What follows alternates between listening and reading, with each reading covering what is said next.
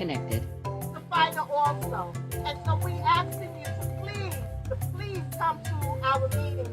And if you see something, say something, and get angry, and let's get together with this campaign. We have to not stop here. We have to do it all the time. Campaign for stopping the violence.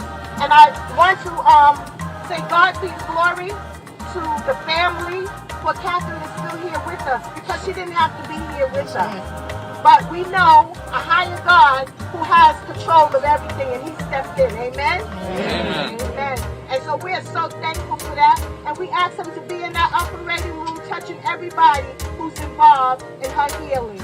So to the prayers to the family. Get angry? Yes. Get angry? Yes. Cross pride? Yes. All right now.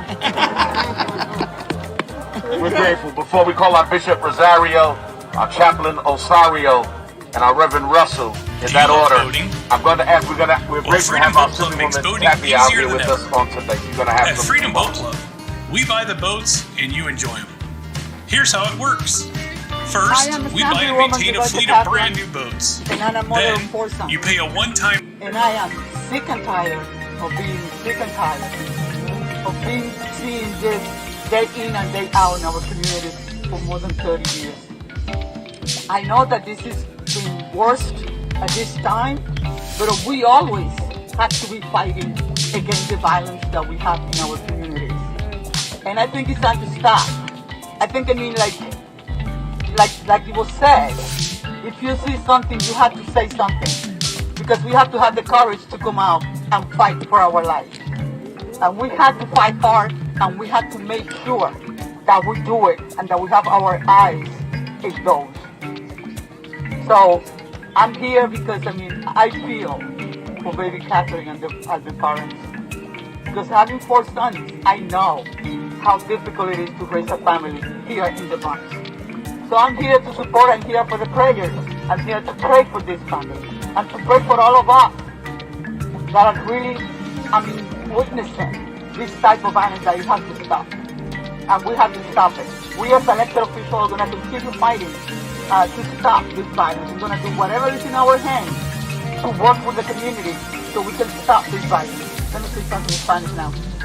Yo soy Yudelka Tapia, soy la asambleísta del Distrito 86, contigo con y estoy aquí porque como madre de 4 hijos que los crié aquí en el Bronx, sé lo difícil que es crecer una familia y también lo peligroso que es. Y estoy cansada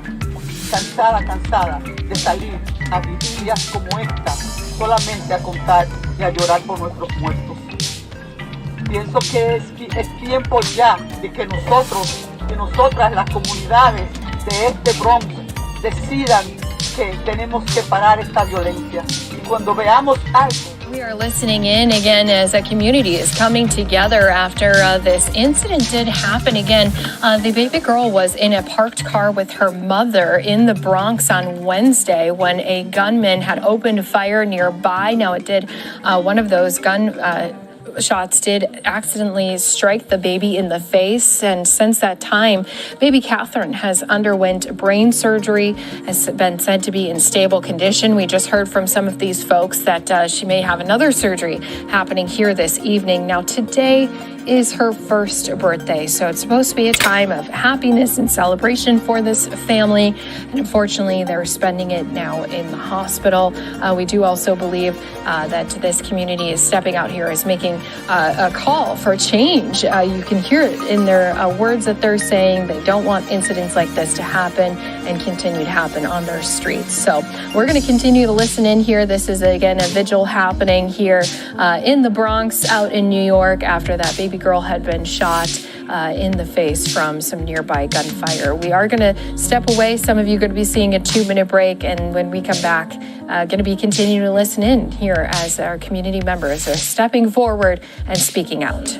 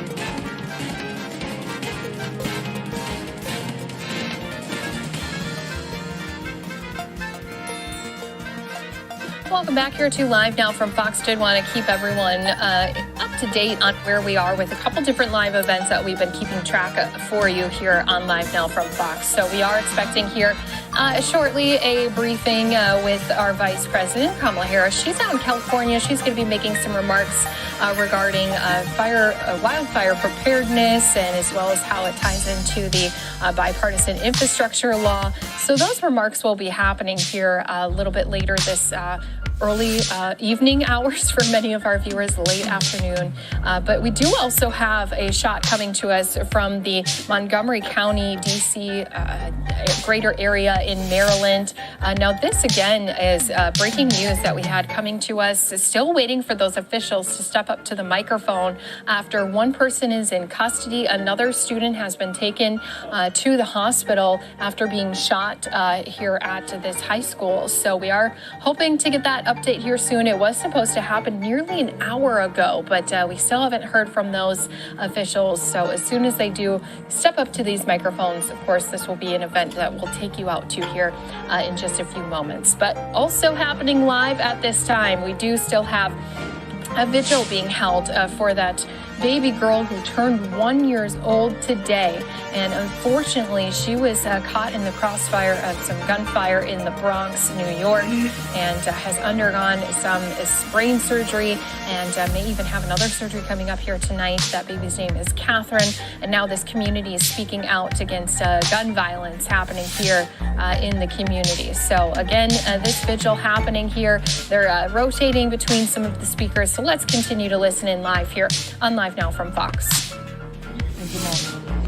Our Father and our God, this is another day, another incident that's one too many. We've raised a cold, what could be a super spreader, because a child, 11 months old, nearly took her time and went to eternity. Father, you preserved her, and look how you're bringing us together. If we can come together for something that's wrong, why can't we come together for something that's right? Our community means something to us, Lord. We love each other. We don't always act like it, but we do. So if I can make this personal, Father, I'm asking you to remind us as clergy leaders, as people of faith, that we have been insulated against the world, but not isolated. We cannot be afraid of our own community. If someone is doing something wrong, we've got to be able to stand up and say, we will not allow this to take place, not in our community, not today, not ever again. So Lord, I'm asking you, if you don't give anybody else strength, give me the strength that I can do my part. Father, if there's anyone who's in agreement with me, I pray that you would build them up too, so that they would stand in solidarity, that we can stand together and make our community into what you would have it to be. I'm tired, Lord. I'm tired. How many times now, not only little Catherine, but when that young man is caught who did the shooting, his life is gone. His family is broken. Nobody wins. Come on, everybody. Lord, help us to wake up so we can see what life really is like. And then live according to your word. So God, we thank you for being there for us and for sharing with us your grace. Now, Lord, take us to where you would have us to be. These blessings we ask, even as we are challenging to ourselves, that you bless us as only you can. It's in the mighty name of Christ that we pray. Amen. Guns down! Guns down! Guns down!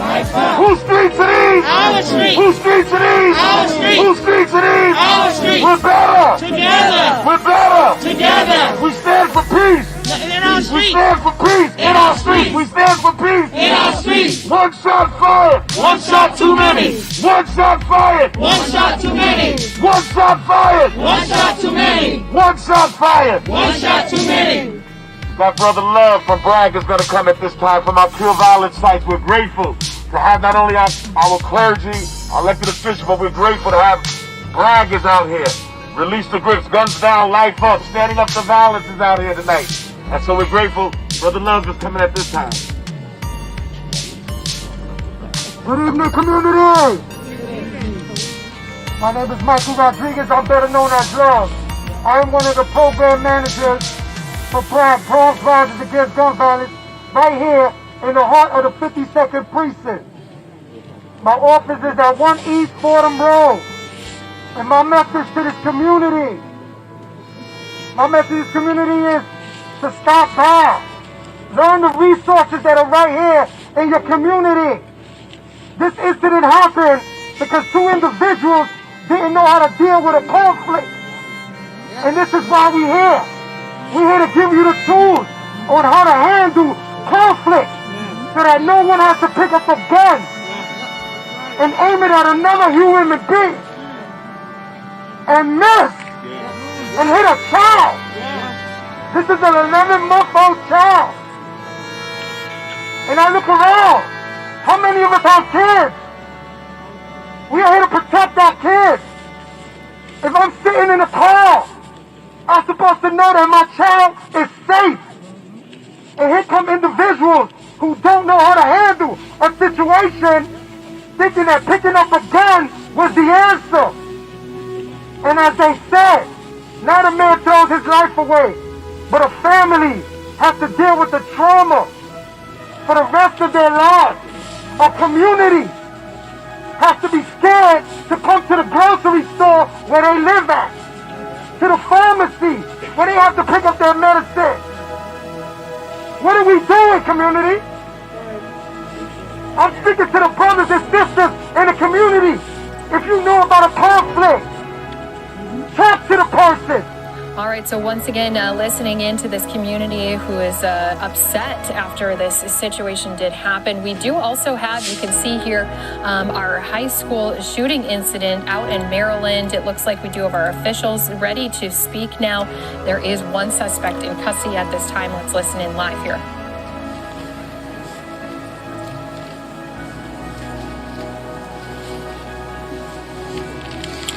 Okay, so good afternoon to everyone.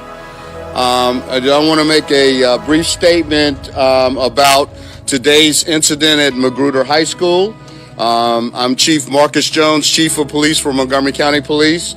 And then we'll also have the interim superintendent, Dr. Monifa McKnight. She will then provide a statement from Montgomery County Public Schools.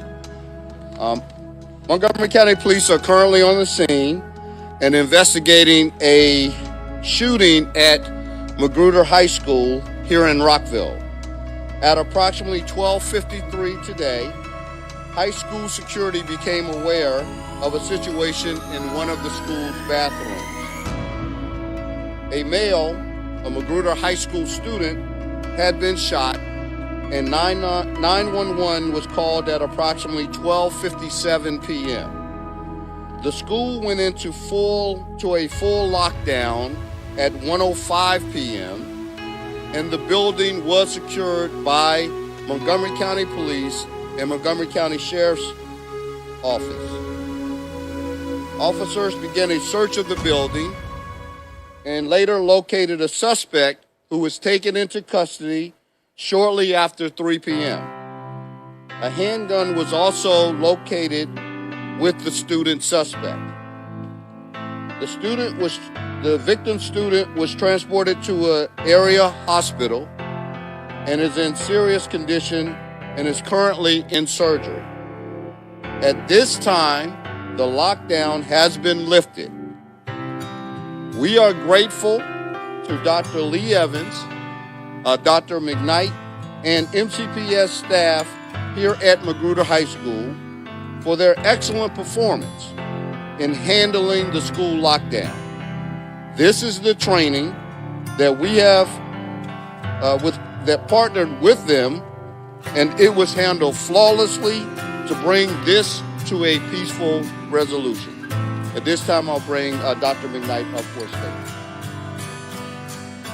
Thank you very much, Chief Jones. I first want to begin by thanking Chief Jones and the Montgomery County Police Department for their quick response and outstanding work in handling the incident that we had to work through together today. We have a strong working relationship with the police in Montgomery County, and I am grateful for their partnership. I also want to thank our principal, Lee Evans. Mr. Evans worked closely with the police department today to handle a very serious incident, and that is never easy for a leader. I fully understand and acknowledge the range of feelings that students, staff, and families are having right now managing the incident that we have upon us today. I also want to commend the Magruder security team, the leadership, the teachers, and the staff for the work they did to manage the situation today and to keep our students calm and safe. And to our students, I also want to say thank you. I know this was a very difficult experience for you. Your bravery, your courage, and your cooperation are to be commended. Let me offer my thoughts and prayers as well to the young man who was injured today and his family. We have to continue to expect and support our students to interact in a nonviolent manner, and I think it's very important that they interact in a nonviolent manner in any opportunity it presents a situation in which they are unfamiliar with how to solve it, and that's why we're here. While I have stated previously that our students and staff were brave and showed courage, we also are concerned for the students and staff at Magruder High School. An incident like this can be extremely traumatic and make them feel vulnerable and unsafe. We will have a crisis management team at Magruder over the weekend and into next week to work with those who need help, and will work with our county partners to ensure all services are available to everyone who needs them. The Employee Assistance Program will also be available to all of our staff members. We also know that the concern is not just contained to the walls of Magruder High School. When we have an experience like this occur in our community, it impacts all of our students, all of our parents, all of our families. This type of incident impacts everyone, and I want to make sure that we are ready to provide supports to students and staff next week and beyond, not only at Magruder High School, but at every school where a student may have a question or a concern and need to find an adult who can address their concerns. I've said this many times that the safety and security of students and staff is our #1 priority here in Montgomery County Public Schools. And it is hard for students to learn if they don't feel safe. And that is not my only priority, but it is the priority of every leader in this county and every family in this county. Overall, MCPS schools are safe, and incidents like today's shooting are extremely rare. But and it's increasing. I mean, people are really frustrated with the two major parties for the very reasons that you've laid out. I want to go back to something that you said, though. You called it predatory capitalism. Is there another way for capitalism to be, or are we stuck with predatory capitalism? Well, if we look at history, we can look at a point in which capitalists became predatory and they were aided and abetted by legislation. In other words, capitalism by nature is going to extract surplus value. But what we've seen is an extreme extraction of that surplus value. That's predatory capitalism. It's like, I will take every penny you have and then some. I will do more to you than you could do to yourself. We have gotten a capitalism that has devolved into the exploited. And we see it, first of all, in terms of a minimum wage, a federal minimum wage that has not increased in 11 years. You know, so $7.25 is the minimum wage. Now, several states have it higher, several cities have it higher, but the fact of the matter is that's the federal minimum. And so, when you decide to go back to states' rights, which is what we're doing with voting rights, you're also doing it with economic rights. And so we can expect to see this kind of extraction of surplus value again and again and again. Well, I want to turn to, you. Just got an alert from Monster for a great job. Might be out of here soon.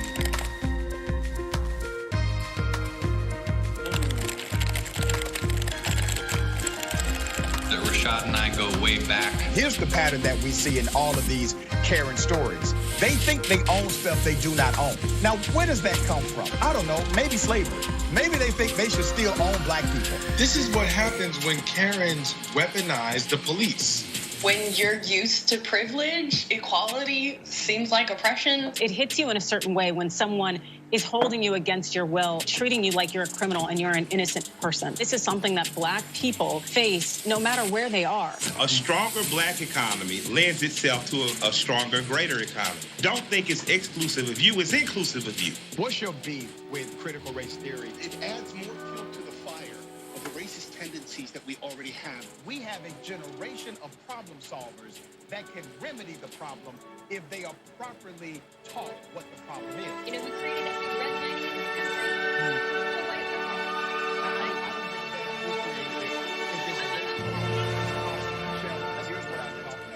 I don't know. See, there you go filibustering, brother. You're scared of this truth, but you're going to get it, though.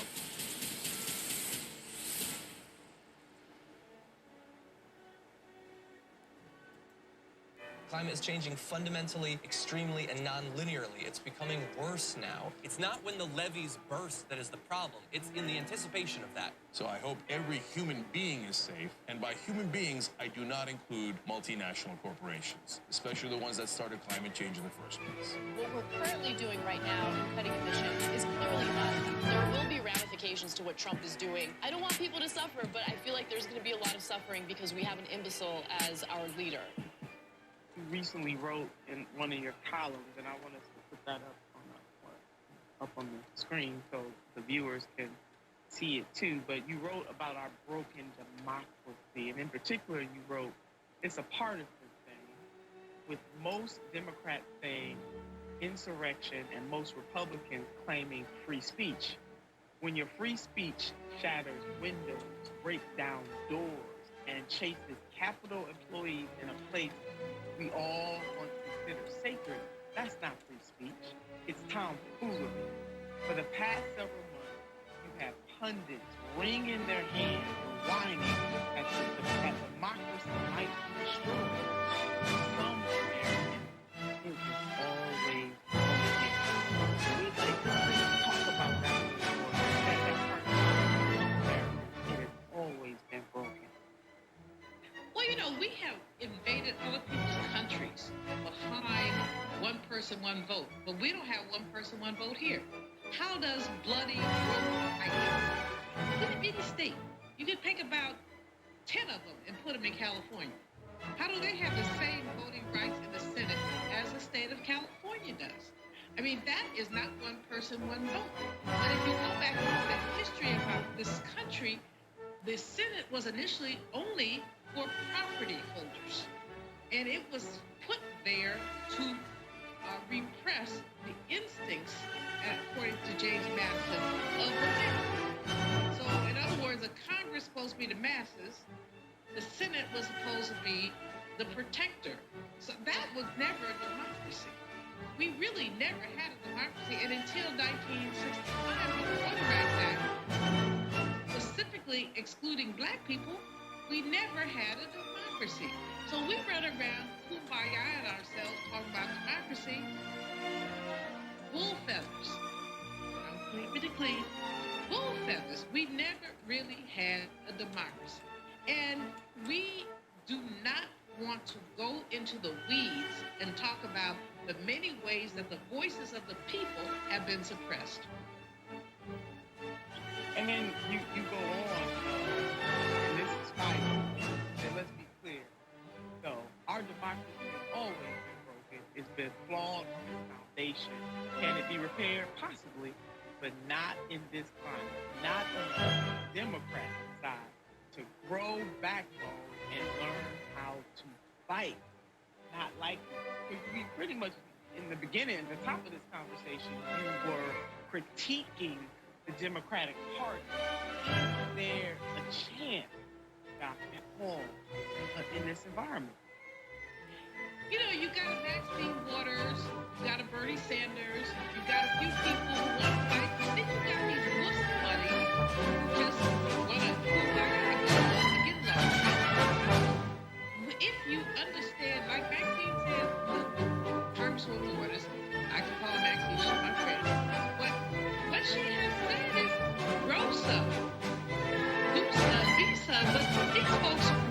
be collegiate. Well, your collegiality is stifling me. Your collegiality is a noose around my neck. Your collegiality is the person who walked on by the lynching and said, oh, maybe they did something wrong. And that's what we're doing. We're seeing our democracy lynched. Our democracy lynched, and people look at it and say, oh, that's too bad. No, it ain't too bad. It's bluffed up.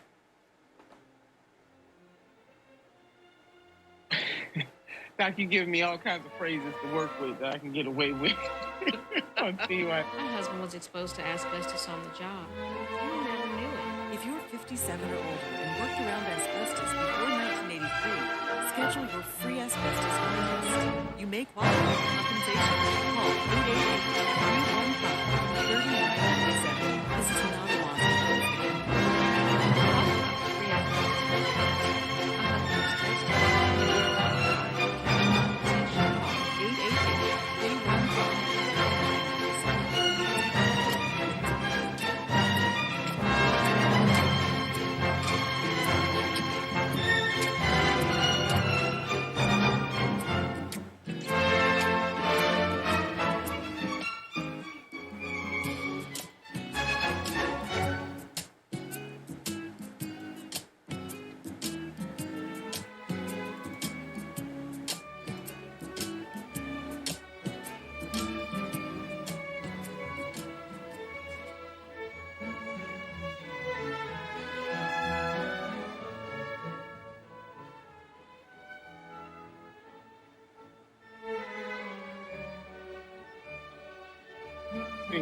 I'm focusing. So, for some people who have really lost hope, and for good reason, I mean, we have one party that just absolutely does not give a care, so that with another word, and then we have another that is squandering the power given by the American people. You said elect a Democratic president, check. You said hope the Democrats hold the House, check. You also said, hey, help us win the Senate. Check and check. But yet, that power is being squandered in this moment. But is there another moment that can be created if people would, in your word, grow a backbone? I think that we got to take it to the streets. I think that we have to do economic boycotts. You know, one of the things, my senator sister, is that these people, these corporations who say they have our back, they're still supporting the devil. They still got their money behind the devil. So they have our backs, ha. If your back, if my back means that you're supporting Proud Boys or people who support the Proud Boys, if it means that you're supporting people who are our enemies, and I mean enemies, I'm not trying to be cute about it. Enemies are people who are against human rights, civil rights, voting rights. So if you're giving them money, you ain't right. You just ain't right. Then you cannot make chicken salad out of chickens. You know, that my grandma used to always say that, and that's not spitting. You know, she was like, you can make chicken out of chicken, and you cannot, and they don't taste right. So if you want chicken salad, let's do chicken salad, and that means let's take this thing out. And we have to, and it's, you know, I'm old, and I love being old. I really do, because I'm so blessed. I didn't talk so much in my lifetime. It's a wonder ain't nobody shot my ass. But praise the Lord, they didn't. But I am 68, and I'm happy to be 68. I need the youngins out there. I need them doing stuff like laying on train tracks. I need them stopping stuff. Let us not allow these people to take our rights away. That's what they're doing. No, we can't allow it. And as we started at the top of our conversation, just really lifting up Black Voters Matter, Black Women's Roundtable, the American Way, led by Ben Dudley. I mean, we have some extraordinary folks, Reverend William Barber. I mean, there's so many. There's a cross section. I mean, the generations are out there. Sunrise, those babies out there doing their thing. You got people on hunger strikes, like our dear brother Madison. Yeah, Joe is out there, hunger strike. You got some of the younger generation. They're on a hunger strike too, trying to compel these folks in elected office. But it's more than that. We got to lay down in front of their houses. You know, when I look at Dr. King, when I look at our history, I look at people who they weren't spurred. You know, they weren't spurred. They did not care. They stood in front of racists who had guns. And they weren't playing with them. And I don't say shoot me. You know? We need more of that. God, we need more of that. Some folks' last day on this earth standing up for voting rights, standing up for civil rights. Literally, people have forgotten about that. They think it was such a long time ago. Our country is very young when you compare us to other nations. Very, very young.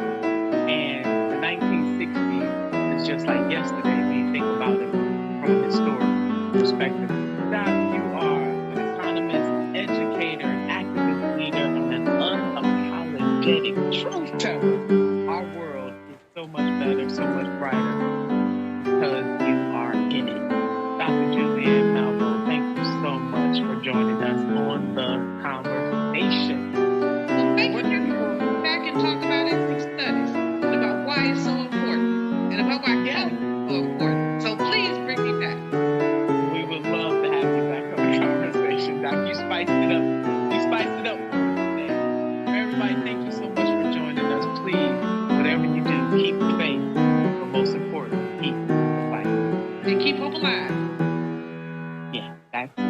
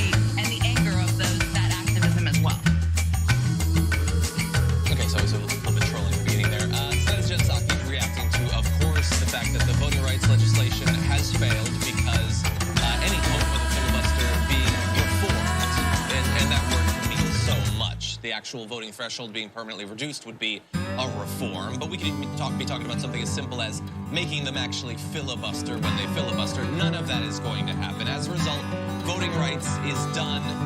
Build Back Better is going to be carved up into a bunch of different pieces. Every one of those pieces will also be filibustered. So that is a massive failure for the Democratic Party, a massive failure for Joe Biden. And we're capping off the week with Jen Psaki appearing to make it all about us.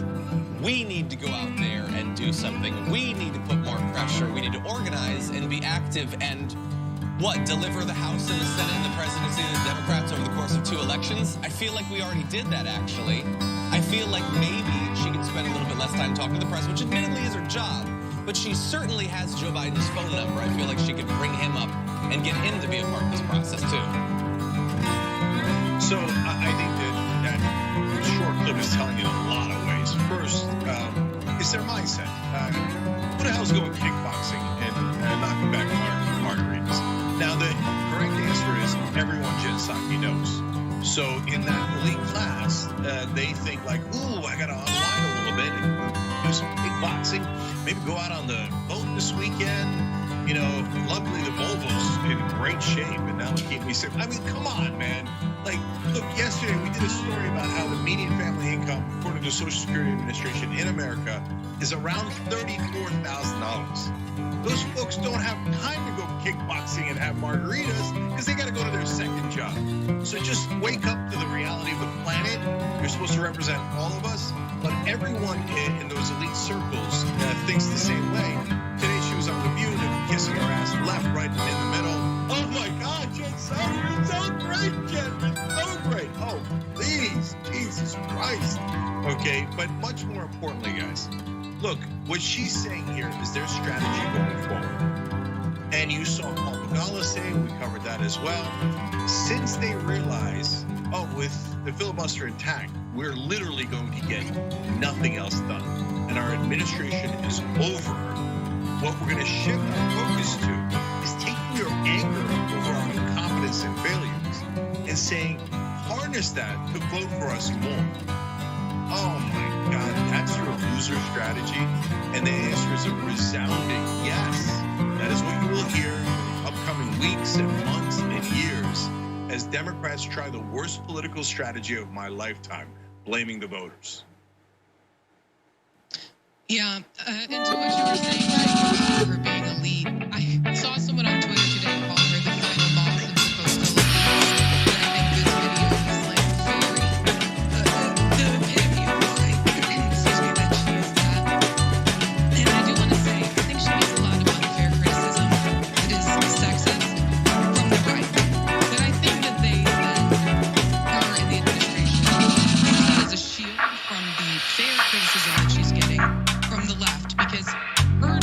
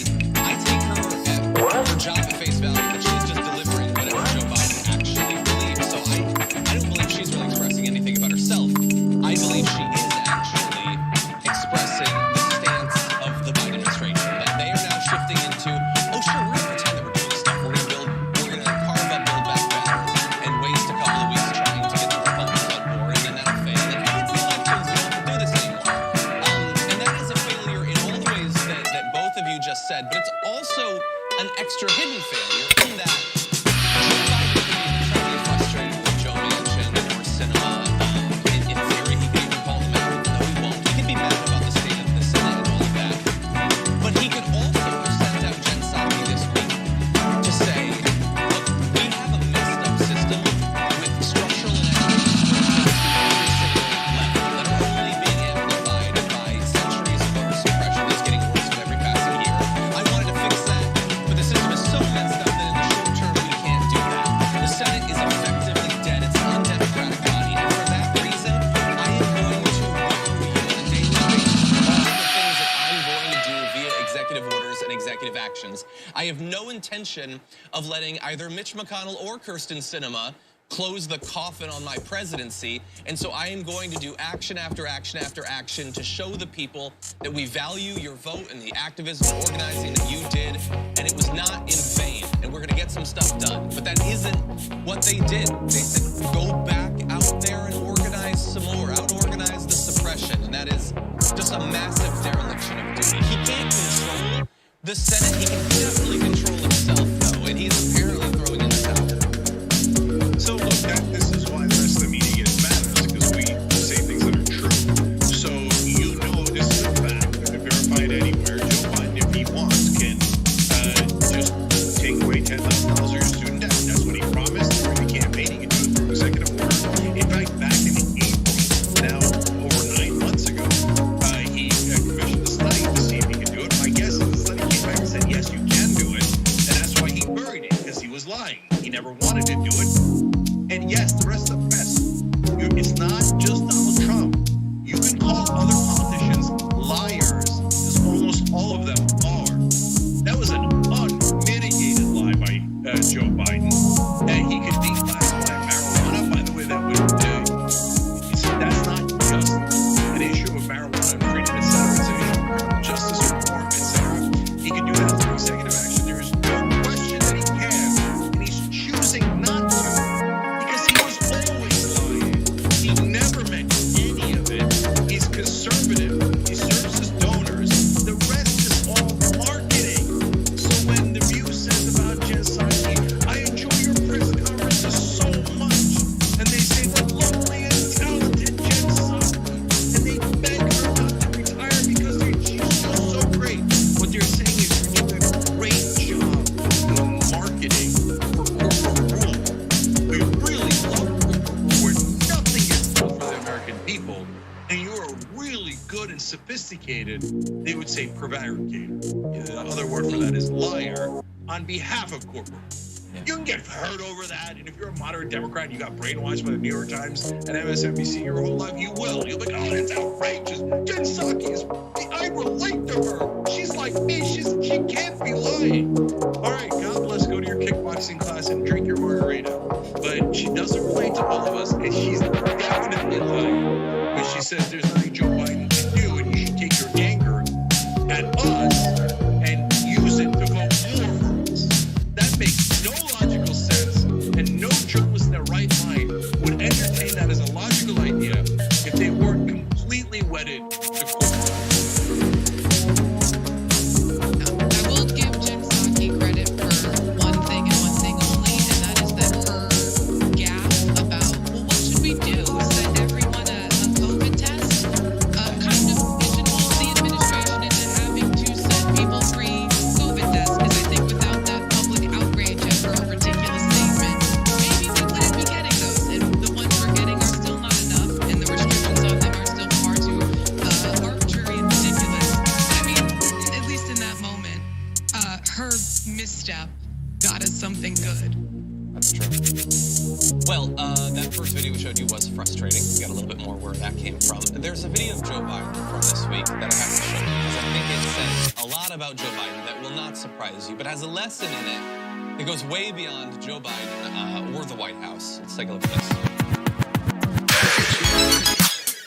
They had no answer. I did not anticipate that there'd be to make sure that the most important thing was that President Biden didn't get anything done. What are they? Name me one thing you're for.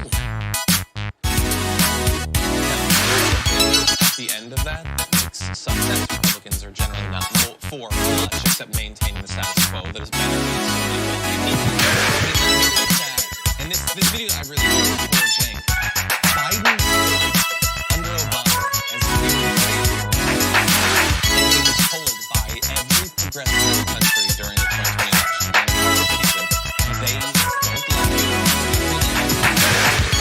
You reach out, try to work with them, be bipartisan, or be nice to them, or not call them out. They want you to do something. They do not want you to accomplish anything. And neither the 8 years under Obama or the is not shy about wanting to be the grim reaper of legislation. And more, hearing his administration, he says that they want him to fail. And that's frustrating, obviously. I don't understand how a person can miss that lesson. But I find that we have continually tried to make a point in primaries that you have to have your base and fight to accomplish the goals you said you would, not waste time trying to reach across the and we were told that was stupid. We're not being realistic. We're not being pragmatic. You need to be moderate. You need to be bipartisan. And he has that same trap that Obama did.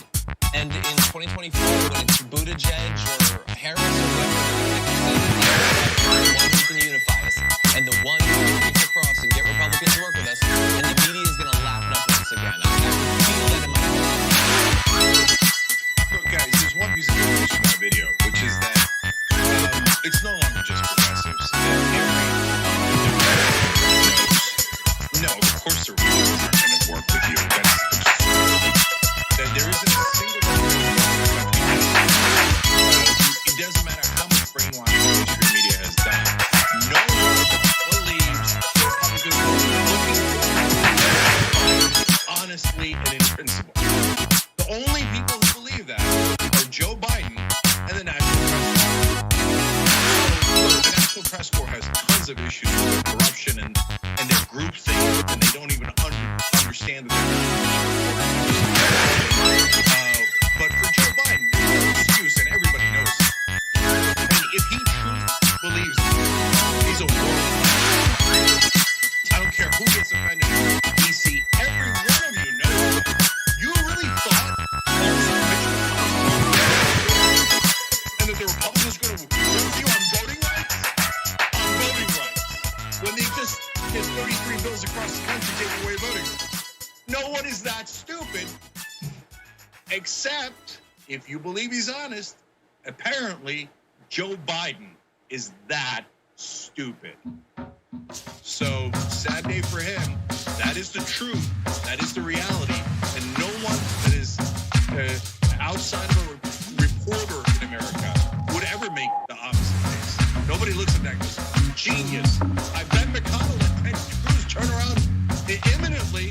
Joe Biden's got this figured out. So progressives have won on this. We told you the Republicans were monsters, and we told you the corporate Democrats are idiots or deeply corrupt because they actually agree with the Republicans and want to do the same exact thing. But there's actually one little extra problem with their new strategy, but I want to let Ravana weigh in first. Yeah, first I want to say, John, Buttigieg and Harris, don't wish that evil upon us, okay? That's my nightmare. But Joe Biden really should have the easiest job in the world because he should be selling policies to the American public that they already support in massive numbers. Infrastructure, healthcare, things like a woman's right to choose. All of these progressive policy goals are extraordinarily popular amongst the American public.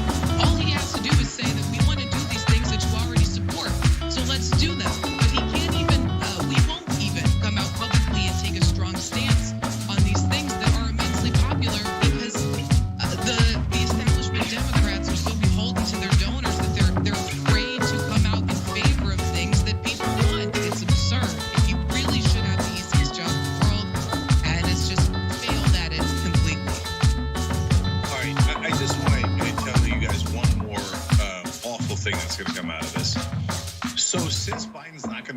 tweeting anymore because he didn't get the Republicans' permission, and he didn't get Manchin and Sinema's permission, and he's just going to go lay down in a corner. What they're going to be forced to do is market the only things that they have passed. And they passed COVID relief, but everybody now thinks that's old news, and a year from now it'll be ancient news. And by the way, Trump also passed COVID relief. Let's keep it real, okay? So that only leaves them the infrastructure. And that's where Biden's going to have to pretend, you see, I could work with Republicans. I got a bunch of Republicans to sign on to that. The reason they signed on is because the corporate donors were like, yummy, yummy, almost all that money goes to us. So they got a bunch of Republicans to sign on to that. So what's the issue? Well, the issue there is since Biden only has that one bill to trumpet, he is going to keep on trumpeting how great it was that Republicans worked with him on that one bill, which will accidentally do tons of marketing on behalf of the Republican Party. This couldn't get any worse. So, with Joe Biden in charge, the 2022 elections are going to be, if it stays on this trajectory, one of the worst defeats you've ever seen for any party. I agree. I think it's going to be like 94. I do disagree, though, that it can't get any worse. I think there's one extra layer of how much worse it can get in that we experienced this last year, massive wasted time. It's going to be incredibly consequential in terms of economic damage, as well as damage done to the environment and all that. Theoretically, we could learn a lesson from all of this, that our predictions were true, that this is no way to govern. That's obviously not going to happen. Below that, maybe then it's just, well, nothing is learned, but they are going to pretend that a lesson has been learned, and you've already seen it rolled out with Joe Scarborough's quote yesterday, the questions that are coming into Biden, which is, why have you been so divisive? Why have you taken the party so far left? They did the modern centrist thing, and it failed the way we said it would, and they will blame it on leftism and being too socialist and too divisive and trying too hard, and that is the exact opposite of what he did. So they will take a failure and then hand it off somehow to the progressives so that they can salvage a moderate Democrat at that position for the next big election. Okay, then I'm going to say one last thing. Guys, do you now see why I'm so mad at the media? Because it's, as we just explained, it is irrefutably the opposite of what happened. He did not go too far left. In fact, he gave up on everything that was a smidge left. But the press will paint it as if he went too far left. They're doing it now, but that's why we tell you these things ahead of time, so you can see who is right and who is wrong, who's full of crap and who's telling you the truth. And you will see going forward, the press will lie en masse and pretend that Joe Biden went too far left. That will be the narrative that they push. So when there's no refs, or when the refs are fixing the game and calling fouls on the wrong team, there's no hope.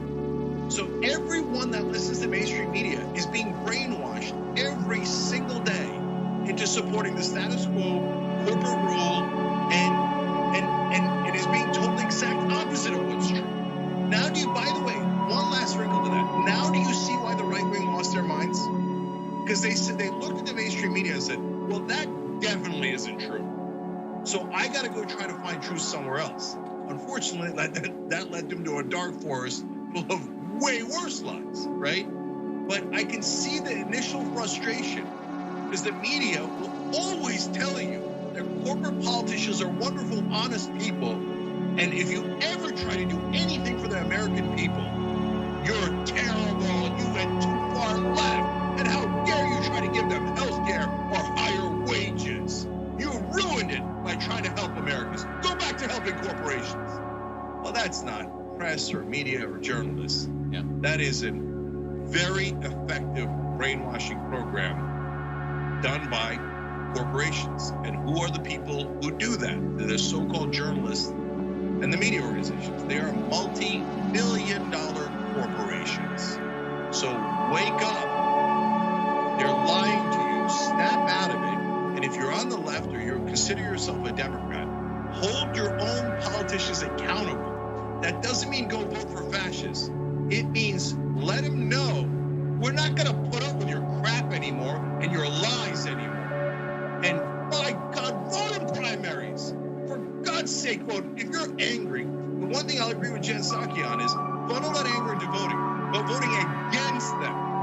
But not in the general election when you hand it to Mussolini. Do it in the primary, get their corrupt asses out of there, put in uncorrupted progressives who don't take corporate PAC money and who don't serve corporations as their masters.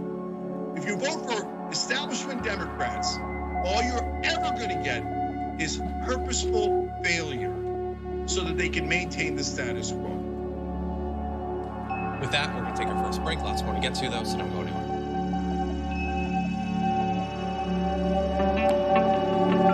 Hey, Joey, you can save money if you fill up a shell if you use advanced auto parts speakers.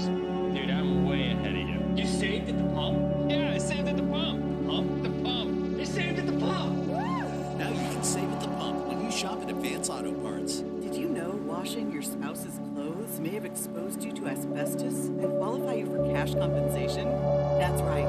If your spouse worked with asbestos in a plant, shipyard, or factory before 1983 and you washed their clothes, you may both have been exposed and qualify for cash compensation. This is not a lawsuit against the company you worked for. Schedule your free health test today. Call 888-315-3997. 888-315-3997. Go way back. Here's the pattern that we see in all of these Karen stories. They think they own stuff they do not own. Now, where does that come from? I don't know. Maybe slavery. Maybe they think they should still own black people. This is what happens when Karens weaponize the police. When you're used to privilege, equality seems like oppression. It hits you in a certain way when someone is holding you against your will, treating you like you're a criminal and you're an innocent person. This is something that black people face no matter where they are. A stronger black economy lends itself to a stronger, greater economy. Don't think it's exclusive of you, it's inclusive of you. What's your beef with critical race theory? It adds more fuel to the fire of the racist tendencies that we already have. We have a generation of problem solvers that can remedy the problem if they are properly taught what the problem is. You know who created redlining in this country? It's a white liberal. I don't give a damn who created it.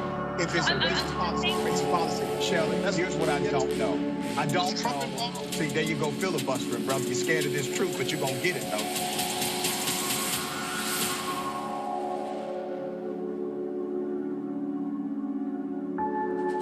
I've been a fan of TYT, I believe, for the last 6 years. 5 years. 3 years now. 7 years. 4 years now. 2.5 years. I just started because she got me into it. My boyfriend actually watches it every morning and every night, so I kind of just started watching it with him, and I love it. I mean, it's the only way that I find my news. Looking through YouTube, looking for, like, political shows that look cool. I came across a very angry rant from Jake, and that's when I knew. So I was immediately in love with the show. And then I haven't missed a live show since then. 10 times a day, I watched the show in the morning. Whenever I had a bad day in high school, Young Turks. Man, Jake is just so blunt and honest, and I love the honesty, and there's no BS behind the news, and they just tell everything like it is. There's nobody censoring. There's nobody there to say you can't do this, you can't say that. That feel of authenticity makes it seem like what they're saying is true. I feel like I get the real story from the Young Turks. I am TYT. I am TYT. I am TYT.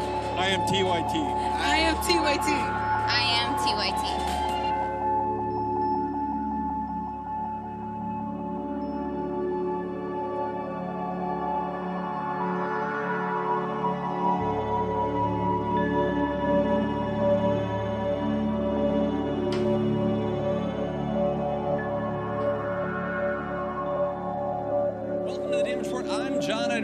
This is gonna be a big one. Meanwhile, in the Arctic, you know where this is going. You watch the Damage Report, the Arctic's on fire. Obviously, why would we be talking about the Arctic except to tell you that it's melting once again? Republicans aren't that interested in it. I wonder why. Lift out of poverty up to 3.7 million people, including an estimated 1.3 million children. Hashtag save the children? Not if it costs money. I mean, come on.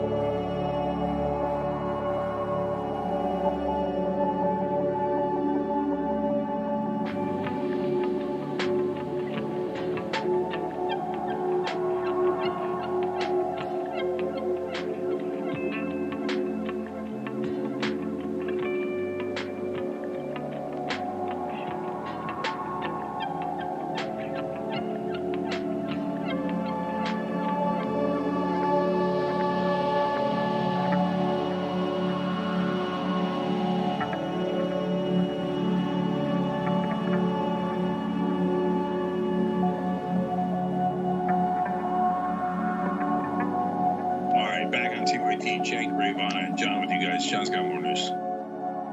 The Supreme Court, as it stands right now, is a disaster for a lot of reasons that you're probably familiar with. First of all, the conservatives have a 6-3 majority right now that's going to last an incredibly long time, and for probably decades into the future is going to be positioned to undo progressive gains if we ever actually get in a position to have some of them. On top of that, you have multiple people serving on the Supreme Court that have been credibly accused of sexual harassment and sexual assault, substance abuse issues, a number of issues. You're familiar with all that. But there is one more problem with the Supreme Court that doesn't actually have to do immediately with a member of the Supreme Court, but with one of their wives, actually. Ginny Thomas, wife of Clarence Thomas, has a number of problems of her own that could cause problems for what the Supreme Court ends up doing. So you should know a little bit about her. First of all, she has declared that America is in existential danger because of the deep state and the fascist left, which includes transsexual fascists.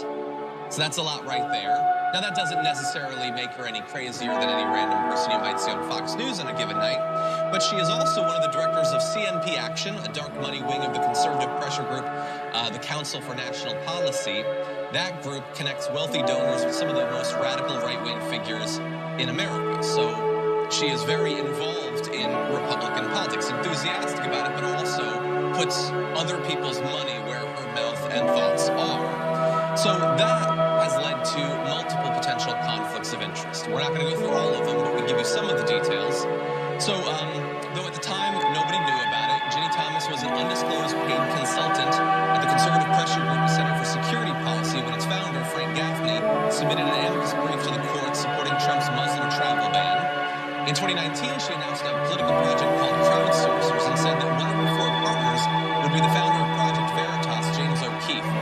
Project Veritas tried to embarrass progressives by making secret videos of them, and last year petitioned the court to enjoin Massachusetts from enforcing a state law that bans the surreptitious taping of public officials. Now, in addition to those where clearly there were potential causes of a conflict of interest for her that could transfer over to Clarence Thomas, we also have the possibility that in the future, the Supreme Court could rule on a number of different issues or cases involving January 6th. And her ties to January 6th, her position on it, should be very worrisome. In a post on January 6th, she linked to a news item about the protest at the Capitol, writing, quote, "Love MAGA people."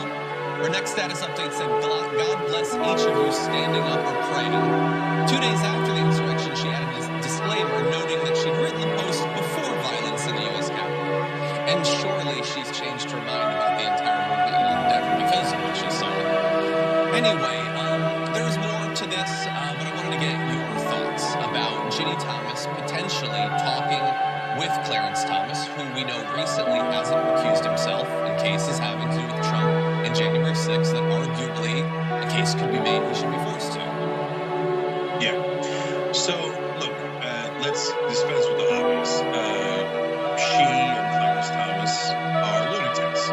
Transsexual, fascist. What the hell is that? Left-wing fascist? No, fascists are by definition right-wing. So you don't know what the hell you're talking about. You're incredibly ignorant.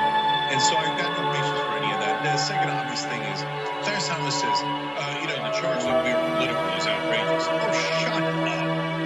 You vote with the Republican Party in your court cases approximately 100% of the time. I'm sure it's a wild coincidence. Okay?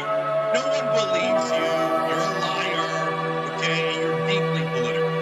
Okay, now, second thing that is important here in this story is, look, they hate us. And so we're supposed to smile and get beyond it. She's in favor of the Muslim. She would have banned my family from coming. She hates me. But if, by the way, if I say I hate Ginny Thomas back, everybody will be out. What? How dare you? One of the elites. Of course she's allowed to say you shouldn't exist, you shouldn't be in this country. And she's allowed to say that transsexuals shouldn't exist and completely invalidate their identity. Well, okay, you hate us. Ginny Thomas, I hate you. If you're going to be outraged by that, I welcome your tears. I'll collect them and drink them. I don't care about it. You hate us, and you want to make that part of America and put that poison in our system. And now you've planted a Supreme Court justice who pushes out that hate 24/7 in his decisions. So I got no interest in you. But now let's talk about the biggest problem here. Guys, she's working for right-wing organizations. They're funneling money to the Thomas family. Oh, look at this. We happen to find a really good activist on our side, and we're giving her a ton of money. Oh, I guess her husband's a Supreme Court justice. We didn't notice. That's not bribery either. Sure it isn't. Yeah, I'll say Jenny Thomas has every right in her individual capacity to practice her free speech, to believe what she believes, to be involved in the activism that she does, no matter how heinous and disgusting it is, and to sit on the board of whatever organizations it is that she wants to sit on the board of. However, that creates a conflict of interest for her husband, Clarence Thomas, which he should be disclosing, particularly when it comes to the Muslim ban. It passed on very shaky legal grounds. Most legal scholars, my constitutional law professor harped on this repeatedly last semester, that it was very sus how this passed as far as the legal justification for it goes. It seemed ridiculous. So if she is whispering in his ear at night, hey, I hate brown people, don't let them into this country, that is objectively a conflict of interest for him, especially if she's working with organizations that were publicly opposing allowing people from these majority Muslim countries to enter the United States, especially if she was getting money from organizations that were, holding that position.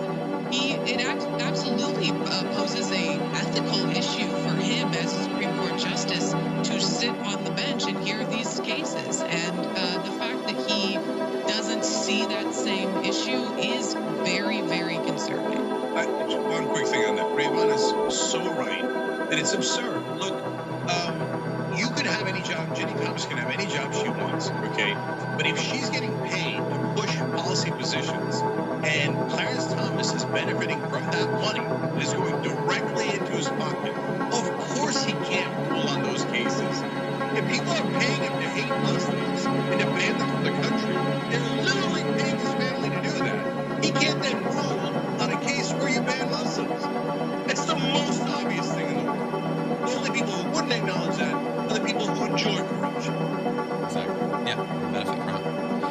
Okay, with that, let's move on to other news. Let's talk about a couple in Tennessee. This is Elizabeth and Gabriel Rutten-Ram. Now, they discovered at one point that they would be unable to have biological children of their own, so they decided that they wanted to foster and hopefully eventually adopt a particular disabled boy. And along the way, in trying to get that done, experienced a sort of discrimination that one would hope, if not think, we had rooted out of America, but we haven't. So they wanted to do this, to receive the required services and training that they would need it to be able to foster and adopt this boy. The Rudd-Rams then went to Holston United Methodist Home for Children, but they were allegedly denied help. Holston was the only agency in their area of Knox County, Tennessee, willing to provide training and services for the adoption process of an out-of-state child. Now, Holston initially told them that it would provide them with the services they needed. But the day that the Rudd-Rams were scheduled to start Holston's training class, Holston told the couple it wouldn't serve them because they're Jewish. Holston said it only provides adoption services to prospective adoptive families that share our Christian belief system.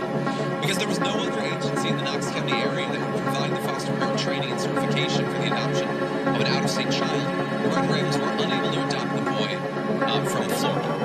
And because of that, they're doing a lawsuit. Now, it's not targeting that church. They're accusing the Department of Children's Services of violating the state's constitutional rights to religious freedom and equal protection, since it contracts with and funds Holston. It's infuriating to learn our tax dollars are funding discrimination against us, the father said. If an agency is getting tax money to provide a service, then everyone should be served. It shouldn't matter whether you're Jewish, Catholic, or an atheist. And finally, Elizabeth, in this case, says, I felt like it had been punched in the gut. It was the first time I felt discriminated against because I am Jewish. It was very hurtful that the agency seemed to think that a child would be better off in state custody than with a loving family like us. And so, look, we know that adoption services, like a lot of other areas, have been allowed to be the source and site of discrimination based on religious grounds. But when the government specifically works with an organization like this, knows that it's the only one in the area that can provide these services and allows them to continue to discriminate on religious bases, then that should just, common sense is that would not be acceptable. But it's the law of the land, even up to today. Okay, there are two elements to the story. First of all, we've been telling you about the rise of anti-Semitism. So now this applies to every non-Christian, but why is it anti-Semitic in particular? It's not just because it's a Jewish couple. They would probably would have done it to a Muslim couple, an atheist couple as well, right? But in the past, they would have been reluctant to do it to a Jewish couple because they had done the whole spiel about the Judeo-Christian heritage and tradition and culture, and they were trying to keep Jews within the tribe, if you will, of the right way, right? Now they're at a point where they're like, no, okay, we can take the mask off. Of course we hate the Jews. No, you're not allowed to have kids, adopt kids through our service. They'd be better off in an orphanage than with a bunch of Jews. That is very literally what their actions are saying. So, and the mother is right about it. Now, the second component of it is, so they're the Taliban, and they say, okay, everybody has to follow our religion. Now, look, this is very important. In America, we believe in freedom of religion. They can believe anything they want, and they can, by the way, use their own money for anything they want. If they say, hey, listen, we want to set up a service, and you guys can participate, but only if you dance naked around our temple. And a lot of people want to dance naked around their temple and do whatever the hell they're going to do. Have at it, Hoss. But if they say, now, we're going to use government, we're going to use your money, your taxpayer money, and we're going to make you dance like fools naked around the temple, because that's what we believe. No. Why do I have to do that? Well, I don't believe you're voodoo. No, you have to believe it. Otherwise, you can't get kids. Well, that sounds like what Taliban would do, Al-Qaeda would do, ISIS would do. No, our answer is no, we're America. You don't get to discriminate based on religion.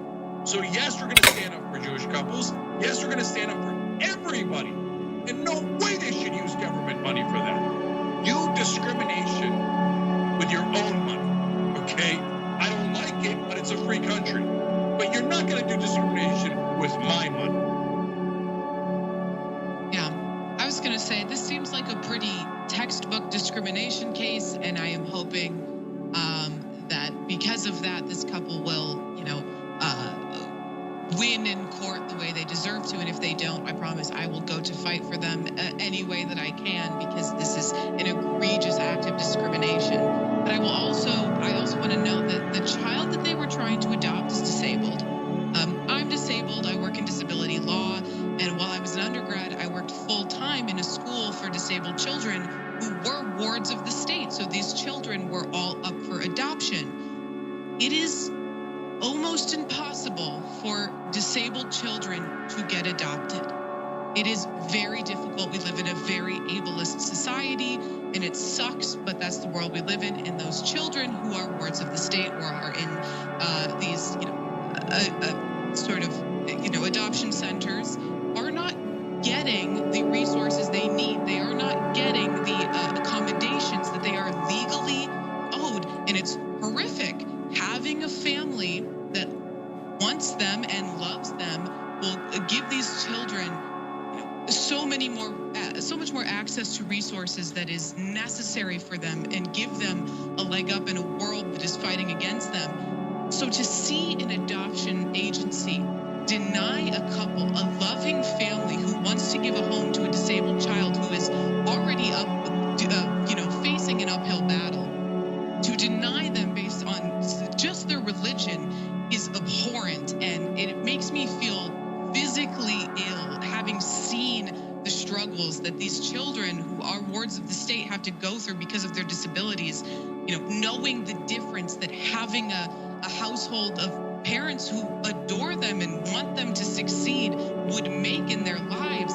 It's disgusting, and it's just a demonstration of how these people are putting their religious views over their care for the children that they have been entrusted to care for, and it's despicable.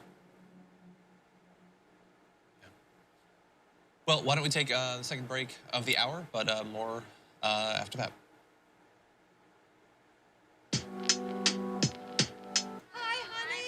Oh, I missed you. You just want to video call the kids. Okay. Hush, little baby.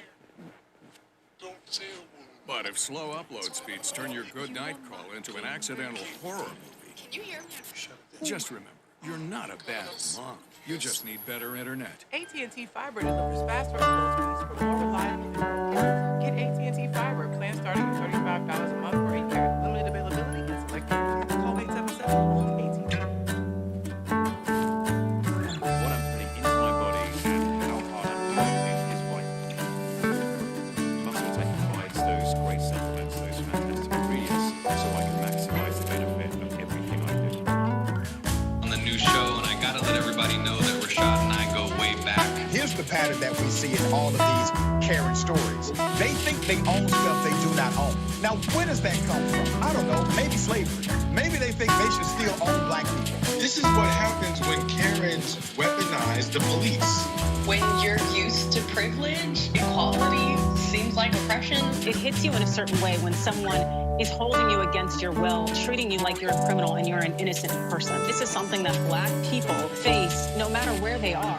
A stronger black economy lends itself to a stronger, greater economy. Don't think it's exclusive of you, it's inclusive of you. What's your beef with critical race theory? It adds more fuel to the fire of the racist tendencies that we already have. We have a generation of problem solvers that can remedy the problem if they are properly taught what the problem is. You know who created redlining in this country? The white liberal. I don't give a damn who created it. If it's a racist policy, Shelley, here's what I don't know. I don't know. See, there you go filibustering, brother. You're scared of this truth, but you're going to get it, though.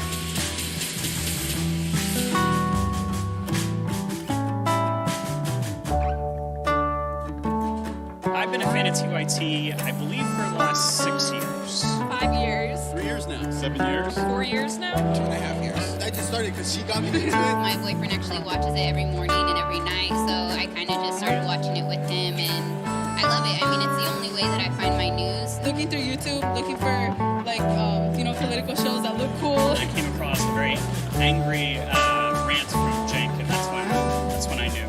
So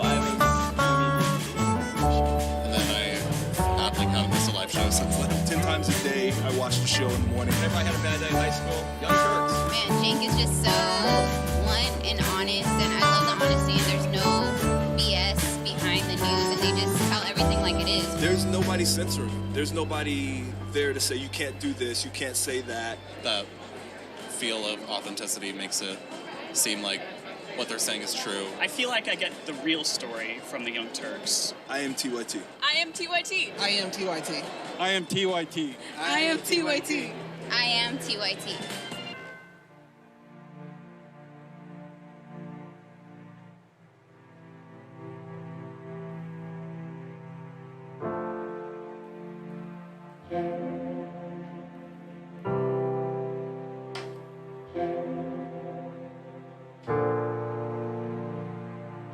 Welcome to the Damage Report. I'm John Idarola. This is gonna be a big one. Meanwhile, in the Arctic, you know where this is going. You watch the Damage Report, the Arctic's on fire. Obviously, why would we be talking about the Arctic except to tell you that it's melting once again? The Republicans aren't that interested in it. I wonder why. Lift out of poverty up to 3.7 million people, including an estimated 1.3 million children. Hashtag save the children? Not if it costs money. I mean, come on.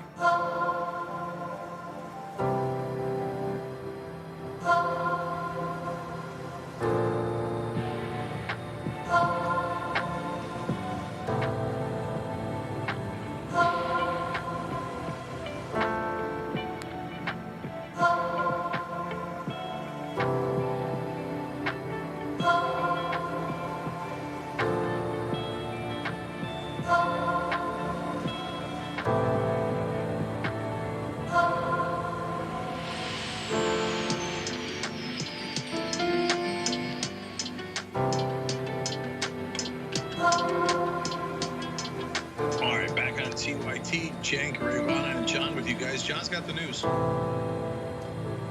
And Susan Ruff. A couple couple went on a racist rant on the Long Island Railroad, and unfortunately for them, were recorded doing so. As a result, are experiencing some repercussions. We'll get to those in just a minute, but first, here is a little bit of the interaction.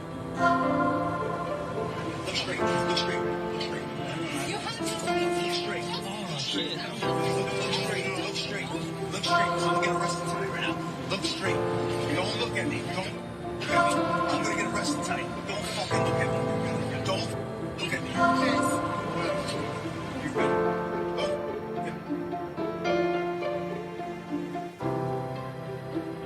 Okay, so there you have two different couples. So first of all, the immigrant family that was the target of the rant was Liz Edelkind, the one member of it, said that she was taking the Long Island Railroad with her husband, son, and two other adults to a Knicks game. While looking for a group of seats on the train, Justin Lickerman and Kristen DeGasaro began to verbally attack them due to Edelkind's darker complexion and accent. The couple criticized the group for being immigrants and said they didn't belong in the U.S. So they were recorded doing so, going on that rant. And it turns out that not long after, apparently the two have been fired from their former jobs at Empire Toyota in Huntington.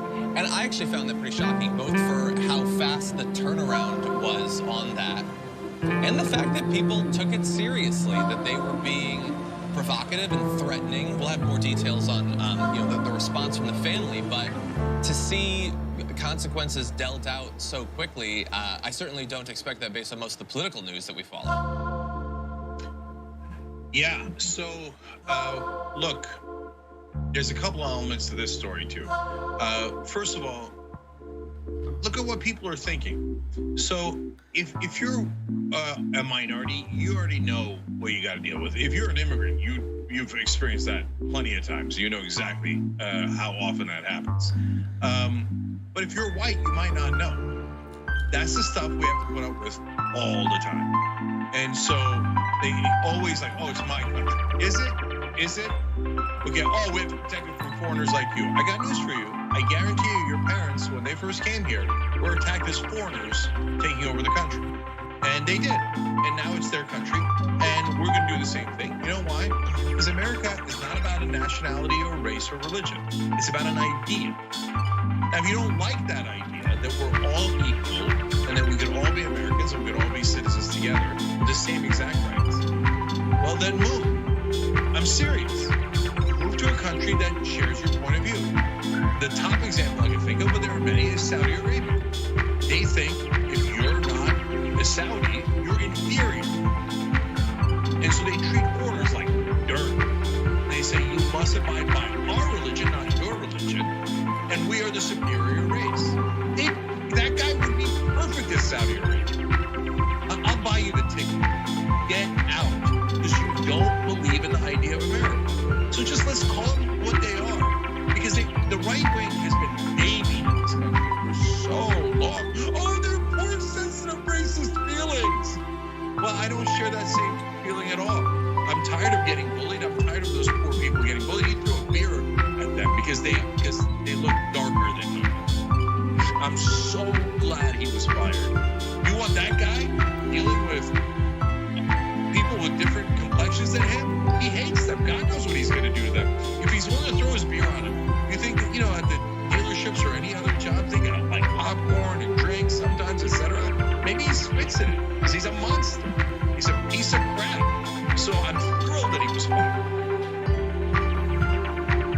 Yeah, there's also just something deeply ironic about saying, get out of my country or off my land, as many people who are racist will say.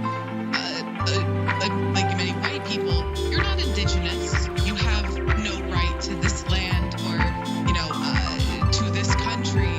It's not yours. You are literally living on stolen land. So where do you get off telling someone else that they have absolutely no right to be here?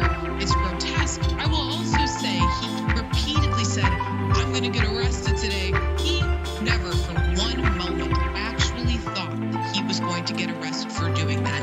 If he actually thought he was going to get arrested for doing it, he wouldn't have said anything. He wouldn't have done it. But he felt very entitled. And the reason that he said that was because he knew it was wrong. But he also because he knew that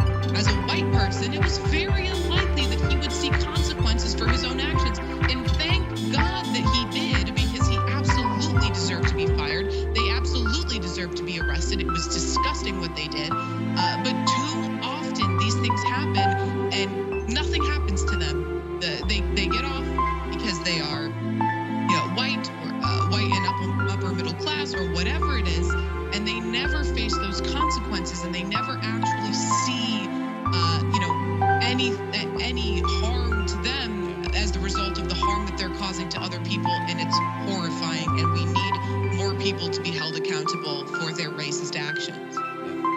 And he turned out to be right. In addition to losing his job, they've been arrested, charged with aggravated harassment and endangering the welfare of a child. Charges were brought in conjunction with the hate crimes unit, which sort of makes sense. Yeah, to Ravana's point, I bought a shirt over a decade ago that had a bunch of famous Native American warriors like Geronimo and Sitting Bull, and it said the original Department of Homeland Security. And so anyone who isn't Native American who talks about how it's their country is full of crap and by their own logic should be thrown out of the country immediately. Where was your goddamn papers? People who landed on the Mayfair, right? Did they bring papers with them? Who gave them permission?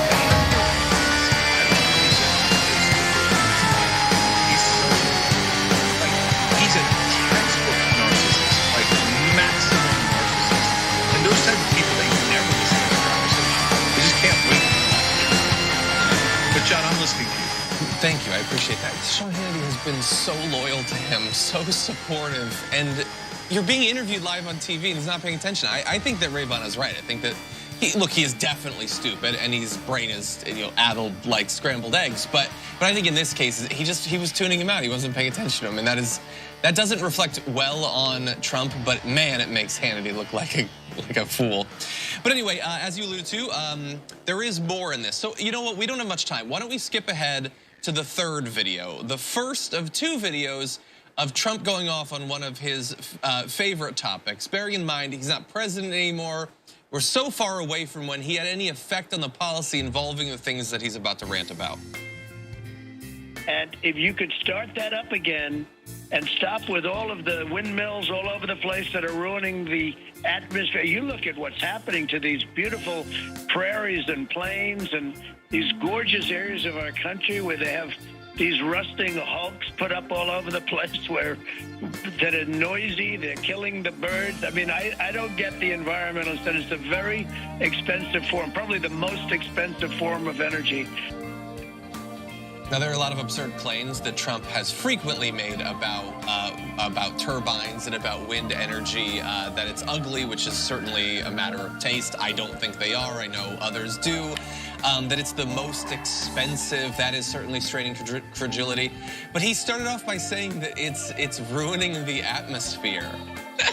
Does he mean like the ambiance? Because it's very specifically not ruining the atmosphere.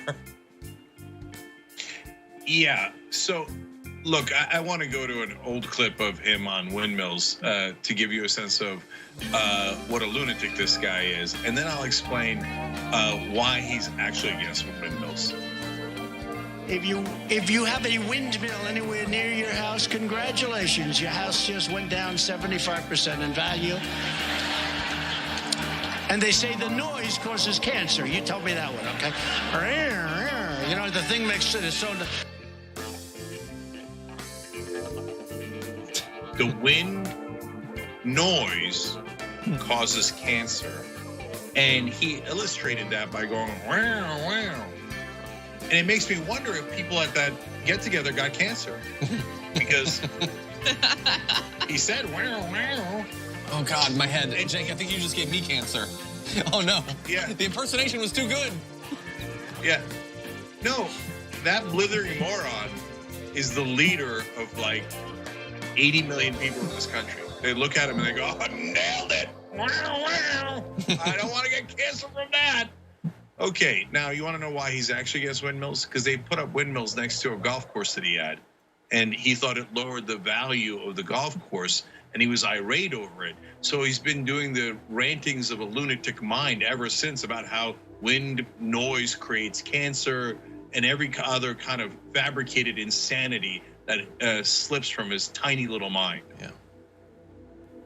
I was telling John this before the show, but when I was watching this, so I live in Illinois.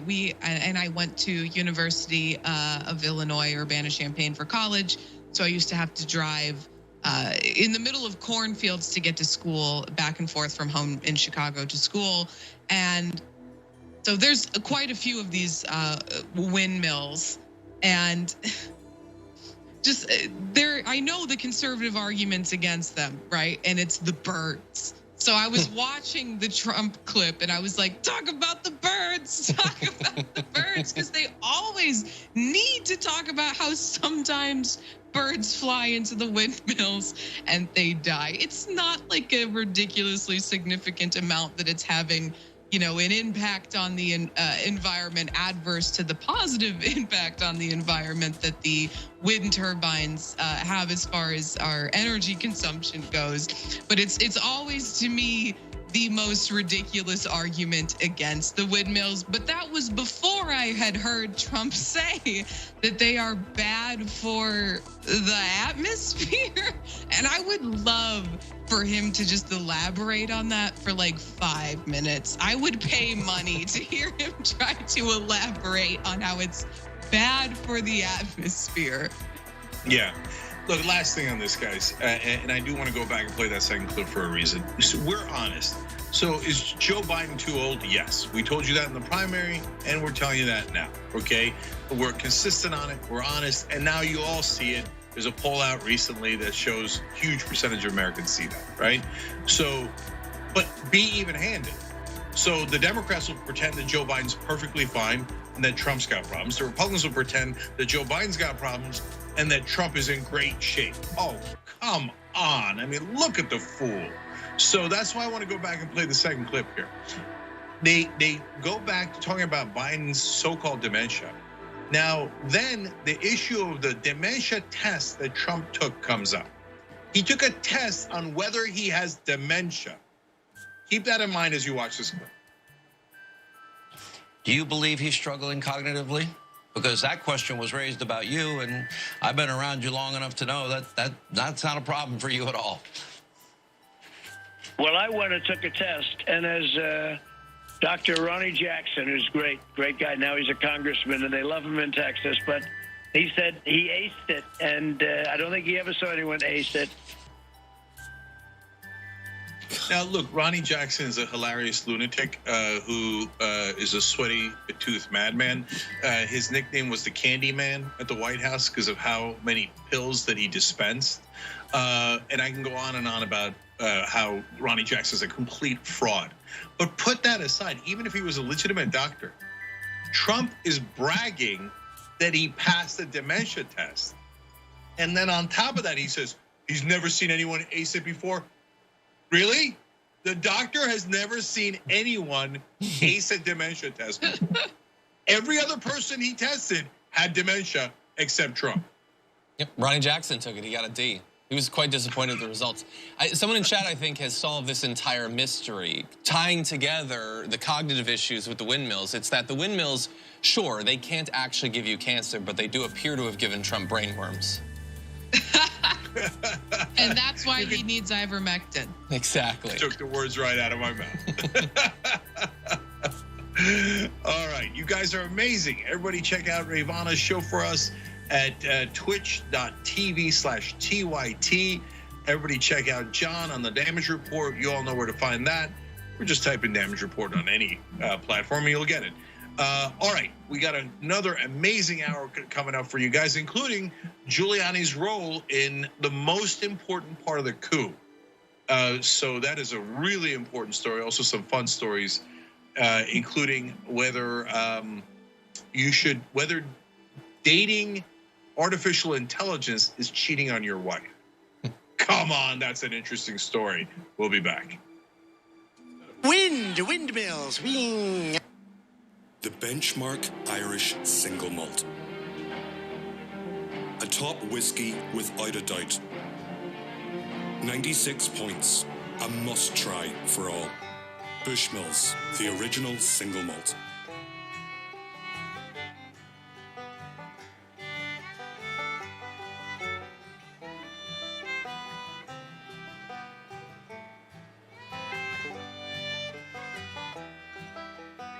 Been happening my whole life and I didn't realize it. Right. Welcome to Indisputable. I'm your host, Dr. Rashad Richard. We got a lot happening today. But what do we do on this show? We tell the truth. You know why we tell the truth? Because the truth is simply indisputable. Rashad, great to be here. Congratulations on the new show. And I got to let everybody know that Rashad and I go way back. Here's the pattern that we see in all of these Karen stories. They think they own stuff they do not own. Now, where does that come from? I don't know. Maybe slavery. Maybe they think they should still own black people. This is what happens when Karens weaponize the police. When you're used to privilege, equality seems like oppression. It hits you in a certain way when someone is holding you against your will, treating you like you're a criminal and you're an innocent person. This is something that black people face no matter where they are. A stronger black economy lends itself to a stronger, greater economy. Don't think it's exclusive of you, it's inclusive of you. What's your beef with critical race theory? It adds more fuel to the fire of the racist tendencies that we already have. We have a generation of problem solvers that can remedy the problem if they are properly taught what the problem is. You know who created redlining in this country? It was the white liberal. I don't give a damn who created it. If it's a racist policy, Shelley, here's what I don't know. I don't know. See, there you go filibustering, brother. You're scared of this truth, but you're going to get it, though.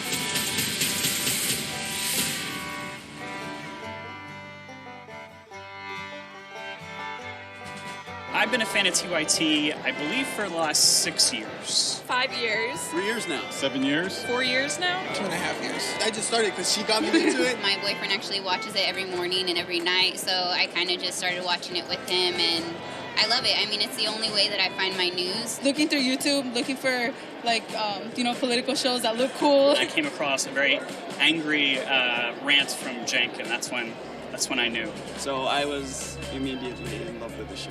And then I haven't missed a live show since then. 10 times a day, I watched the show in the morning. Whenever I had a bad day at high school, Young Turks. Man, Cenk is just so blunt and honest, and I love the honesty, and there's no BS behind the news, and they just tell everything like it is. There's nobody censoring him. There's nobody there to say, you can't do this, you can't say that. That feel of authenticity makes it seem like what they're saying is true. I feel like I get the real story from the Young Turks. I am TYT. I am TYT. I am TYT.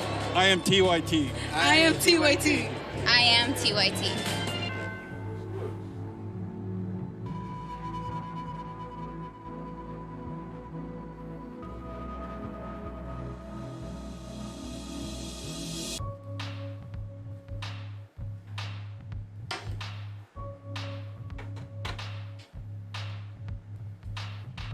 Welcome to the Damage Report. I'm John Idarola. This is gonna be a big one. Meanwhile, in the Arctic, you know where this is going. You watch the Damage Report, the Arctic's on fire. Obviously, why would we be talking about the Arctic except to tell you that it's melting once again? The Republicans aren't that interested in it. I wonder why. Lift out of poverty up to 3.7 million people, including an estimated 1.3 million children. Hashtag save the children? Not if it costs money. I mean, come on.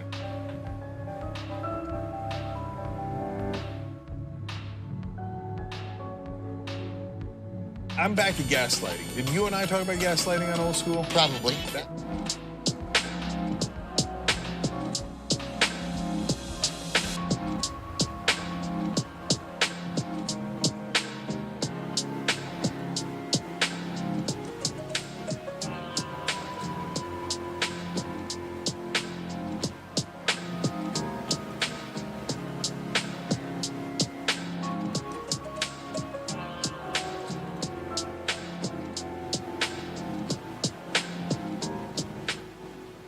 Drop it.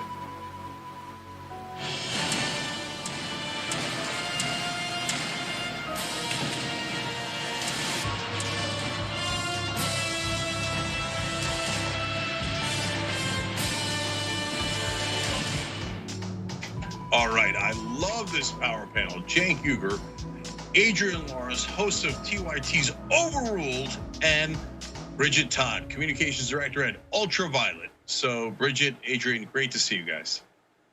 Thanks for having me. So excited. All right, love it. All right, Adrian's got the news. Let's do it.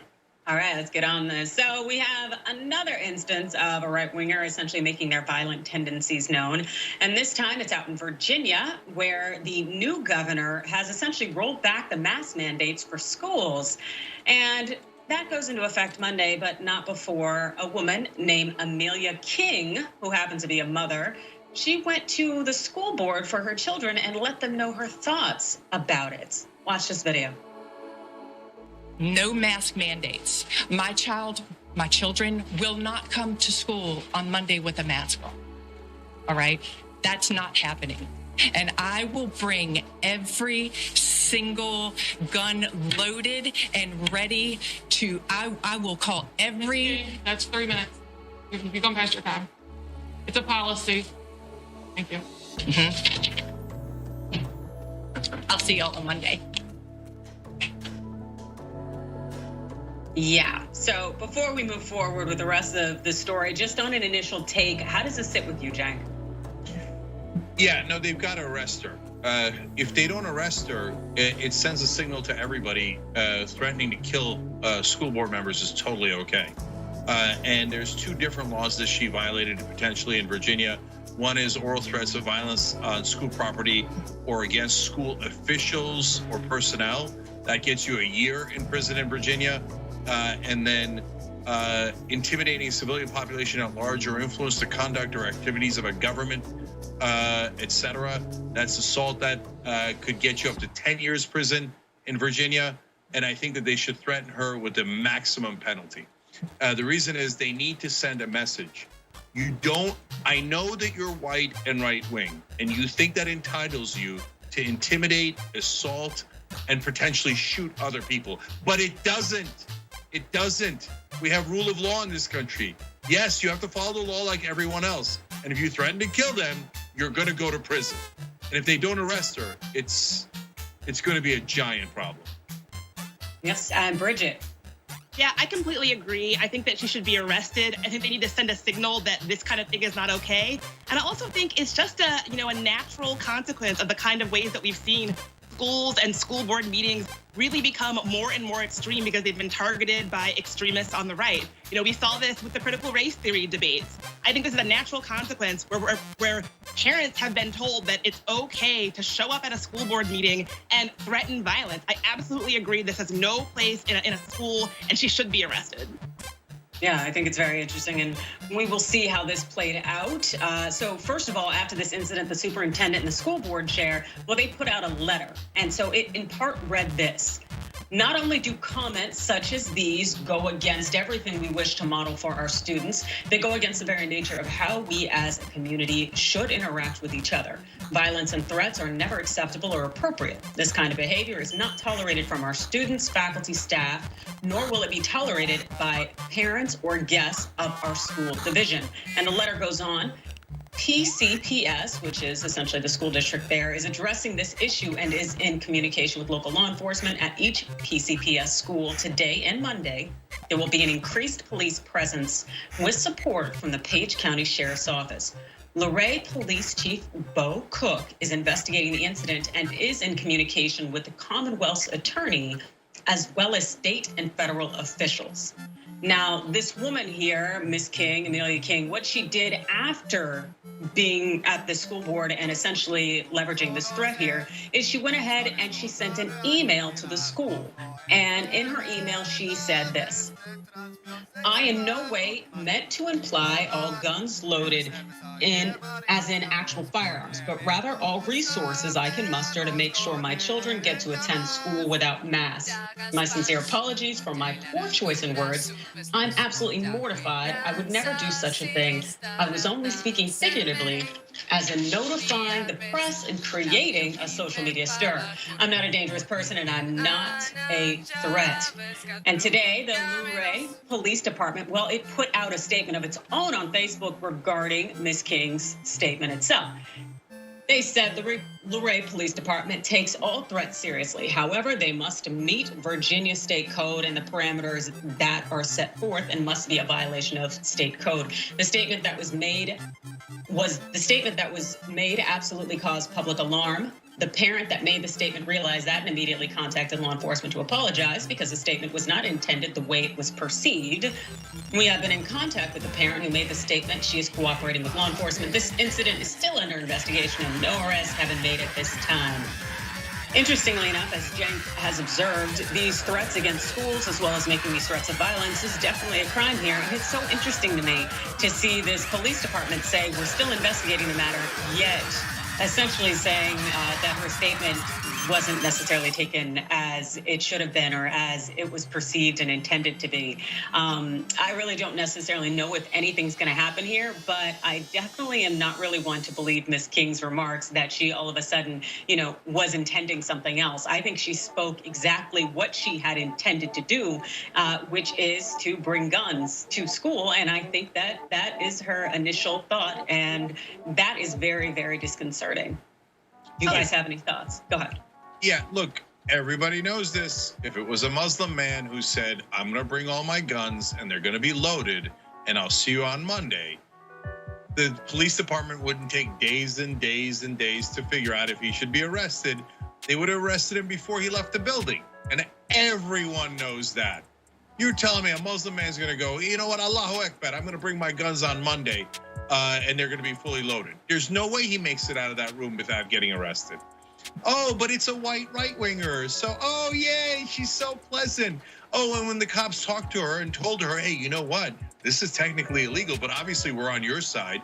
She then put out a statement saying, oh, okay, sure. I didn't mean it literally. Look, if you say, hey, I'm gonna fight you, that could mean 1,000 different things. It doesn't have to be a physical fight. It could be a rhetorical fight. I get it, right? But when you say, I am going to bring weapons and they're going to be loaded, that's not really an analogy. That's quite literal. But hey, arrest her, let's have a trial, and she can make that argument. But if you don't arrest her, what are you saying? Is it okay? And by the way, are you really gonna apply that standard? What if a black man walks in the next day and says, oh, by the way, I don't like your policies. I'm bringing a gun tomorrow and it's gonna be fully loaded. What do you think is gonna happen? I definitely think that he'll end up in handcuffs without question. And you're absolutely right. The fact is also that if she actually did send that email after the fact, what about the people who were listening on the line? What about the people who were scared, or the people who all of a sudden got all incensed and they figured, okay, we're doing something come Monday? It's like a lot of the damage had already been done. So her little email in the aftermath that people couldn't see or that people didn't know about, it didn't remove the fear and the reason that they have laws against this behavior. Bridget? Yeah, I completely agree. And I also want to point out the fact that in her statement, she said that she was, just using figurative language, trying to cause a social media stir.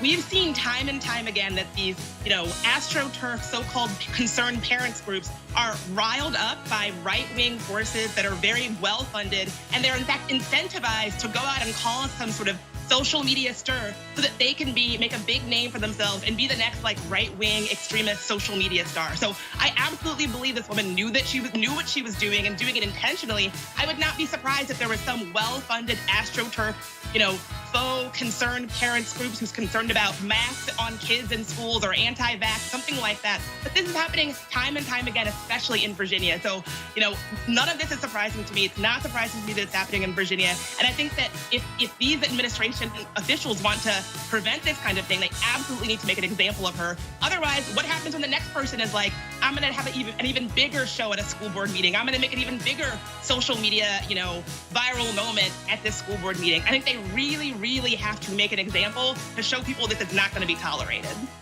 Yeah, and so let me address last two things here. One is, to Bridget's point, we covered a story before, and Daily Poster broke the story. Great job that they did, showing that the Koch brothers are funding all these organizations that are pushing the parents to do this. Why? They want everybody back in the schools so the parents can go back to work. And why does Koch Industries in particular care about that? They're in the oil business. People weren't driving enough during the lockdowns, and so it was costing them money. So they decided, who cares mass vaccines or not? Who cares how many people are gonna die? Let's incept into the right-wing mind that mass and vaccines are terrible, so they can just go back to work, go back to the schools and keep driving so we make more money. And it worked on these fools. But I'm gonna say one last thing. They're allowed to be fools. It's a free country. So the distinction between freedom of speech is she can go there and say, you know what? I don't think you should teach critical race theory because I think blacks are inferior. I don't think slavery happened, or if it did happen, they deserved it. She can say all of those things, okay? But she can't say, and then I'm gonna bring a gun and I'm gonna take your life. She can't. There's a thing you can't say when you violate the law, when you endanger other human beings. You're allowed to be a lunatic. You're not allowed to be a dangerous and violent lunatic, potentially causing harm to others. That's right. Sounds absolutely right to me. And we're going to go ahead and take a break now, I believe, and we'll be back shortly.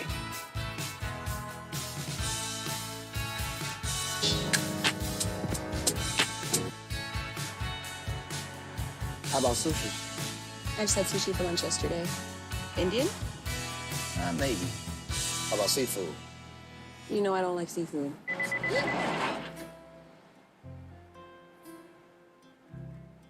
How about tacos? Tacos. Automatic emergency braking, one of 6 advanced safety features standard on every 2022 Chevy Equinox. Find new technology, find new roads. Chevrolet. What's the power in new Well Yes Power Soup Bowls? 13 grams of protein? Well, yes. And 30% of daily veggies? Well, yes. Power up. Eat right. Well, yes. These Karen stories. They think they own stuff they do not own. Now, where does that come from? I don't know. Maybe slavery. Maybe they think they should still own black people. This is what happens when Karens weaponize the police. When you're used to privilege, equality seems like oppression. It hits you in a certain way when someone is holding you against your will, treating you like you're a criminal and you're an innocent person. This is something that Black people face no matter where they are. A stronger Black economy lends itself to a stronger, greater economy. Don't think it's exclusive of you, it's inclusive of you. What's your beef with critical race theory? It adds more fuel to the fire of the racist tendencies that we already have. We have a generation of problem solvers that can remedy the problem if they are properly taught what the problem is. You know who created redlining in this country? It was a white liberal. I don't get what the problem is. You know who created redlining in this country? It was a white liberal. I don't give a damn who created it. If it's a racist policy, Shelley, here's what I don't know. I don't.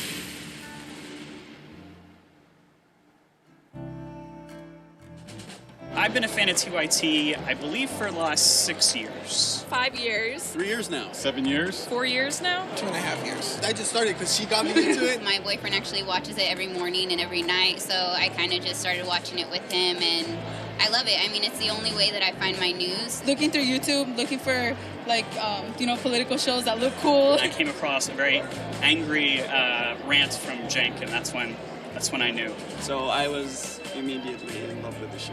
And then I haven't missed a live show since then. 10 times a day, I watched the show in the morning. Whenever I had a bad day at high school, Young Turks. Man, Cenk is just so blunt and honest, and I love the honesty, and there's no BS behind the news, and they just tell everything like it is. There's nobody censoring them. There's nobody there to say you can't do this, you can't say that. That feel of authenticity makes it seem like what they're saying is true. I feel like I get the real story from the Young Turks. I am TYT. I am TYT. I am TYT. I am TYT. I am TYT. I am TYT.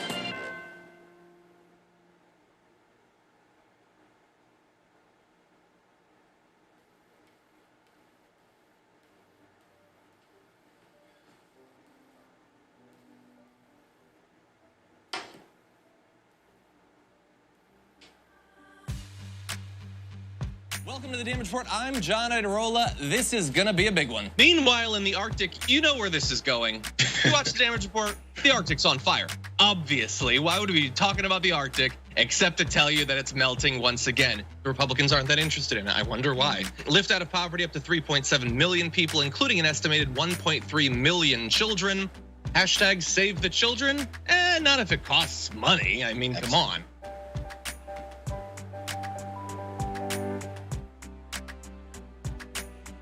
That's messed up.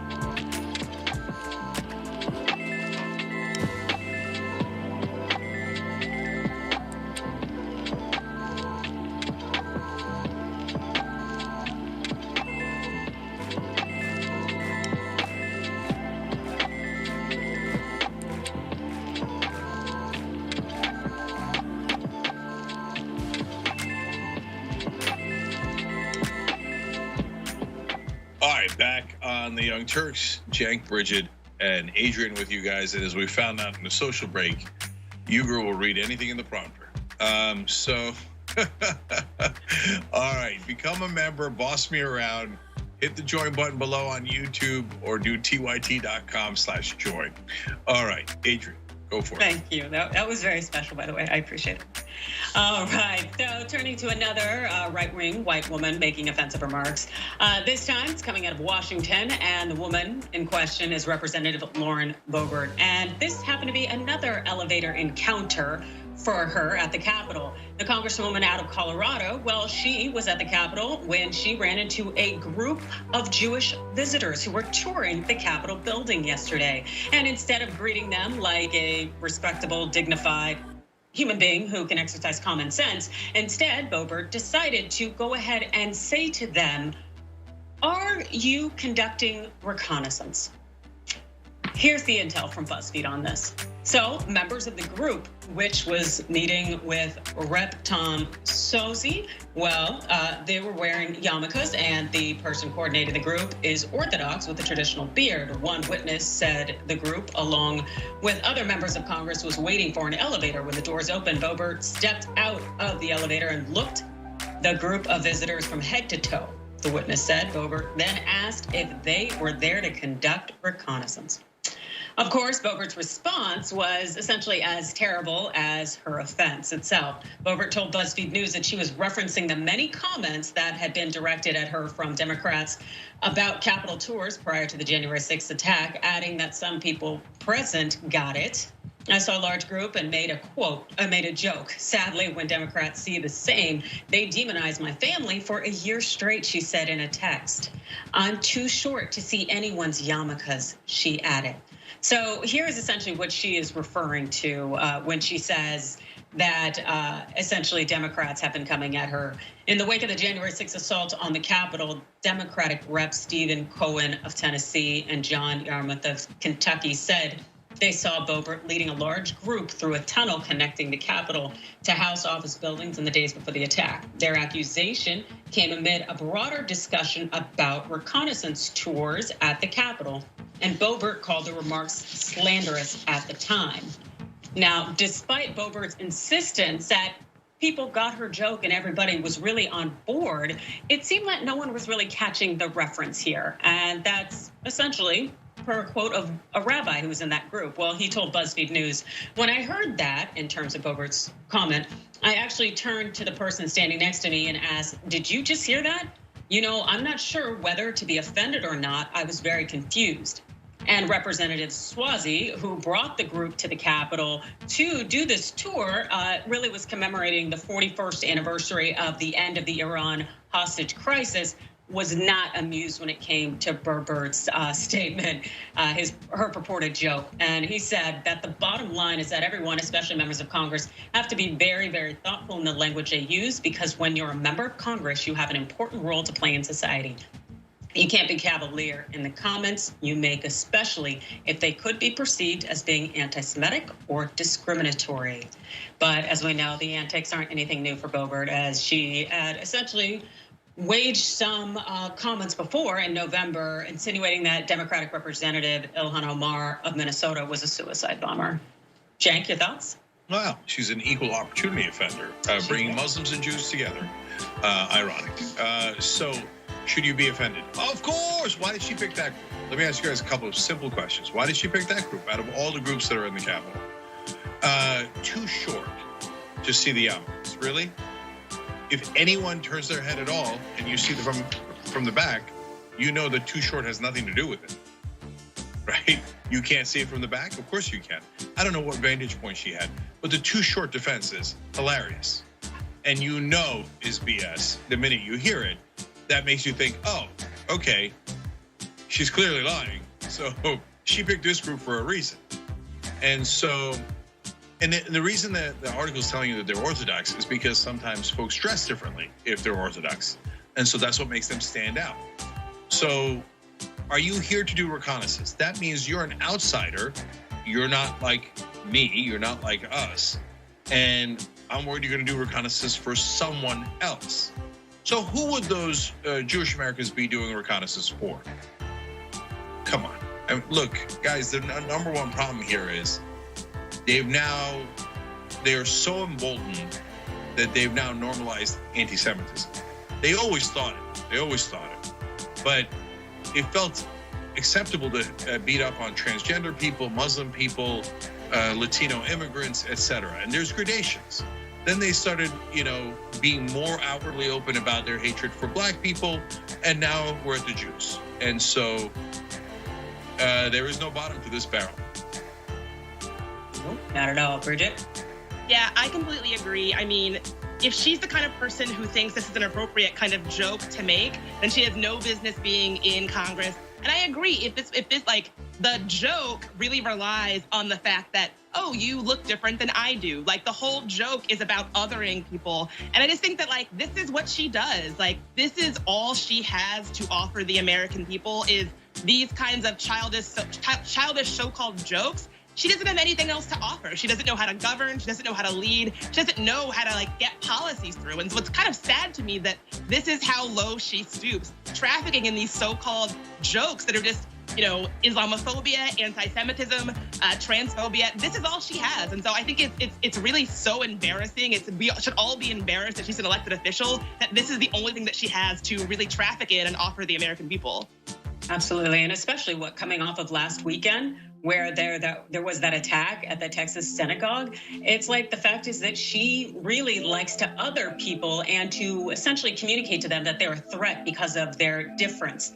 And by attacking religious minorities, that's essentially what she does. And she attacks individuals who are gender minorities, racial minorities. Like this is really the playbook for these people. As you mentioned, Bridget, the othering of others and suggesting that they pose a threat somehow to our society. If you're not cis, white, hetero, Christian, and you're following all the playbooks of this GOP party line, then you are the problem, according to Boebert. But of course, loving to say that it's a joke, which is often kind of the way these people will go when they are really just communicating something with an ism on the end of it. And it's not a joke, it's not funny, and it's not acceptable. And as you mentioned, Bridget, it should not be something that a US congressman engages in.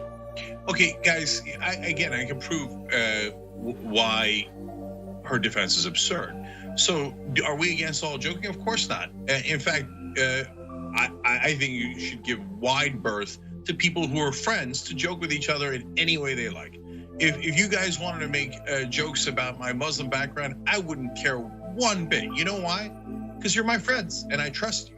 And that makes a giant, giant difference. Whereas if Donald Trump jokes about Muslims, well, he doesn't love Muslims, he wanted to ban them. Then that joke is coming from a hateful place. And that so-called joke is saying, ha ha, look at them. Aren't they different? And so if you want to make a joke about your own church and you're among a loving community and people laugh because, all right, the pastor said talks too long, etc. That's fine. There's nothing wrong with that. Of course, I want people to joke around, right? But if somebody from the outside came in and made fun of Christians, here's what I guarantee you, you'd all catch feelings. In fact, I was gonna do one just to show you how you'd catch feelings, but I was so worried about the feelings you'd catch that I didn't do it, okay? But when you do it about Jews or Muslims, everybody goes, yeah, who cares? Yeah, let's laugh at them. No, that's not a funny joke. That's just an insult. That's right. And hopefully someone will do something, but it's Congress, so probably not. But staying in Washington, while the average American has been financially struggling largely during the pandemic, lobbyists have really been raking in the dough. They have been hitting record revenue amounts, essentially just raking in that money, getting that influence on. And they've been largely focused on influencing Joe Biden's agenda.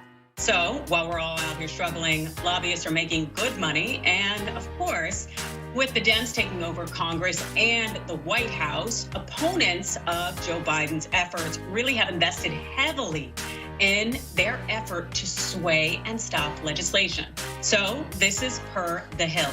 The nation's largest companies and their their trade associations turned to lobbying firms with close ties to congressional leaders and administration officials to fight Democratic proposals to reshape key industries and crack down on corporate consolidation. And when we talk about the increased earnings here when it comes to 2021, we're not just talking about small amounts of just maybe a few million or not. No, Holland & Knight, a very big law firm that has a lobbying arm, it brought in $34.9 million last year. That's a whopping 24% increase over 2020. Invariant increased its annual revenue by an astonishing 48%, almost half. They increased that to $31.2 million. Brownstein brought in $53.3 million in lobbying revenue last year, more than any other firm on record. Lobbying and law powerhouse Aiken Gump, they reported $53.4 million in 2021 lobbying revenue, a new high water mark that represents an 8% jump from 2020 and a 25% increase from 2019. And these financial investments in stopping Democratic efforts, they've proved to be very, very worthwhile for the party. And so, again, per The Hill, corporate lobbyists successfully push lawmakers to make industry-friendly changes to virtually every section of Biden's social spending and climate plan. including the bill's provisions around corporate taxes, drug pricing, clean energy, and paid leave. Democrats' razor-thin majorities in Congress made it easier for lobbyists to influence the bill. And that really says something, because when we talk about that razor-thin majority, I think we are looking at those two problematic people, Kirsten Sinema and Joe Manchin. And so we're really being able to see essentially the impact of their behavior and how it is essentially setting things up. Cenk. Yeah. So this is a great story, and credit to the Hill for actually talking about lobbying. We'll get back to the media at the end, the rest of the media. But guys, think about this. This is the perfect storm. That's why they made so much money. One, you got the closed Senate, as Adrian referred to there. That means every senator has to be lobbied. Every senator has to be bribed. And yes, there, of course, lobbyists don't give out money and goodies to politicians for the general welfare. Only someone as foolish as a mainstream media reporter would think that. So the rest of us know why they're bribing them to get whatever they want, which then leads us to the two other reasons why this is a perfect storm. One, the Democrats were promising to give out goodies. The infrastructure bill is laden with corporate pork.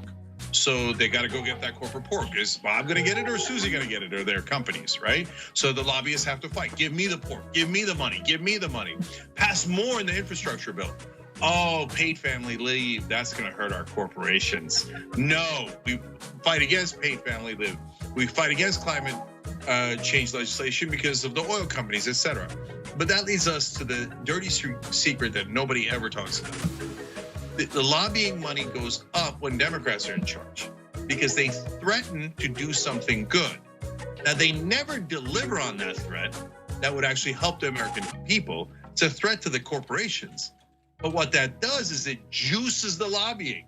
So the corporations are forced to take that threat seriously and go bribe Democratic politicians more.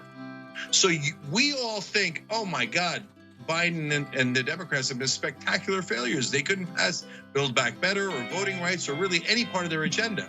But for Democratic politicians, it was payday and it was already mission accomplished. Bridget? Yeah, I mean, I agree. This is such an important story, but also very depressing.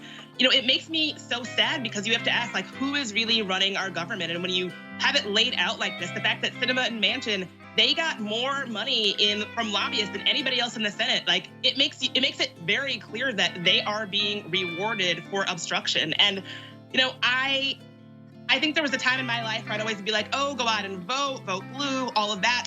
I can understand folks who are feeling understandably kind of checked out and disengaged when you hear stories like this. When you feel like your democracy is just for sale, I can understand why that is such a frustrating feeling. And so I take no pleasure in having to talk about this, but it truly is like a very important story that we need to be paying more attention to. And it doesn't feel good to feel like your democracy is just for sale. But, you know, I mean, like, these numbers really speak for themselves.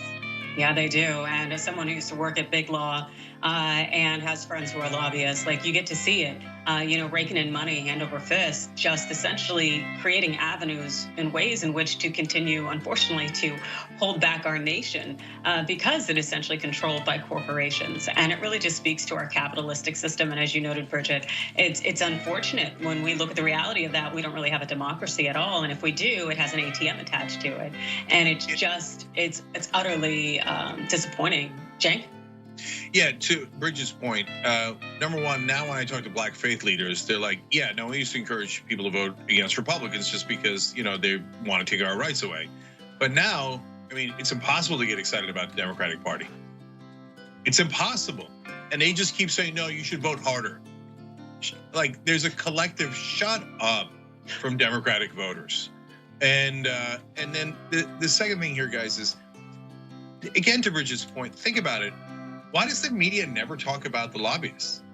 Do they think that the lobbyists have no effect? And they can't possibly think that, could they? Then when they're talking about the filibuster, at large, here I'm giving the Hill a lot of credit for this really good story. But when they're in the middle of talking on CNN, MSNBC, et cetera, about the filibuster and the votes, how come they never mention the lobbyist money that Manchin and Sinema took? Do they really think it's not relevant? Well, if they think it's not relevant, they should be fired because they're not really reporters. If they think it's relevant and refuse to share it with you, oh, wow.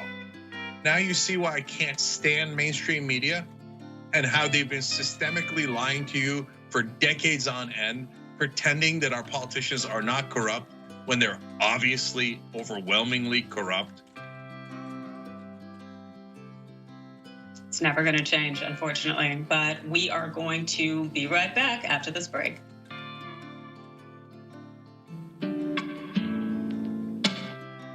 I'm back to gaslighting. Did you and I talk about gaslighting on Old School? Probably. That boss gaslit all his female employees. People who manipulate others like that make you feel like you're the weirdo. Why won't you punch yourself in the face?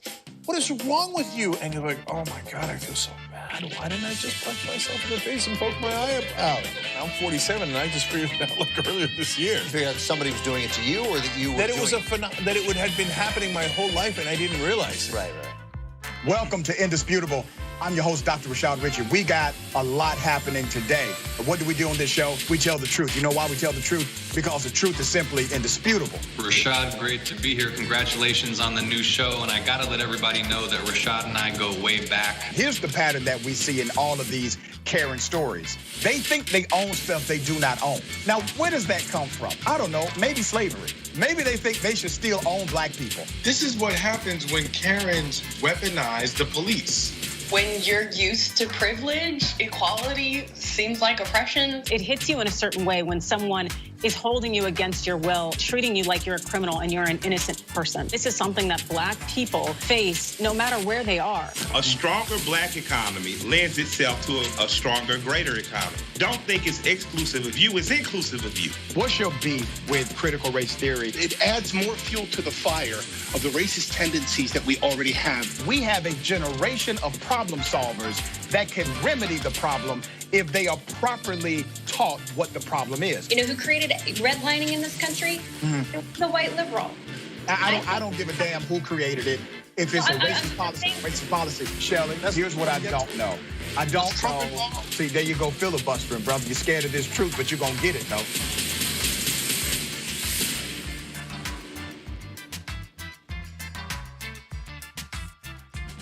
I've been a fan of TYT, I believe, for the last 6 years. 5 years. 3 years now. 7 years. 4 years now. 2.5 years. I just started because she got me into it. My boyfriend actually watches it every morning and every night, so I kind of just started watching it with him, and I love it. I mean, it's the only way that I find my news. Looking through YouTube, looking for political shows that look cool. I came across a very angry rant from Cenk, and that's when I knew. So I was immediately in love with the show.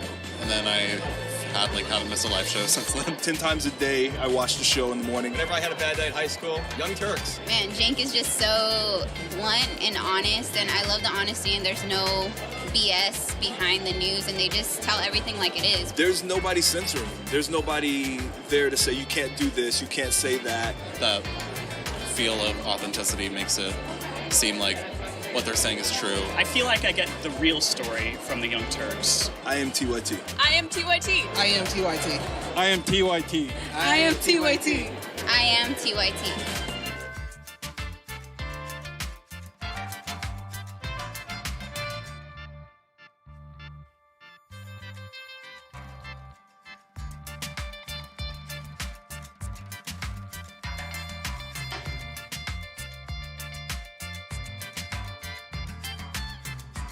Welcome to the Damage Report. I'm John Idarola. This is gonna be a big one. Meanwhile, in the Arctic, you know where this is going. You watch the Damage Report, the Arctic's on fire. Obviously, why would we be talking about the Arctic except to tell you that it's melting once again? Republicans aren't that interested in it. I wonder why. Lift out of poverty up to 3.7 million people, including an estimated 1.3 million children. Hashtag save the children? Not if it costs money. I mean, come on.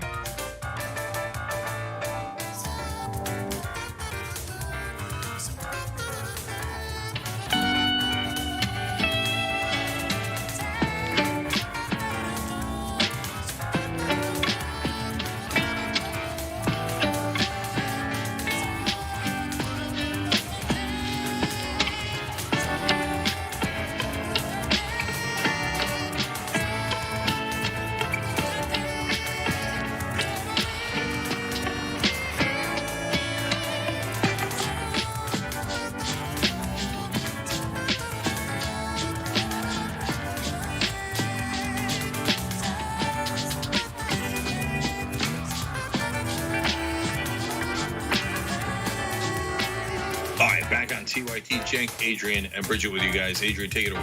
All right, so the impact of those big ticket, big cost lobbying efforts, they really aren't going unnoticed. Many have been dunking on Biden and the Democrats for their failures as far as it concerns advancing progressive policies, or really any policies at all for that matter.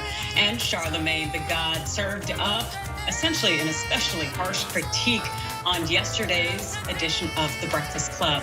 Here's how Charlemagne opened. Yeah, today for Thursday, January 20th, goes to the 46th President of the United States of America, Joe Biden, as well as Arizona Senator Kyrsten Sinema and West Virginia Senator Joe Manchin. These three are collectively responsible for the death of the Democratic Party as we know it. Okay, Joe Biden and other Democrats love to run around and say, we have to go out there and vote like democracy depends on it. People are asking if we are witnessing the death of democracy in America. Well, guess what? If it is, which I believe it is for some of us, these three are to blame. Simple as that. Since last summer, 19 states have enacted 33 laws that will make it hard for Americans to vote. By Americans, I mean, all right, all these GOP-sponsored state laws will suppress turnout by minority voters. This is an old tune, ladies and gentlemen. All right, voter suppression by the GOP against black people is the greatest hit. All right, a golden oldie. Kids, trust me, it would break all screaming records. It is the Ed Sheeran shape of view of American politics. All right, President Biden knew that going in. And after the attempted coup of this country on January 6th, that should have been his first order of business, protecting voting rights. I've told y'all so many different times on this here radio and on other platforms, on TV and everything else. There's 3 or 4 things Joe Biden had to do to protect democracy. Okay, this morning I'll give you 3. 1, prosecute everyone involved in the attempted coup of this country to the highest extent of the law, not just the members of Vanilla ISIS who stormed the Capitol, but the members of Congress who helped them. 2, get rid of the filibuster so you can properly govern. And 3, protect voting rights. Protect voting rights. But guess what? None of those things have happened. None of those things have happened. Also, Charlemagne pointed out how better the Republicans are at essentially passing bills or getting what they want than the Democrats. Republican politicians are the epitome of unity and group operation. They fall in line with each other, and if one doesn't fall in line, they get the business, okay? Last week on NPR, Donald Trump called Mitch McConnell a loser and blamed him for the GOP senators who won't go along with his claims that the election was stolen.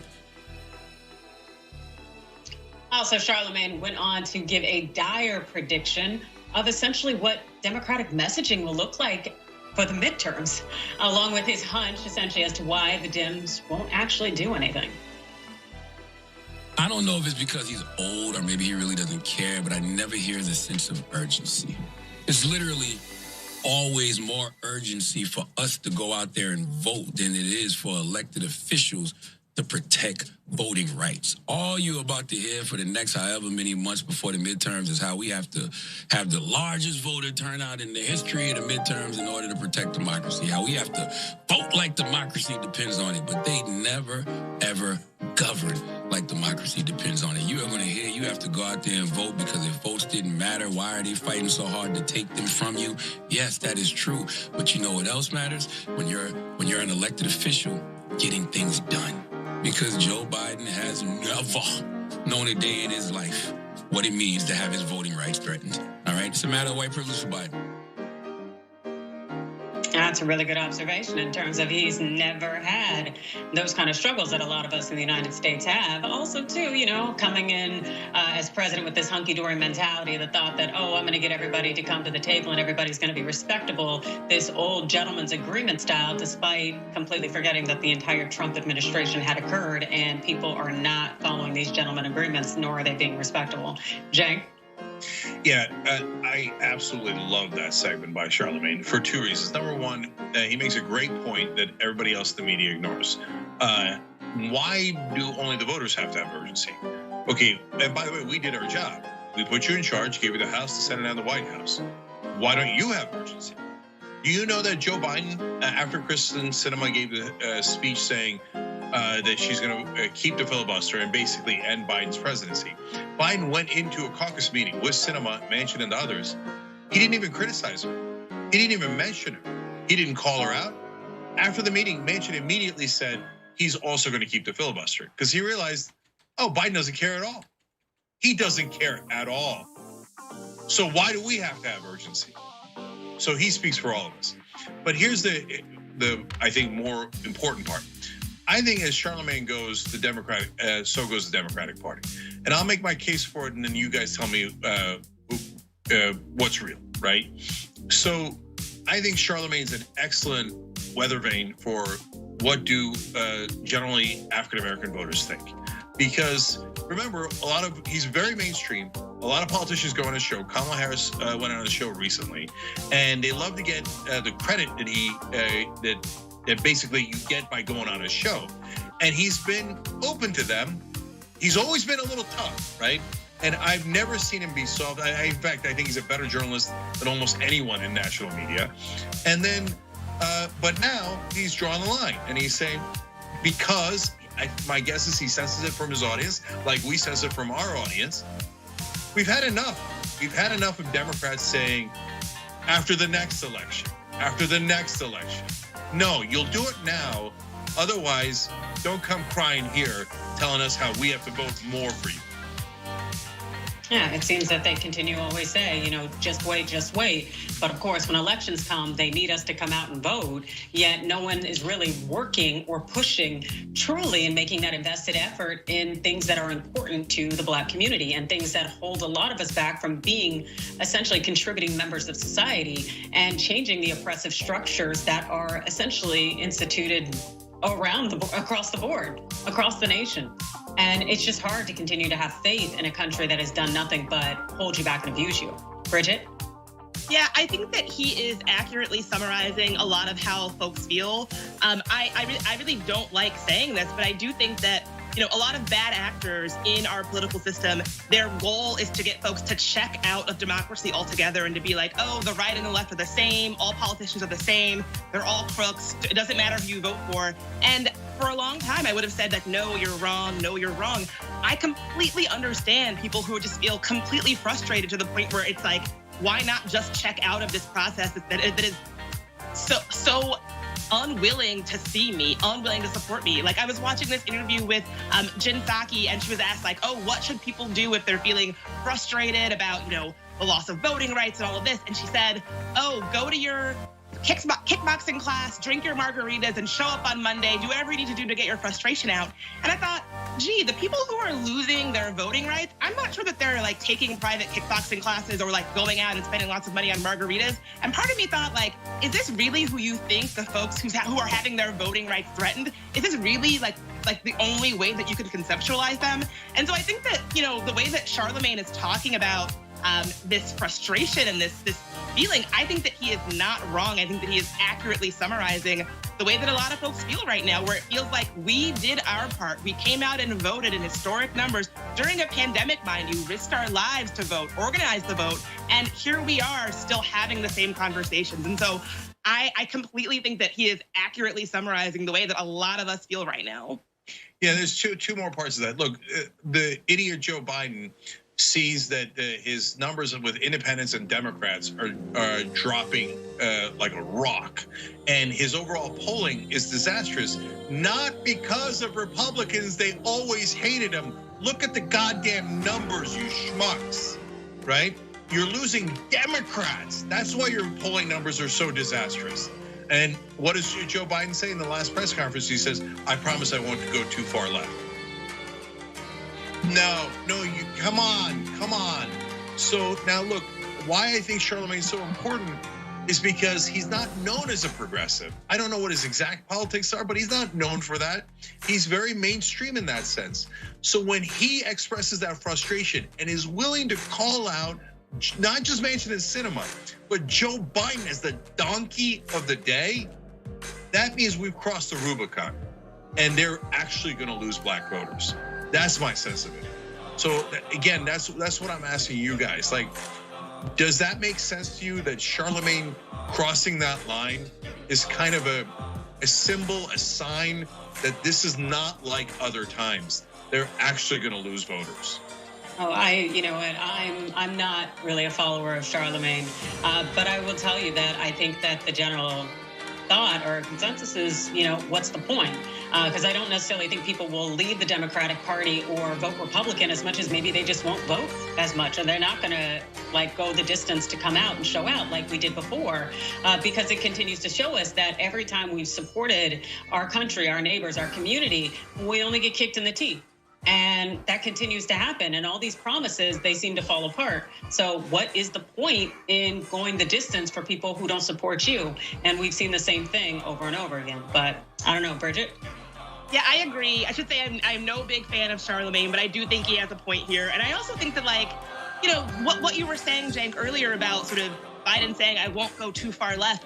I think that the Republicans were going to demonize him no matter what he did. And so you may as well use this mandate from the people to swing for the fences and go big and make big sweeping, the kinds of big sweeping progressive change we need right now. I think it's such a mistake, and like classic Biden, classic Democrats, to play it safe, go small, and really accomplish not that much. And I think, yeah, you were exactly right. They were going to demonize him and hate him regardless. So why not go big and actually get policy passed for the American people? And who cares if Republicans demonize you? Who cares about meeting them halfway? Who cares about this fiction of bipartisanship when only one side seems to be at all interested in it? Like this idea that you're gonna meet them at the table and like be very, you know, civil and play things above the board.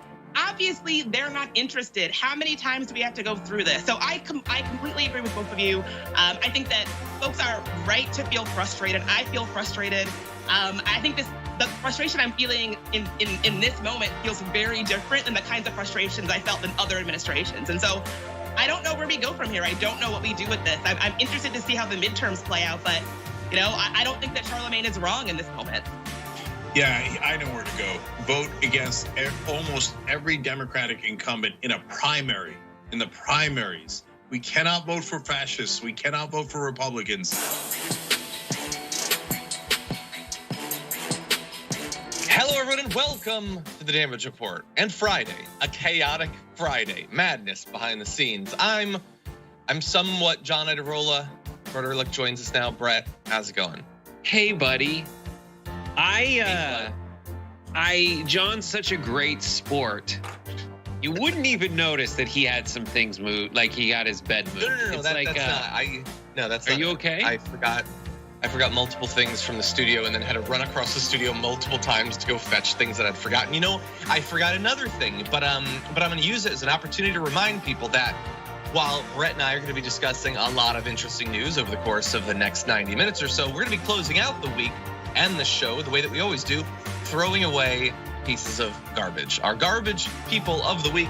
And I need to get our trashy to do that. So the garbage will be coming. I've got, I think, a pretty awesome video.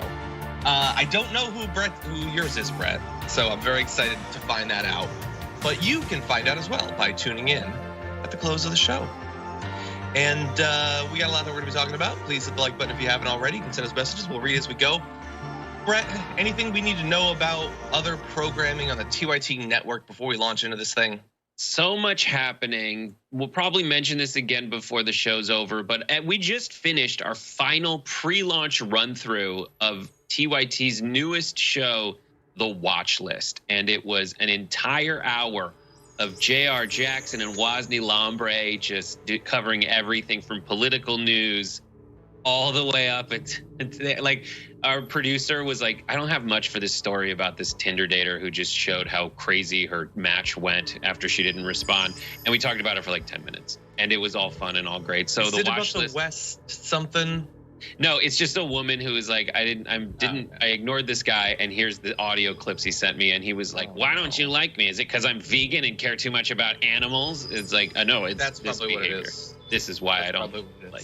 I think. But that launches Monday, the 24th of January. You can watch it live at youtube.com/watchlisttyt. Definitely go there and subscribe, as well as facebook.com/watchlisttyt, all one word. And it also will be streaming Monday. It will. At TYT's Twitch channel. So go check that out. And then tonight, for Game Busters, we're going to be playing a game called The Forest, which is a survival show, and you get to basically kill us.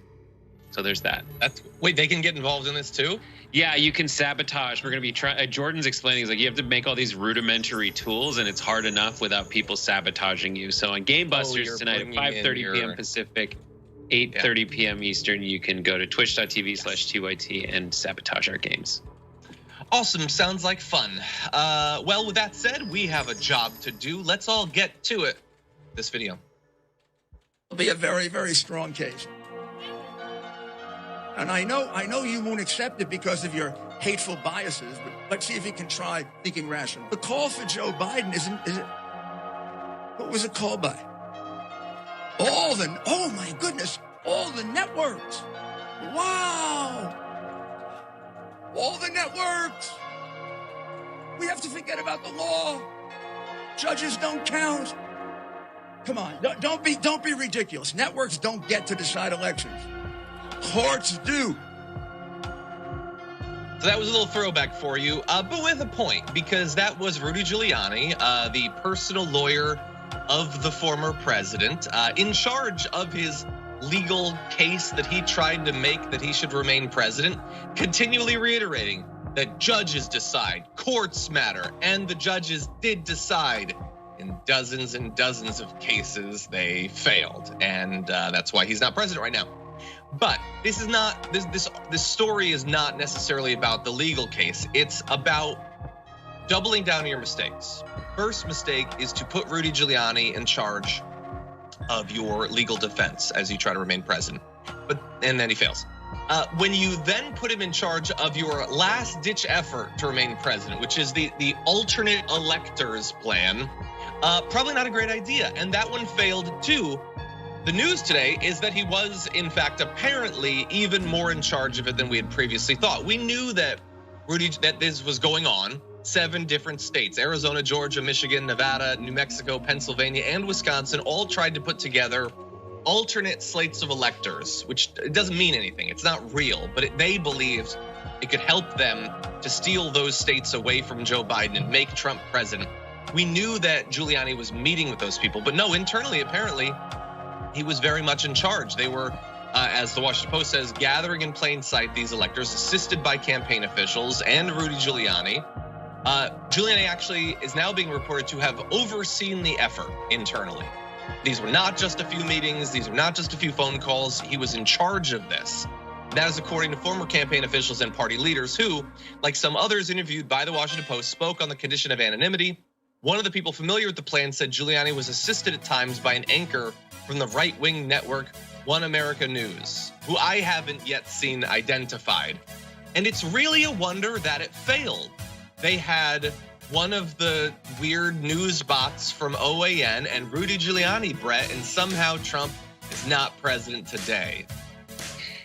This is amazing on every single level. To rewatch that original video that you started out by showing, and his big, like Rudy Giuliani, the guy who slayed organized crime in New York City, was like rolling up his sleeves being like, here comes round 2, Judgment Day, where I nullify an election through like a systematic trial lawyer approach of me, the former wunderkind of RICO cases and organized crime. I'm going to call the electoral process organized crime and take it down. And as fast as that happened, we then realized that we thought the most ridiculous thing was going to be that he was in front of 4 Seasons total landscaping. But at the end, we discovered that our man was actually going to lose an unprecedented amount of court cases. Like when he says the courts decide, the courts did decide. And the court said, no, sir, and knocked him the hell down. And now all this extra things that we're learning about the way in which the Keystone cops fumbled every single bit of this is just nectar. Or it would be nectar and delicious if it weren't so horrifying in terms of what it might spell the next time around. Yeah. And it leaves me with a question that I will ask, I don't know, America, I guess. I don't know, the audience, the justice system, the Democrats. So is this all just frowned upon? Is it not actually illegal? Is it really just frowned upon to try to overthrow an election? Like when we've heard that coups are bad our whole life, maybe we weren't asking specific enough questions about what aspect of a coup actually makes it illegal. Because we knew that they were involved. We knew that this was happening. Now we know that he was in charge, that it was an official thing that the Trump campaign was engaged in. And nobody seems to know for sure if they broke any laws in doing any of this. It's all just cool, I guess, that they were trying to nullify 7 states' elections, disenfranchise tens of millions of Americans. And I guess it's a bad look, and that's the worst description. I don't know, Brett, it's disappointing to keep learning more about what they did wrong, but then also learning more about how little there are prohibitions against any of this stuff baked into the system. Right, I understand, and I appreciate that our legal system was designed so that the burden of proof is on the prosecutors, right? Because it should be hard to take someone's freedoms away, right? In general, when you prosecute. And for a criminal case, the burden of proof is very high. The standard of making your decision is very, very high. And another disconcerting thing is like, yeah, where is that line where they draw where they're like, now this is a coup? But that's been a theme for people on the right for a very long time. For a very long time, dating back, let's talk voting rights and citizenship. Like originally, they were very explicit. The original census said something like, to count citizenship, you have to be a white, I think, property-owning man on good behavior in order to be a citizen. And then over time, we were like, that's really racist and misogynist. And then over time, the people who wanted to keep the power that they originally outlined were like, all right, we're going to change the wording. But the spirit all still remained the same. We want an elitist centralization and protection of this class, right? And it kept going and going. And they just got more and more coded so that they were skirting the letter of the law. And that's happening here. They're trying, they haven't pulled out a hatchet and tried to kill anybody or hack down a judge, but where do we draw the line? And then the other thing that is the theme of that side of the aisle, so to speak, is throw the book at them. Throw the book at them. Make an example of these kinds of people. And that only has to do when it's like with marijuana possession. Oh, throw the book at them, lock them up for a long, long time. Sure. But when it comes to attacking the most sacred element of our democracy, it's like, come on, he didn't take a hatchet to anyone's throat. Yeah, it's messed up. Yeah. Apparently, like we're only allowed to be bothered by this stuff or do anything about it if it succeeds. In which case, it's too late at that point. That's what it feels like. Yeah, it's precedent too. That's the other thing in the law. Precedent. Oh, we're not going to go prosecute this kind of thing. Where's your precedent? I guess they'd rather not lose, but. And that's the game. The game is them to convince us it wasn't a big deal, and it's our job to remind everyone that it was. Yeah. And again, like we've experienced a year of people like Tucker Carlson saying this wasn't a coup, this wasn't an insurrection, focusing exclusively on the riot, which itself was an insurrection. Take it up with the dictionary if you don't like that. And ignoring that they tried to steal it in the Senate. They tried to steal it in the states. They tried to steal it in the courts. But again, he's not going to identify it when he wanted it to succeed. Anyway, we're going to jump into another aspect of this. Actually, let's go immediately into this video. Well, President Biden said what I've been saying out loud for several years now. The Democrat Party is the party of stolen election claims. That is Brad Raffensperger. You might recall that name. He's the Republican former Secretary of State who Trump infamously called and told him to find me 11,780 votes so that he could win Georgia in 2020. And Raffensperger did seemingly the right thing, very low bar. He didn't steal Georgia's state election for Trump. And he got a lot of credit for it. He got a lot of death threats and attacks from the right. And he got a lot of credit from everyone else. And then he was able to process for months the death threats on the one side and the credit on the other. And apparently the fear of the death threats have won out because now he sort of sees the light. Along the way, he tried to cash in. Actually, on almost the exact anniversary of the election last year, he published a book titled Integrity Counts, But now we are still in the thick of virtually no elected Republicans being willing to admit that Donald Trump lost the election. He is going on Fox to declare that the Democrats don't accept the results of elections. We have a little bit more from Brad Raffensperger. Listen to this. And when he made that point that the only legitimate election will be if he can pass H.R. 1, H.R. 4, so then they can have rampant and legal ballot wide and do away with photo ID. That's the only legitimate election, and that's just going to lead to voter fraud. So he is now a company man again.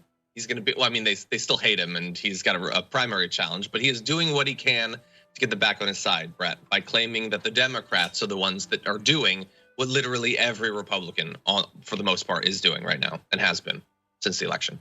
So here's what to know about Brad Raffensperger. And this is like classic liberal media mistake 101.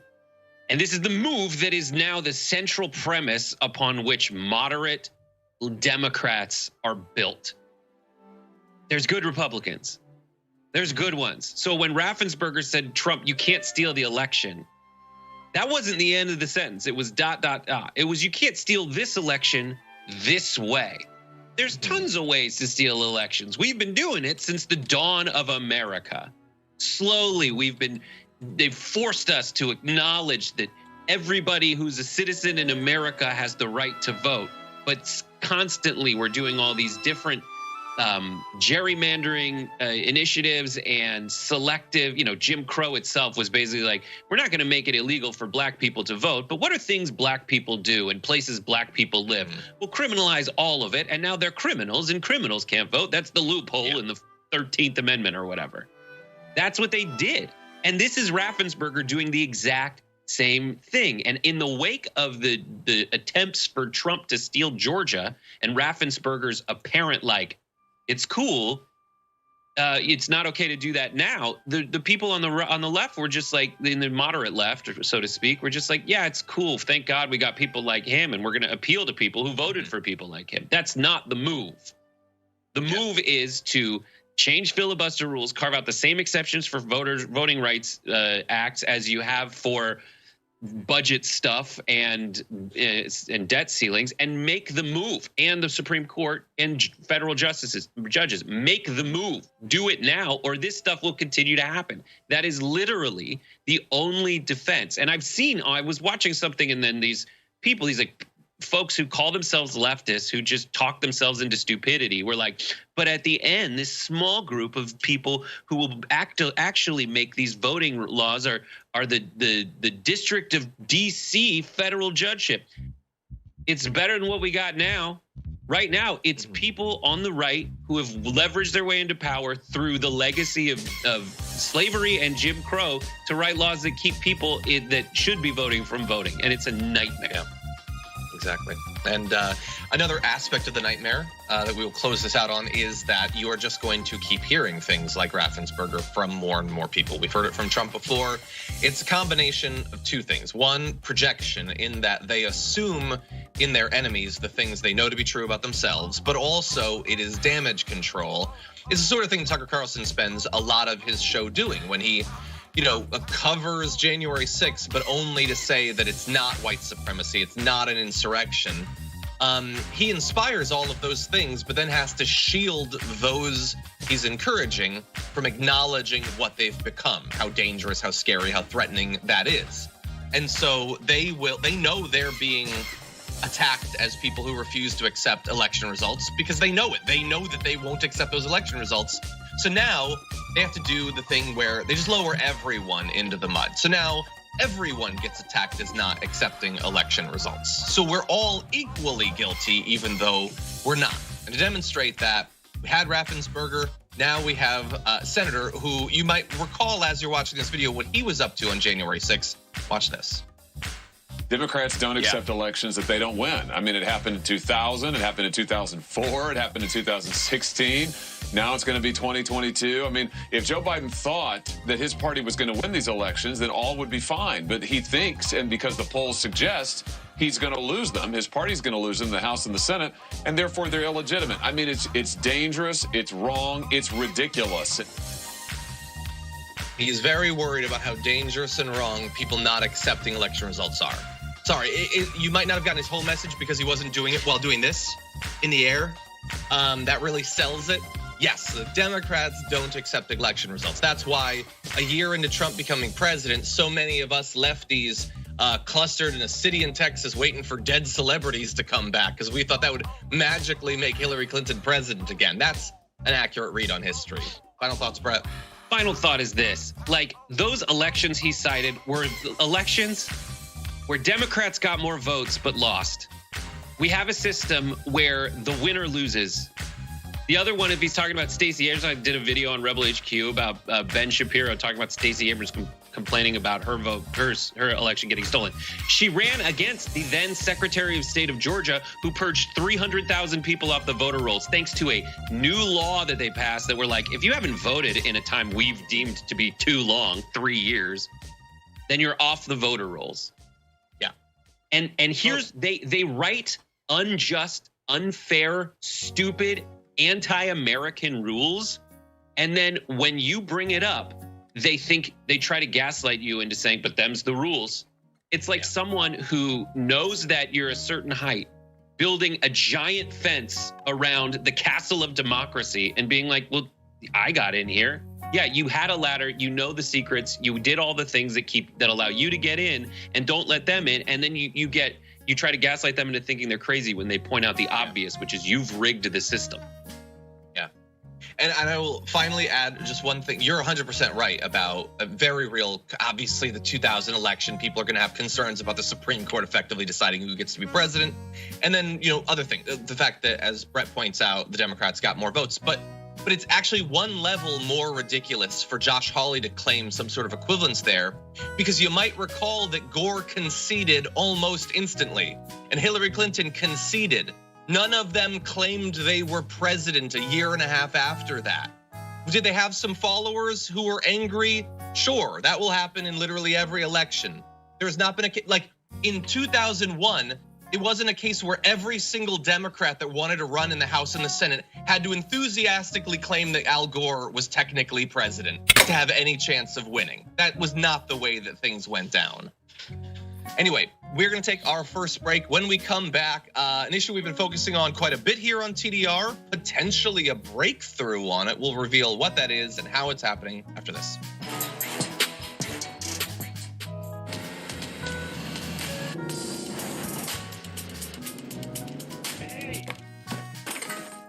Even when you're not driving it, you want to be driving it. The 2022 Camry.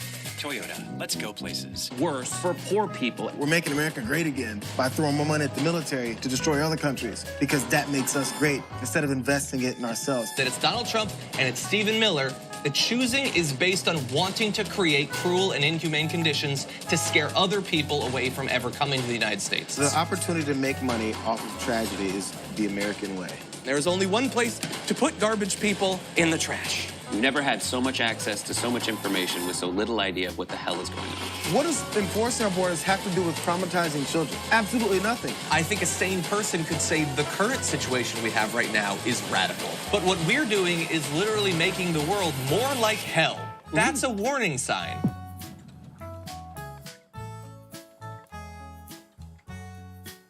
ShopTYT.com now has books. One of them is Ryan Grimm's book, We've Got People. That's a saying that AOC said, they've got money, we've got people.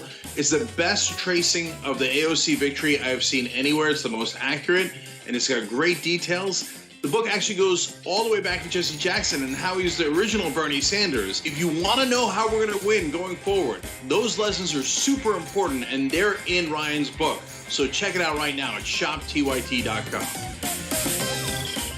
We found the perfect person to lead the army, Allison Hortz.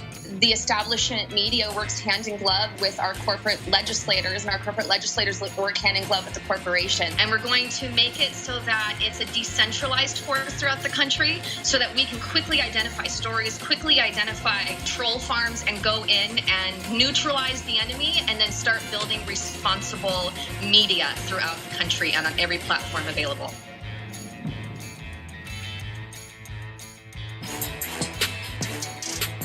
Okay, so with that, good news, maybe, or at least, I don't know. optimistic news? Take a look.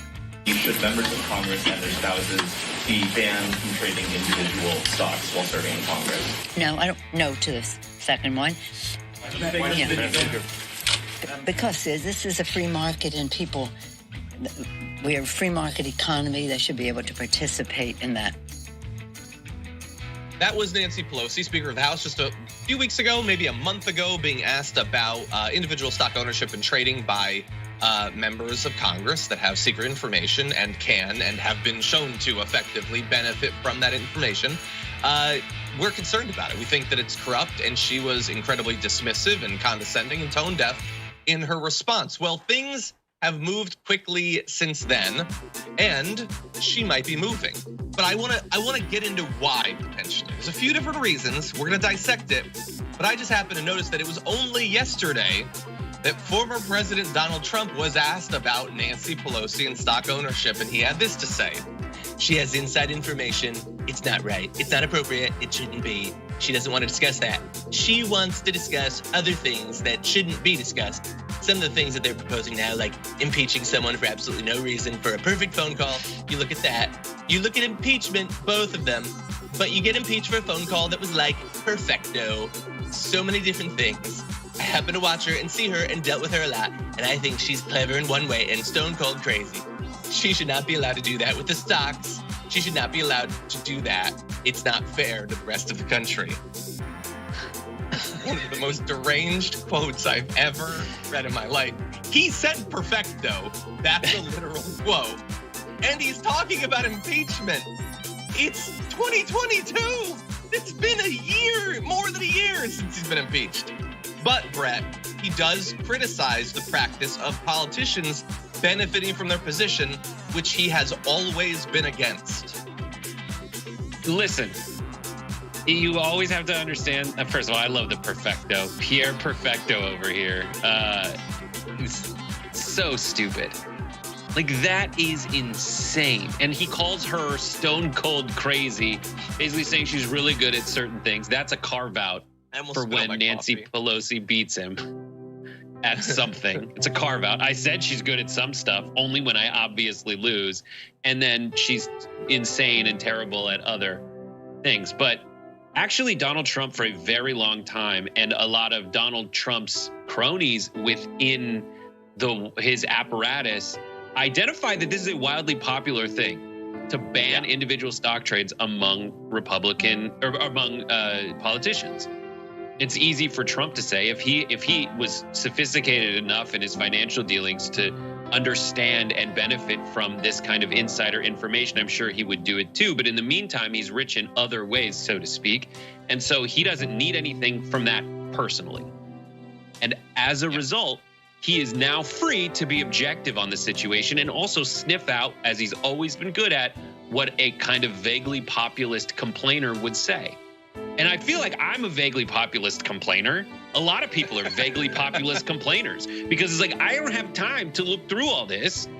But when I see that, like, all these commercials during the NFL games about managing my stock portfolio that are like wildly geared to the rich people watching there, I have no idea. But then I know that you can be in charge of the government. You can be in charge of the government and do government things that will change the fortunes of major Fortune 500 companies. And then you can go make those deals and benefit from it. That is something I will vaguely populously complain about.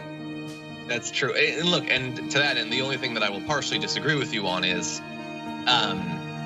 you're saying he can say this, not just because it's popular, which is, I think, why he's saying it. It's an easy, free way to seem anti-corruption, but also because he would not actually push for it if he were in charge again, and he would never abide by any of these sorts of restrictions himself. So I think it's also 100% fake. Like, he doesn't mean anything that he says, I don't think. But he's right, accidentally and fakely. He is right, and she is wrong. And there's been a lot of pressure coming from her own, like AOC has been talking about this for a couple of years now. Ossoff came out with his bill recently. I think it might have been, was it Mark Meadows a couple weeks ago that said he'd try to get some Republicans on board. And now you have Trump criticizing it. And so Here is what we've got from Nancy Pelosi as of today. She was asked about this by Insider and said, I've said to the House Administration Committee, review all the bills that are coming in and see which ones, where the support is in our caucus. If members want to do that, I'm okay with that. So that is hardly enthusiastic. She seems to be indicating, whether we think we can trust her or not, that were they to push for it, she wouldn't unilaterally kill it. And I doubt it would ever pass. There's way too many corrupt politicians, but she seems to be potentially willing to accept that change. No. And why shouldn't she? She already has $100 million. She's as rich as she ever needs to be. She will not spend that money in 10 lifetimes. Dude, you know that isn't the motivator. The final destination of money isn't the motivator. It's a personality that creates a machine. They know they're that machine. She knows that she's that machine who needs to have power and make money. And the machine needs to always have a bank account that's going up. That's her identity. And if it isn't doing that, even if it levels out, she feels like she's a broken machine. And whether that's true for Nancy Pelosi specifically or all these jagoffs in Congress, it's still the game and the song remains the same for me. I think I was trying to think of like how we should formulate how these people get paid. My first initiative was like the America Fund. Have an America Fund that's representative, that is a portfolio that is representative of if things are going well. And you're invested only in that. Now, I know how that'll be turned into corruption. So you could be like, what gets into the America Fund? I'm sure they're going to decide themselves how that happens. So I think we put them on a little, they're always selling us on crap, that they're doing a good job, that we should hire them again. They're salesmen. So let's put them on a salesman payment structure.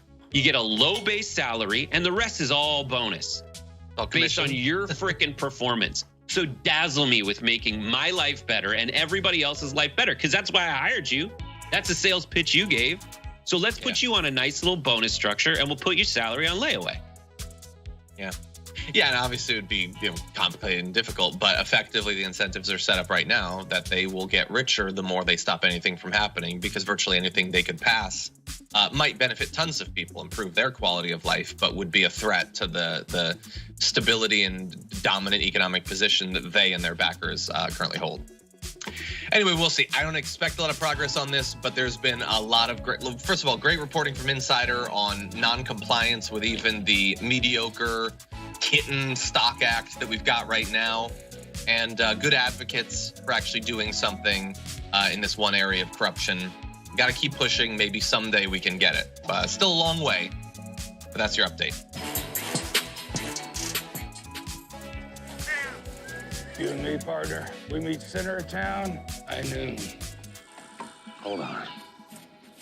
Nope, Daisy's got last one lessons at noon. Okay, high 2 o'clock? I got a spur fitting at 2 o'clock. How's about 3? I'm getting thrown through a saloon window at 3. We don't need any more overscheduling, but we could all use more ways to save. I can squeeze you in between swim class and Kevin's harp recital at 3:30. Always eating beans at 3:30. Right. Switch to Geico for more ways to save. Tell you what about Tuesday?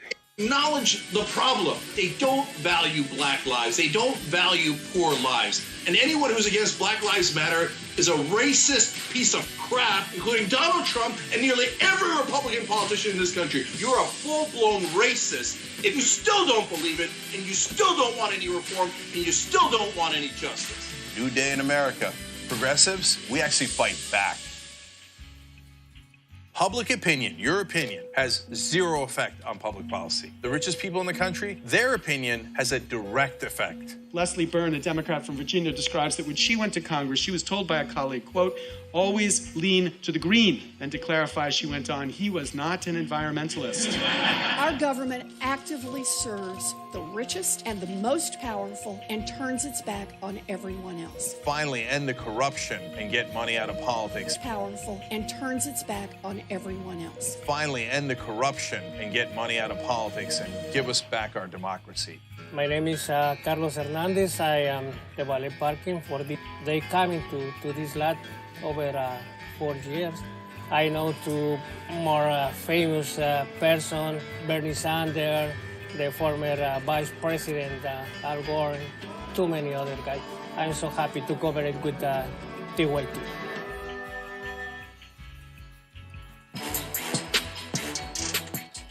Okay, with that, we have another update for you. Let's jump into this next story. Earlier this week, Democratic Congressman Henry Cuellar appeared to have been raided by the FBI. They're not formally using that terminology, but a bunch of FBI agents went into his house and his office, stayed for hours, and came out with documents and computers, which, based on the TV shows that I've watched, seems like a raid. Anyway, we talked about this on the show yesterday and didn't have many details. Now we have a little bit more, although it's still sort of just an appetizer for whatever it is that is actually going on. The FBI said that they had raided his home and campaign office in Texas. This is the description from ABC News. As part of a wide-ranging federal probe relating to the former Soviet state of Azerbaijan and several U.S. businessmen. Federal grand jury in Washington is investigating the matter, but it's unclear if Cuellar is a target of the grand jury's probe. And I would really encourage everyone watching to bear in mind that this might not actually be about him specifically, or he could just be a minor player in whatever it is that they're looking. So just bear that in mind. Do not expect that, oh no, he's out. He's gonna be pulling out of the race. He's gonna end up behind bars. We have no idea if that's even justified. Until then, though, he has been in Congress since 2005 as one of, effectively on a lot of issues, the most conservative Democrats in the House. In recent years, he has served as a co-chair of the Congressional Azerbaijan Caucus and repeatedly met with Azerbaijani officials, including the ambassador of the country as well. So, Brett, I don't know. I mean, we know, there's potentially, obviously, corruption components to this. That could be a part. Oil, considering that it's Azerbaijan, could be a part. I don't know what to think, honestly. What do you think?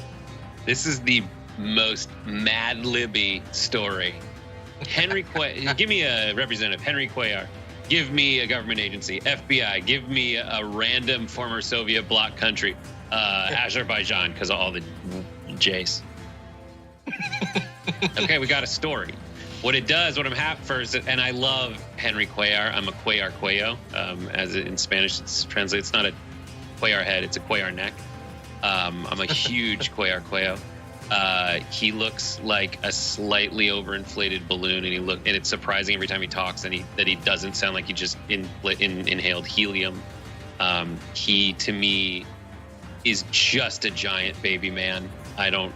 It's that much more frustrating. He's basically like this is the reboot of Pinocchio, where it's just like a vaguely horrifying puppet that came to life and is now in charge of an entire district. And the best fact about him that makes me love him is he could have chosen to vote with Trump any percentage of the time. Mm-hmm. And he chose to vote with Trump exactly 69% of the time. Nice. I don't know about this. I feel like Henry Cuellar always is a great opportunity to remind me that he's up for primary March 1st, my 40th birthday, in Texas. And Jessica Cisneros is head-to-head with him and deserves and should win.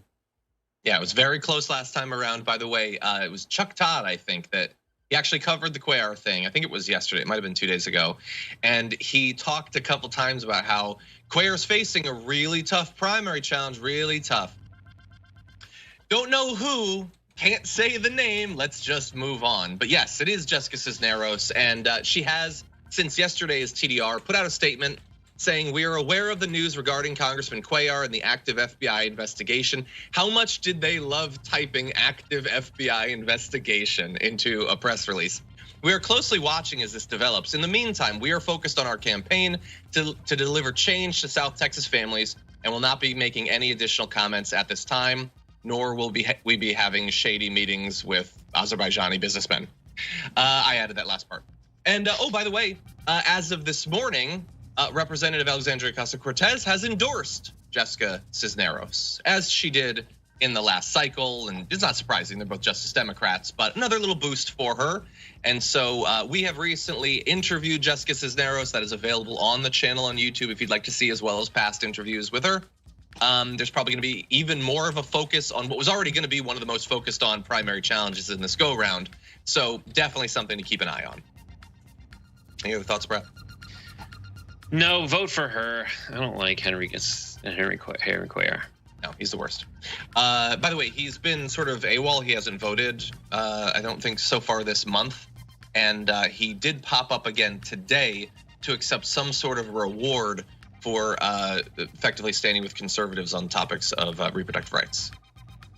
That's cool for a Democratic congressman. I don't know. Jordan Mule did some good stuff on him last night on Deep Dive, just talking about how reminding everybody that Pelosi stepped up and was like, "This is a really good man," even though he voted with the other guy 69% of the time. Yeah. Oh, Adrian is reminding me in the YouTube chat, Jessica Cisneros was on, I think, The Conversation yesterday, I believe. So that's also available as well.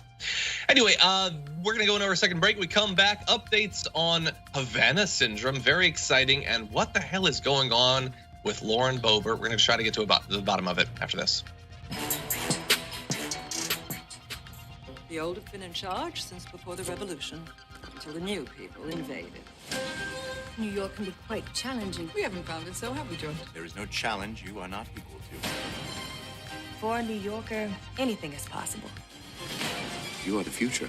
Things move faster nowadays.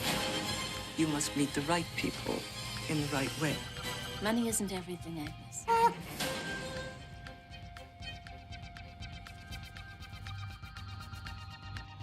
My Highlander. It's like my own spacious oasis. Yeah. That's what I miss the most. What about you? The 2022 Toyota Highlander. The SUV you've been dreaming about. Toyota. Let's go places. Young Turks does. They have an excellent chance of winning. She's gonna win. She's gonna win. 68% reporting. The majority of Americans want Medicare for all. So I don't care what you and your corporate cronies want. What I care about is what the American people want. We believe in total change. Everything runs on donor money.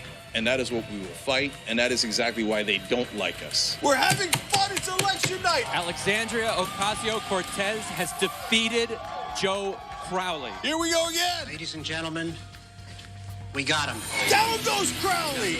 Down goes Crowley. Down goes Manafort. Down goes Cohen. Women came out in record numbers in the primaries. They said you'll be lucky to get one candidate. We now have 12 that have won their primaries. Bezos and Amazon announcing that they are going to go to a 15-hour minimum wage. We're making progress. Let's keep going. Many of these women made history. The biggest victories, all women of color. Rashida Tlaib and Ilhan Omar, Sharice Davids and Deb Haaland. And I want to go to Congress because I want to change those things. I'm calling it. Jamal Bowman has won. Down goes Engel. Down goes Engel. For a long time, we have not had progressives in power. It's going to be something to behold.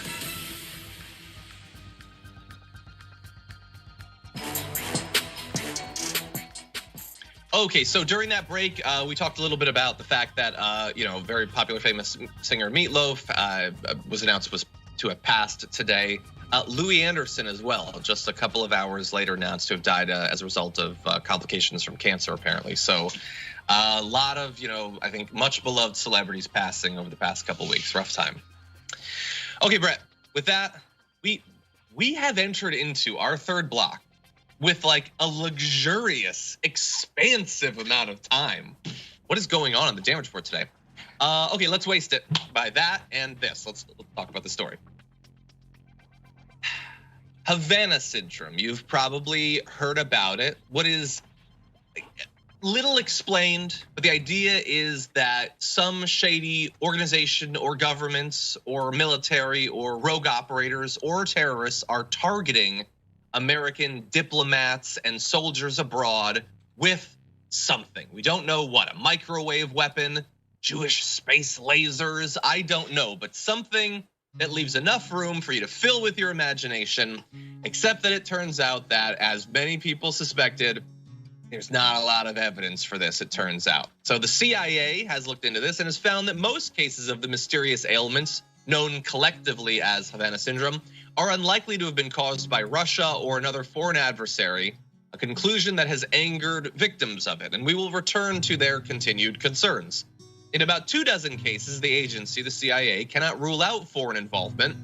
Sure, they can't rule out gremlins in the trees. You can't rule out anything that you haven't proven or found evidence for. Anyway, they're being stalked in the night by witches. Anyway, but in hundreds of other cases of possible symptoms, the agency has found plausible alternate explanations. So a directed energy weapon remains the hypothesis that a number of victims who have studied the incidents believe is most likely. Some of these current or retired officials believe government investigators have dismissed evidence they have collected of strange sounds or electromagnetic readings. Late last year, officials said the CIA had been unable to find any evidence that a directed energy weapon was responsible, neither intercepting communications from a foreign government that suggested the use of such a device or readings showing the presence of microwaves at the location of an incident. But some victims, as well as others, believe that it's still the most likely explanation. So, Brett, thoughts? When you read the symptoms of Havana syndrome, it is frequently that people were traveling and they had tummy troubles. So, like, oh, I can't believe this person went to Vietnam and had diarrhea. Like, oh, this person was in Mexico and had diarrhea. This person traveled in a plane for 40 hours and has a headache. It's like, yeah, that's what happens when you go to a place with generally a different biome, for lack of a better word. You get icky in the tummy. You're drinking water, you're eating food that you're not used to. It all sounds like they're travelers traveling. And it's so crazy. When you think what Jon Stewart had to do to get payments for the medical consequences experienced by first responders who showed up to dig through the rubble of 9/11, how he had to pull teeth and strain for that kind of funding. And these folks are like, Havana syndrome. Give it some cash. You've got to be kidding me. It's such a weird CIA bias. Like, as if the CIA doesn't swim in funding as it is. Yeah. Yeah, and look, a predisposition to believe whatever claim that someone vaguely tied to the military or foreign policy believes is consistent with US policy, but they really did buy into it. As many people have pointed out, Congress actually passed a law compensate, and as Brett was alluding to compensate victims of Havana syndrome, and giving the government until April to devise a payment plan. Ken Klippenstein actually had a great tweet sort of comparing the fact that they readily passed that, but also readily dropped paid family leave, medical leave from the safety net bill. So let's not gloss over this. The Senate passed something. That is crazy that it happened at all, which means what is bipartisan in America is keeping wages low, lowering taxes, and giving money that supports the idea that America and its agents are being targeted by a bunch of shady governments abroad. And look, I don't rule out the possibility that there's something. Anything is possible. Microwave weapons or sonic weapons or whatever are possible, but you have to have evidence of it. And this is something that is supposedly happening all over the globe as people go abroad. So what is the link there? I don't know. Like, it would be an amazing story. I would be fascinated to see the evidence for it, but it doesn't seem to be there. And it is suspicious how readily many in government and media have been to accept basically evidence-free claims in this area. It's insane. All the thing. I mean, there's another similar story I think they covered on Indisputable if you didn't, but it was like there's someone in Wisconsin trying to pass a law so that you get reimbursed if you were wrongfully prosecuted for self-defense. All the different stuff that they could put money for. Guy wants to call it the Kyle Law for Kyle Rittenhouse. And like, it's a state legislator throwing stuff at this, but all the things that they're, we need more evidence of whether voting is being suppressed in various states since time immemorial. We need more evidence for that. But the Senate's like, yeah, Havana syndrome, just give me a payment structure, just bill me. Havana syndrome. How's it? Yeah. I mean, don't get me wrong. I want microwave technology. I like Dr. Krieger and Archer have advocated for the brown note just as something fun to shoot at people. But I think if we're going to solve any microwave weapon, we need to have, we need to target more the frozen burritos at 7-Eleven that do quite a number on me. And I need them to be that delicious, but leave my colon intact. And as you said before, dealing with that maybe actually solves this problem internationally. Who knows? There's a lot of potential explanations. Ugh, the whole thing is just disgusting. And yeah, it's money flies out the door for some things, and then they are so tight-fisted for others. And what's funny to me is the way that the right wing would look at something like this, and they're like, not today, but any similar thing would be like, look at this. The Democrats are going to vote en masse to throw more funding at the CIA. Like this weird Josh Hawley flavor of conservative right now that somehow is outflanking the left on things like that. Just saying, no, they're going to throw more money at the FBI and the CIA, or, you know, the CIA, which goes and just gets us into forever wars we can't pay for, that go on forever and don't make us any safer. Get the hell out of there. They just haven't decided to use that tactic on this kind of thing, and it's wide open for everyone. Yeah. Anyway, we'll see. Look, they're saying this is not definitive. They're going to keep looking into it, and I have no doubt that they will. So we'll see what, if anything, comes of this. My Highlander. It's like my own spacious oasis. Yeah. That's what I miss the most. What about you?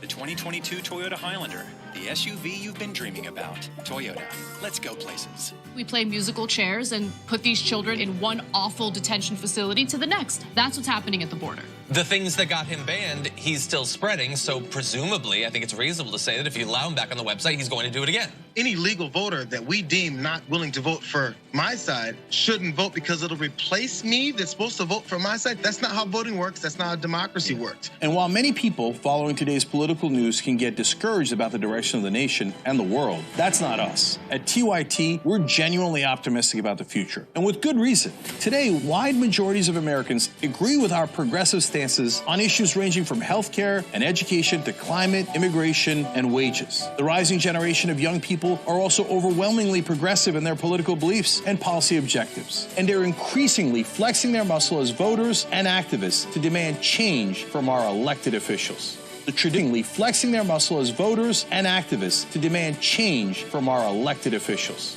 The traditional mainstream media is mostly AWOL. They, along with the government and many other cherished institutions, have been captured, whether broadcasting cable TV news networks or national newspapers and magazines. The antidote is the Young Turks. Unlike mainstream corporate outlets, we're not beholden to corporate advertisers, the defense contractors, the Wall Street, or the Big Pharma, and we don't carry water for the Republican or Democratic parties. So watch us Monday to Friday at 6 p.m. Eastern, 3 p.m. Pacific, and join the thousands of progressives around the globe who tune in every day for TYT's unmatched, award-winning content and see what it's like to experience a news organization that only answers to you.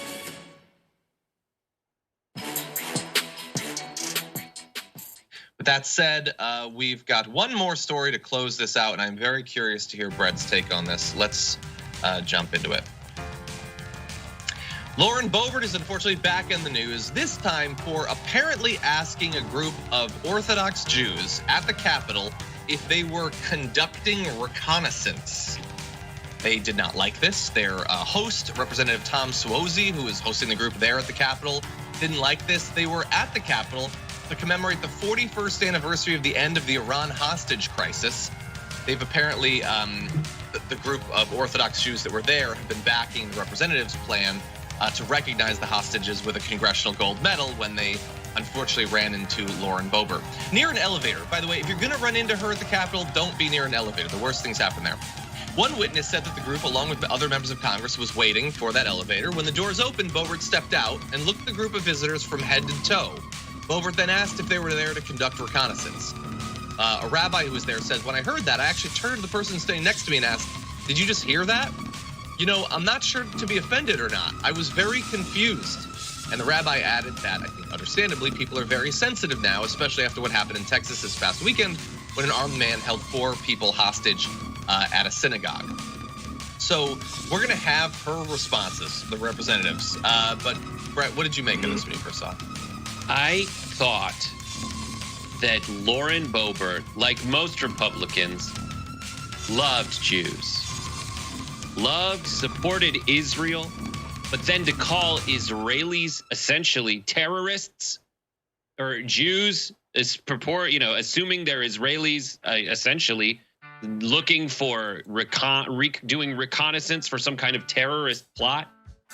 Lauren Boebert seems to be one of God knows how many hidden Republicans actually secretly hate Jews and are turning on them. I think if the Republican Party apparatus had any amount of decency, honor, and consistency, they would target Lauren Boebert and on behalf of Israel, oust them from the party and any participation they might have in anything remotely, tangibly close to lawmaking or dollar appropriation. And as Congress has the power of the purse in America, for Israel's sake, they must throw her out of her seat in Congress. I hear you. I don't think they're going to. We're going to go through her response, and there's a couple different layers of this. So first of all, when I first saw this, thought, like, we know from experience covering the news that the Republican claims to be against anti-Semitism are a cudgel to use on Democrats, and they pragmatically like having Israel specifically as an ally for foreign policy purposes. They also their base is riddled with disgusting anti-Semitism. But that said, I wouldn't imagine that she would, based on anti-Semitism, see a group of Orthodox Jewish individuals and say that. So I assumed, did she see them and think that they were Muslim somehow?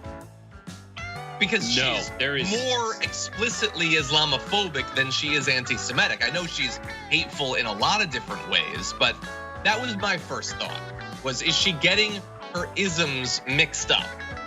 She is stupid, John. So I can't say with certainty about someone this painfully dumb, really anything. There is no confusing Orthodox Jews with Muslim people, period. You'd have to be pretty stupid. But then again, I just said she's really, really stupid. Okay, so now that's insane that you just wouldn't. Okay, I'm not saying I would. I'm trying to understand an insane story. So I mean, some are saying shalom, some are saying salam. Those are wildly different words. Yes. Anyway, when asked about the remark, Boebert said she made it in reference to criticism she has received over giving tours of the Capitol prior to the January 6th attempted insurrection. Quote, I saw a large group and made a joke. Sadly, when Democrats see the same, they demonize my family for a year straight. So she thinks the idea that she was involved with the insurrection is a joke. It's not. So that's your explanation. And it's weird and she's the worst, but I think it makes sense. Except that she then added one more thing. And she says, I'm too short to see anyone's yarmulkes. Well, if the joke was just that a group is being led on a tour of the Capitol, remember when people said I did that? She just said, well, so if you had seen the yarmulkes, you wouldn't have made the joke? What would that have to do with the reference to the January 6th tour? So is it about them being Jewish? Because she gave an explanation that makes it seem as if it's agnostic to any religious thing, but then she added on something that again made it seem as if it was religious. Is she just stupid? Just stupid and folksy? That's the most David Brent defense. Like it's an explicitly British office. Like, oh, I'm not racist, but I'll make another joke that is just as bad in the wake of it. You know, just to keep it light. She is really dumb. The most compelling thing to me is that people like Lauren Boebert simultaneously love Israel and think they can just like, they don't like Jews. They just don't like them. They just don't like Jews, and that's it. And that's what it came down to. And we do have evidence to say that these guys, the people like Lauren Boebert and her supporters would be the ones we'd more likely be able to go up to and say, are you conducting reconnaissance? Because they're the ones who actually did carry out what would be defined classically as a terrorist act. Yeah. And by the way, ideologically, even their love of Israel, like for the true believers at least, is like apocalyptically self-serving, quite literally. Anyway, that's all the time we have for our first hour, but there is so much more awesome news to look forward to. We've got a roundup of a couple just horrible anti-maskers, some scary stuff, a discussion about M&Ms and how they should be presented to the world, and then we will be throwing away our Garbage People of the Week and revealing the Community Garbage Person of the Week. So you're not going to want to miss any of that. If you're on the linear platforms, thank you for joining us. We will see you next Monday. If you're on Twitch or YouTube, lots more to come, so don't go anywhere. Brett and I are going to take a short break, but we'll be right back.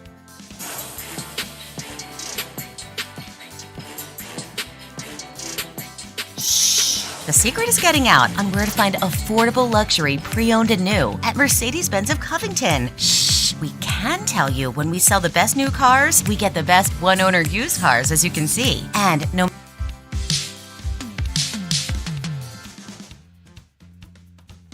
Let's keep going. Shopping for the game can be a minefield for young homeowners who have turned into their parents. Can you believe how many different types of water they have in this aisle? Kim, did you just change blades back there? This is perfect. Jackpot, variety pack. Remember, it's a football game, not a play date.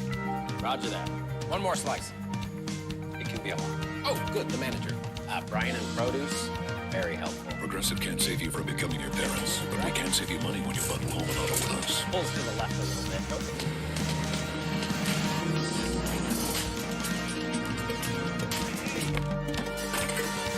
Even when you're not driving it, you want to be driving it.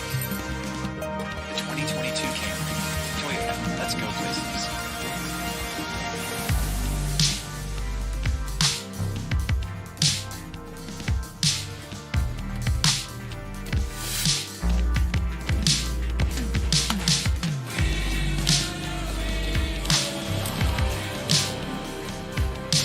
The new GMC Sierra with hands-free driving offers the most advanced and luxurious pickup in its class.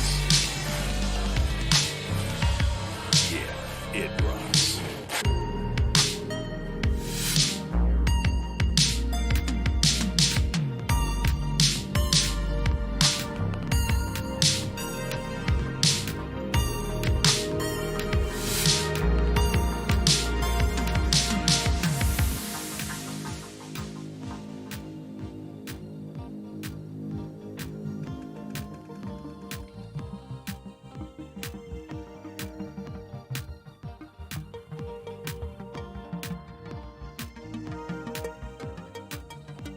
Before we get started with anything else, first of all, of course, sponsored by TwoStrongCoffee.com/TYT. We slightly made that up, but still you get it. It'll help. TwoStrongCoffee.com/TYT. And there's money to Progressive causes. It is flat out the most delicious coffee you've ever had. It's not even close. Okay, so we're moving on since that issue is settled. Before we got started, Ben Glebe, who's just a bit of an awesome comic, not a big deal. Evening, Maddie. Good evening, Chris, and thank you so much for that. Thanks for solving the world's problems. And thanks to you at home for joining us this hour. Rachel has the night off, but she will be back on Monday. And what a week this week has been. It feels like several weeks' worth of news have been crammed into just the last few days, and it doesn't all fit. But we start with a brand new development that has just broken. Worth of news have been crammed into just the last few days, and it doesn't all fit. But we start with a brand new development that has just broken today. Starting in June of last year, journalists at Reuters began publishing a series of hair-raising reports about threats and harassment of election workers across the country. They focused in particular on the state of Georgia, in large part because that was where last year journalists at Reuters began publishing a series of hair-raising reports about threats and harassment of election workers across the country. They focused in particular on the state of Georgia, in large part because that was where Donald Trump's election lies were particularly focused. Reuters reported in detail threats and officials this man threatened to kill, referring to them as officials A, B, and C. According to the indictment, this man posted a message to Craigslist on January the 5th. Them as officials A, B, and C. According to the indictment, this man posted a message to Craigslist on January the 5th last year titled, quote, Georgia Patriot, it's time to kill official A, the Chinese agent. $10,000. I guess the $10,000 was what he was offering to pay to have that official. Time to kill official A, the Chinese agent. $10,000. I guess the $10,000 was what he was offering to pay to have that official killed. He then goes on to talk about putting bullets in 3 Georgia officials, calling them treasonous traitors. As I said, we do not know who the election officials are that this man threatened. He then goes on to talk about putting bullets in 3 Georgia officials, calling them treasonous traitors. As I said, we do not know who the election officials are that this man threatened. As for the weird stuff about one Georgia election official being a Chinese agent, obviously there were all kinds of conspiracy theories being pushed by the Trump campaign about foreign countries, including China, tampering with the vote count. But I will also mention that just a few days before this threat was posted, then President Trump accused Georgia Secretary of State Brad Raffensperger of Georgia really has been ground zero for harassment of election workers, because it's been ground zero for Donald Trump's campaign to overturn the 2020 election and undermine the administration of elections for the next time around. I mean, this guy in Texas didn't wake up one morning and decide he would aim to overturn the 2020 election and undermine the administration of elections for the next time around. I mean, this guy in Texas didn't wake up one morning and decide he would randomly threaten to kill elections officials in Georgia. Sorry, he did not think of it on his own. A pressure campaign against elections officials has consequences. Consequences that were warned about all the way back in December 2020 by Georgia's top elections administrator. Consequences that were warned about all the way back in December 2020 by Georgia's top elections administrator, a Republican. You may remember this moment. I'm going to do my best to keep it together, because I'm going to do my best to keep it together, because it has all gone too far. All of it. The straw that broke the camel's back today is, again, this 20-year-old contractor for a voting system company just trying to do his job. Year-old contractor for a voting system company just trying to do his job. His family's getting harassed now. There's a noose out there with his name on it. It's not right. This kid took a job. He just took a job. And it's just wrong. I can't begin to explain the level of anger I have right now over this. I can't begin to explain the level of anger I have right now over this. And every American, every Georgian, Republican and Democrat alike should have that. Against elections officials by Donald Trump and his allies was producing a campaign of threats and harassment against elections officials by his supporters. No one has been killed, and thank goodness. But elections workers and officials in Georgia and across the country are being terrorized and are leaving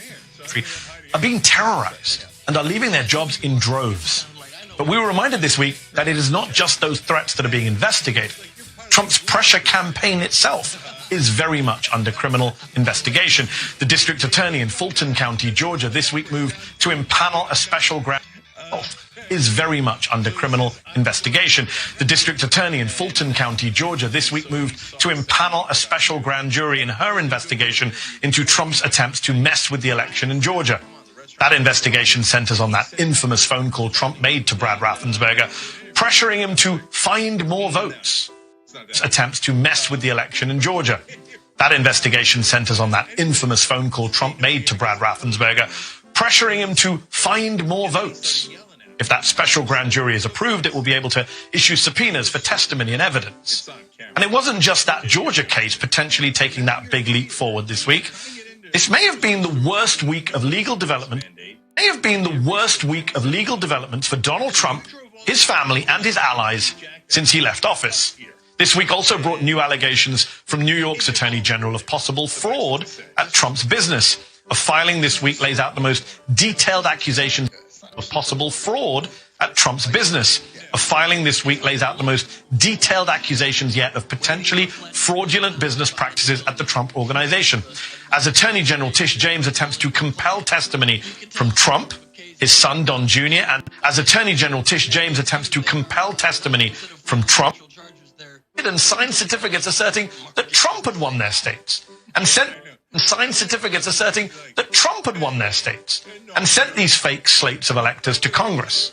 There were multiple reports this week that this plot was pushed. Bedrock thing you need in a democracy is losers' consent. The losers agree the election was fairly run, but we've lost and we'll have to run again next time in fair conditions. I mean, we've already seen with 2020 how damaging the perception of an election being unfair or inaccurate is. So let's talk solutions. How do you fix this? Well, you know, the Democrats tried to get through a very large bill in the last few months. That has not succeeded. But there are at least 4 Republican senators who said that they're willing to talk about making some changes to an arcane 1887 law called the Electoral Count Act. It's basically the rules of the road for Congress as they figure out whose electoral college votes should be counted. So there are at least 4 Republican senators who are in talks with Democrats to try to make changes to that. And I think we could add that to a list of other things that could really make it harder for someone who's unscrupulous to try to change the results of an election.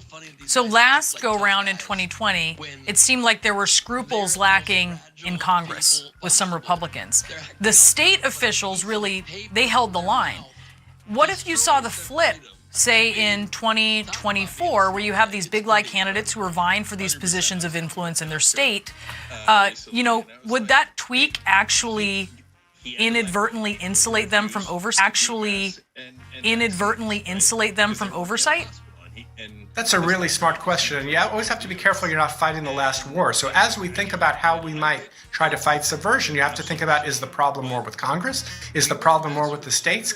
One possibility, which was contained in one of the versions of the bill that the Democrats were trying to get through, would let federal courts have a role in determining who the fair winner of an election was in the state if there's a dispute either in the state or in Congress. I think in language that does not bear any resemblance to anything like an actual presidential executive order. But Betsy Woodruff Swan at Politico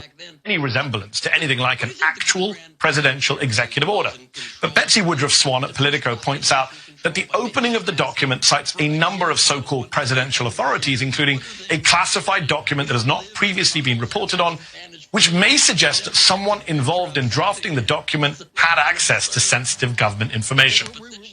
That said, we do not know who drafted it, nor how seriously it was considered, though it has been previously reported that some proposal like this was debated in the Oval Office on December the 18th, 2020. This document is dated the 16th of December. Was debated in the Oval Office on December the 18th, 2020. This document is dated the 16th of December. But this is only the first Trump White House record we've seen that has been turned over to the January 6th investigation. What on earth? What else are they? Trump White House record we've seen that has been turned over to the January 6th investigation. What on earth? What else are they going to turn up? Joining documents that we've received, but I will say that we've received hundreds of pages of documents from the archives that are responsive to the Supreme Court decision in which the former president lost. Americans held hostage, abandoned behind enemy. But what I can tell you is that these documents will prove fruitful and helpful to aid in our investigation, to shine a clear light on in what Afghanistan, the Islamic Emirates of Afghanistan. No end in sight. Sadly, the same president that botched this withdrawal is now tasked with protecting the thousands of Americans currently inside Ukraine.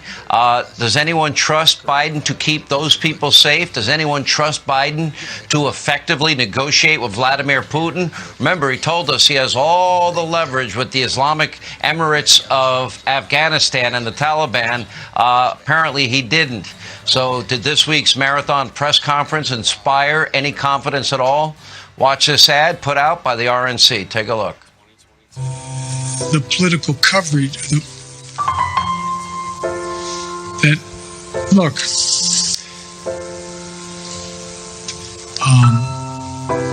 some of the political players and some of the... I can't believe these fuckers are doing this shit. Look at that. They just slowed down on a video to make him look bad. No. What are they going to do next? God, man. I used to joke about it, but it's not funny. Yeah, it's One not more funny, question. asshole. Does anyone think Putin would be amassing, 100,000 plus troops on the border with Ukraine, threatening war if Donald Trump were still in office? I tend to doubt that'd be happening, nor do I think he would have gotten the waiver on the Nord Stream 2 pipeline. But then again, the Trump family never made millions of dollars. And these documents and what we have continued to learn will serve as the connective tissue to a lot of that. I think I can speak for a lot of viewers of this show when I say...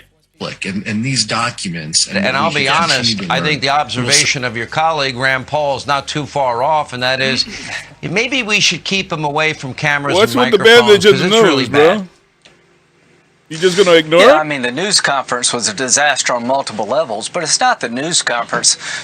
He's been on the world stage, Joe Biden, for 40 years. He was in charge of the Ukraine portfolio under the Obama administration. So everybody in the Ukraine understands that Joe Biden didn't realize his own son was serving on the Burisma board, the most corrupt gas company in the world, while Biden was trying to clean up corruption. So I talked with President Trump today about this. He's pretty floored, like I am. At a certain level, we all want to pull for the president that we could do better with COVID, that we'd make the world a safer place. So Putin realizes that under Biden, he can invade the Ukraine and get away with it. He realized that under Trump, he could not invade the Ukraine and get away with it.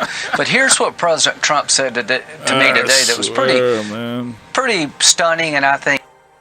I swear. To have conversations that will be helpful and fruitful to our efforts. Is it bizarre that in a week where the Republicans rejected all of your voting rights bills in the Senate,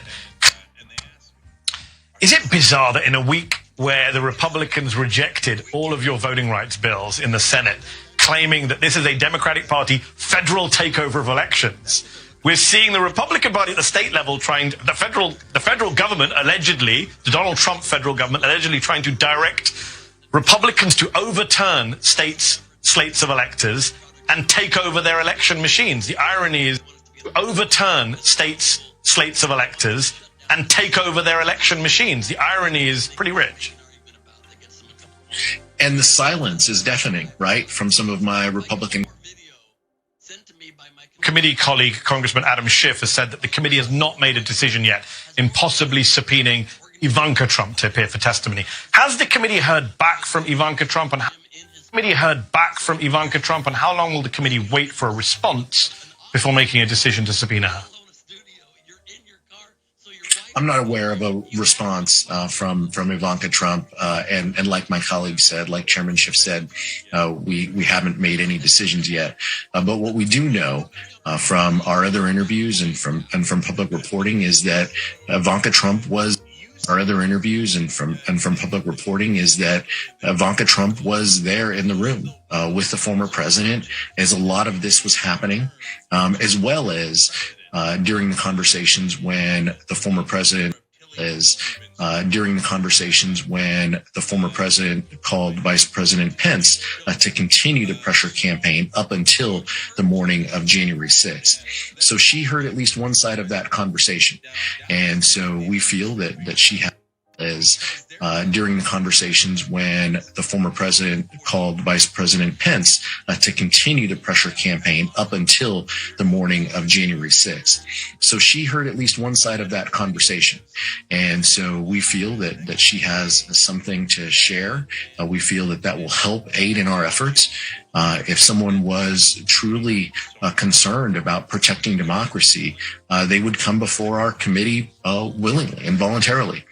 So we haven't. If someone was truly concerned about protecting democracy, they would come before our committee willingly and voluntarily. So we haven't heard anything yet from her to date, though. I can say quite.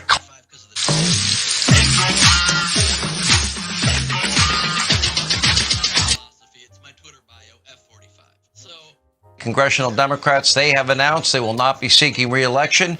According to 538, that number is likely to grow. And meanwhile, a stunning new Trafalgar poll by our friend Robert Cahaley showing Republicans are now up over 13 percentage points on the generic ballot question. And by the way, They were down 9 points a year ago.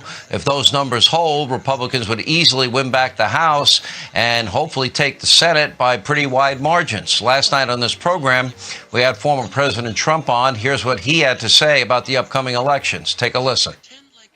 What do you advise Republicans for these midterm elections? Do you plan on getting active and involved in it?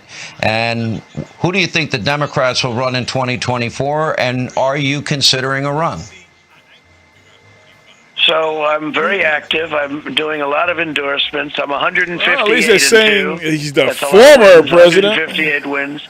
And we're endorsing The a whole former twice impeached flock of very good people. one-term loser and, president. You know, the whole Make America Great Again. It's all about Make America Great Again. It's about America first. That's why with energy and so many things that we're giving away to the enemy, we're giving them away to other people, other countries. We're giving all of that tremendous wealth away. Make America great. Oh, amazing. We have a guy that was president that actually is coherent and up on the issues. In 1994, led by the former Speaker of the House, Newt Gingrich, the GOP's contract with America, that ushered in historic Republican gains in the House of Representatives. Out of office. David Becker is the founder of the Nonpartisan Center for Election Innovation and Research, working with election administrators across the country. After the 2020 election,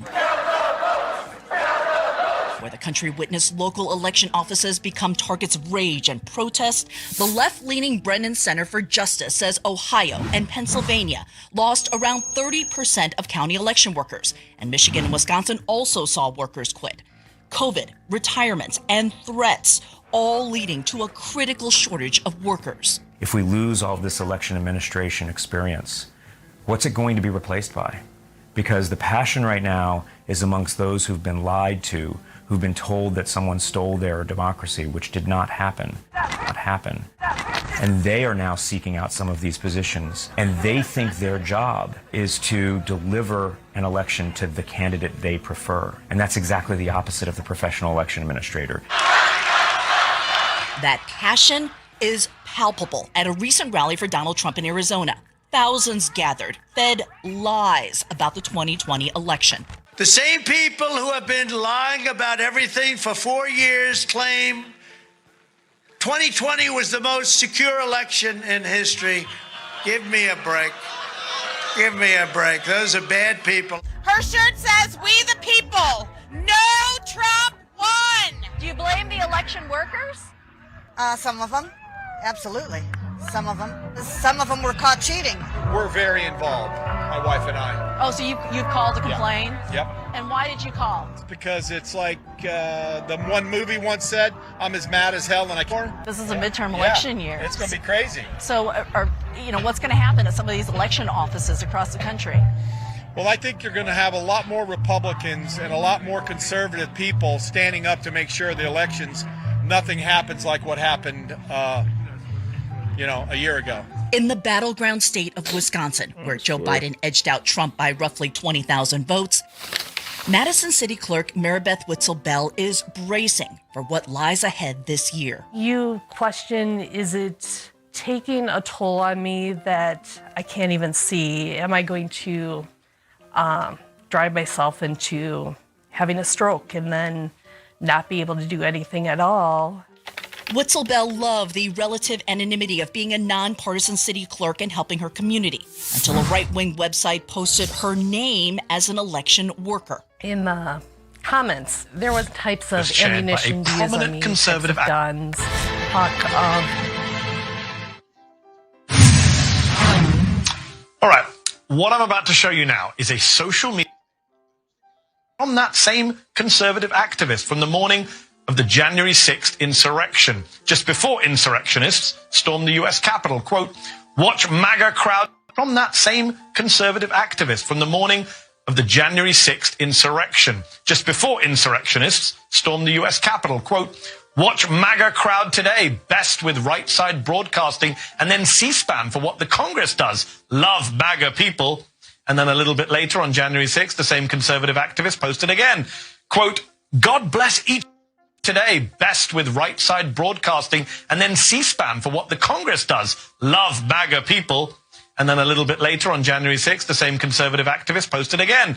Quote, God bless each of you standing up or praying. Now you might say, well, it's the kind of bonkers conspiracism that we've had to get used to from the online pro-Trump right in recent years. It's the kind of thing that might have been posted by, I don't know, Mike Flynn. Online pro-Trump right in recent years. It's the kind of thing that might have been posted by, I don't know, Mike Flynn or the MyPillow guy or maybe the QAnon shaman. It wasn't. It wasn't any of those people. All of that MAGA world nonsense was posted by Ginny Thomas, the wife of sitting Supreme Court Justice Clarence Thomas. For decades now, even before her husband was on the Supreme Court, Ginny Thomas has been active in the fringier parts of the conservative movement. During the Trump era, she ratcheted it up a notch, promoting conspiracy theories about leftist coups, mocking victims of school shootings, and of course making baseless... During the Trump era, she ratcheted it up a notch, promoting conspiracy theories about leftist coups, mocking victims of school shootings, and of course making baseless claims about Democrats stealing elections. Now, you might be saying to yourself, so what about Trump losing the election? She's also attacked the January 6th investigation and called on Republicans to retaliate against Adam Kinzinger and Liz Cheney for their participation in it.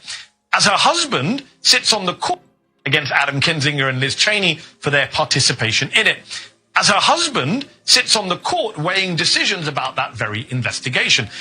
Which is why no one should have been surprised when the Supreme Court issued its 8-1 ruling ordering the National Archives to hand Trump's records over to those investigators earlier this week. And the one justice who sided with Trump in that should have been surprised when the Supreme Court issued its 8-1 ruling ordering the National Archives to hand Trump's records over to those investigators earlier this week. And the one justice who sided with Trump in that decision was, drumroll, Clarence Thomas. What would you say if you saw this in another country? A judge on the High Court trying to shield a disgraced former leader from being investigated for instigating a coup, while the wife of that judge attacks the investigators and promotes on the High Court trying to shield a disgraced former leader from being investigated for instigating a coup, while the wife of that judge attacks the investigators and promotes the lie that spurred the coup in the first place. And what, if anything, can be done about it here? Joining us now is New Yorker chief Washington correspondent Jane Mayer, who has a must-read new piece on Ginny Thomas at the New Yorker titled, "Is Ginny Thomas a Threat to the Supreme Court?"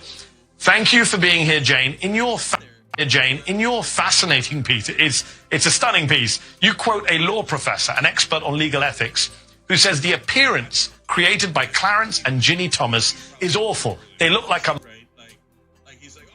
important. And it's what really struck me when I was doing this reporting, which was that she is involved in substantial ways in leadership roles with groups and activists who have business in front of her husband's court. She's not just taking a separate role and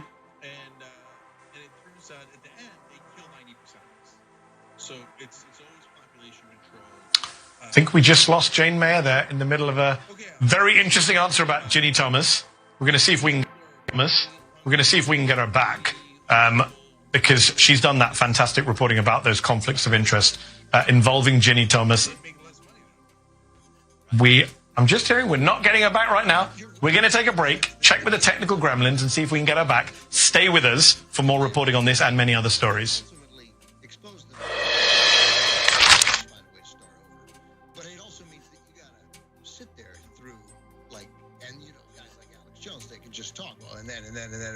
And then, of course, eventually it'll make no sense, but they'll just, as I said, they'll just double back to someplace in the middle and restart.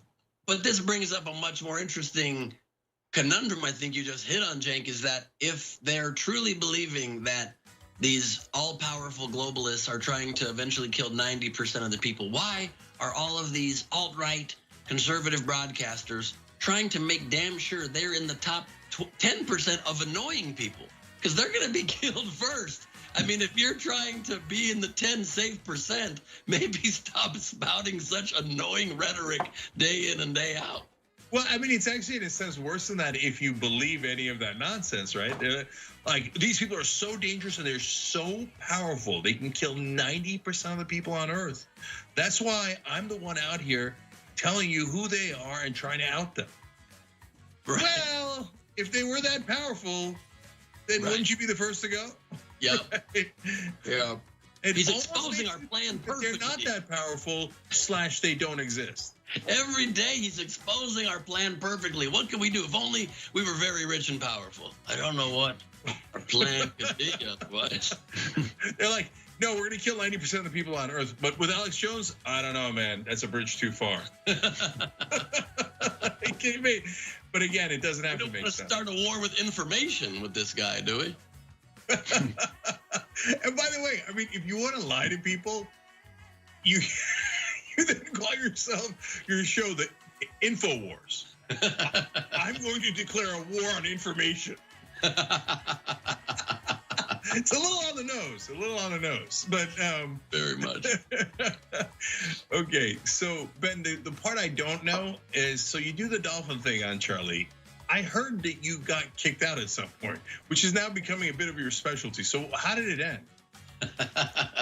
So I made sure that I negotiated with them before I traveled to his Phoenix Turning Point studio that I could film it with my own camera. So I posted the full debate, including the ending, on my YouTube channel from my iPhone. But I did the whole debate, and then he asked if I would do a bonus round of 10 minutes more to finish up. And I said, sure, for bonus content. And that's when I really pulled out my final stop. And I said to him, here's what I don't understand about you conservatives that claim that the Pfizer vaccine could receive authorization for kids now under 5 as early as next month. What happened to follow the science? Now, will Fauci want them to show what? Proof of vaccination to go to a restaurant or a bowling alley?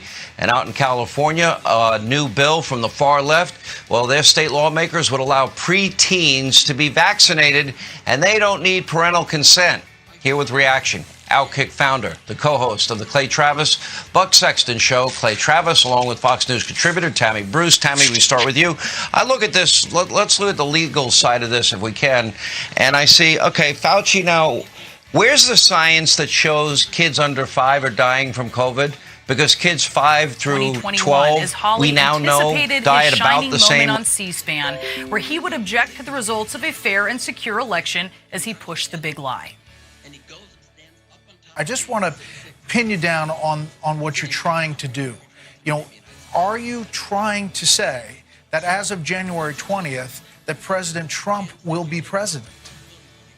Well, that depends on what happens on Wednesday. On Wednesday, January 6th, that's the day that he was talking about. The day that Trump supporters surrounded the Capitol as Congress, including Holly, gathered to certify the election results. The junior senator from Missouri made sure to pay them a visit outside, his clenched fist held high to show solidarity with those who would soon storm the Capitol as Holly and his colleagues fled the Senate chamber. Holly's campaign, by the way, fired off a fundraising plea as the ransacking began because he saw opportunity, his words, in the day. My view is this, that this is my opportunity to stand up and say something. 4 people died that day for Trump supporters. 140 police officers injured that day defending the Capitol. 5 died in the wake of the attack, including by suicide. But even after the attack, Holly went ahead with his C-SPAN moment. This is the place where those objections are to be heard and dealt with, debated, and finally resolved. In this lawful means, peacefully, without violence, without attacks, without bullets. And so, Mr. President, let me just say now briefly, in lieu of speaking about it later, a word about Pennsylvania. Objecting still to the outcome of a fair and secure election, even after the attack. Later, when given the chance to join his colleagues in honoring the service of the Capitol Police and the D.C. Police, hard pass from Josh Hawley, who takes issue with calling the people who stormed the Capitol violent insurrectionists. Instead, he dined out at CPAC on his role undermining the election. On January the 6th, I objected during the Electoral College certification. Maybe you heard about it. I did. Sounds like a Tinder profile, doesn't it? Enjoys short walks outside the Capitol, making money off of attacks on democracy, looking for a partner who also likes to rewrite history. I never said that the goal was to overturn the election. That was never the point, and it was never possible. I was very clear from the beginning that I was never attempting to overturn the objection. The election. Okay. The problem for Holly? It's all on tape. Let's play one of Holly's greatest hits again. I just want to pin you down on what you're trying to do. I just want to pin you down on what you're trying to do. Are you trying to say that as of January 20th, that President Trump will be president? Well, that depends on what happens on Wednesday. As Holly did this week, he likes to say Democrats did the exact same thing that he did, objecting to election results. It happened in 2000, it happened in 2004, it happened in 2016. Now it's going to be 2022. Let's head back in time, shall we? In 2017, several House Democrats tried to object to the certification of the vote in a number of states. No senator joined them. They were ruled out of order time and time again by someone whose personal preference was obviously not for Trump to become president. And yet, Debate is out of order. There's no debate. Objection cannot be entertained. 2005, this time, two Democratic lawmakers, including a senator this time, objected to Ohio's electoral votes. It went nowhere. And then all the way back in 2001, when a dozen members of the Congressional Black Caucus, as well as some other House Democrats, objected to the certification of Florida electoral votes, they were silenced by the Democrat who had lost that election. George W. Bush of the state of Texas has received for President of the United States 271 votes. Al Gore of the state of Tennessee has received 266 votes. May God bless our new president. There's a reason those objections made news at the time. They were unusual, controversial. There's also a reason you probably don't remember those objections happening, and that's because what Hawley and his pals did is different. More than a symbolic protest. They objected to the certification of electoral votes after an attack on the Capitol, and at the same time that the sitting president was refusing to concede. After the 2000 election, Bill Clinton welcomed the Bushes for the perfunctory visit that a president-elect makes to the White House. After 2016, the Obamas welcomed the Trumps for that perfunctory visit. After the 2020 election, nada, right? There's no video because it didn't happen. In fact, in 2020, the sitting president and his allies were concocting a far-fetched but earnest plan to overturn the presidential election, laid out on paper in the Eastman memo. The plan was simply this. We had over 100 congressmen and senators on Capitol Hill ready to implement the sweep. The sweep was simply that. We were going to challenge the results of the election in the 6 battleground states. And then President Trump had been working the phones to urge state officials to just pull votes out of thin air. I just want to find 11,780 votes, which is one more than we have. His resistance to reality championed by Hawley and many others in the Republican Party. Trump has not lost. Do not concede, Mr. President. Fight hard. At this point, we do not know. But we did know. Ted Cruz knew, Lindsey Graham knew, and so did Josh Hawley. He's a lawyer, did you know? Yale Law School, clerked for the Chief Justice of the Supreme Court. He is one smart Missouri cookie, betting on his supporters, buying his lies. And up next, Republicans across the country are campaigning on the big lie, and they're raking in millions for it. We've got the man who was once among the most respected political reporters at Fox, Carl Cameron, on deck as Democracy in Peril continues. The board was supposed to vote on that issue Wednesday night, but because of these petitions, that vote never happened. Now, this may sound like a lot of stories you've heard before. Democrats fighting their local elections officials for the right to vote. But check this out. Lincoln County is approximately 70% white and casts 68% of its votes for Donald Trump. Stories you've heard before. Democrats fighting their local elections officials for the right to vote. But check this out. Lincoln County is approximately 70% white and casts 68% of its votes for Donald Trump in 2020. Nevertheless, these activists spent months going door to door collecting signatures to make sure that it doesn't get harder for anyone to vote in Lincoln County. They are not partisan to vote in Lincoln County. They are not partisan big D Democrats. They are small d Democrats supporting democracy for everyone. Nationally, though, we know that more than 1,688 polling places have been shuttered.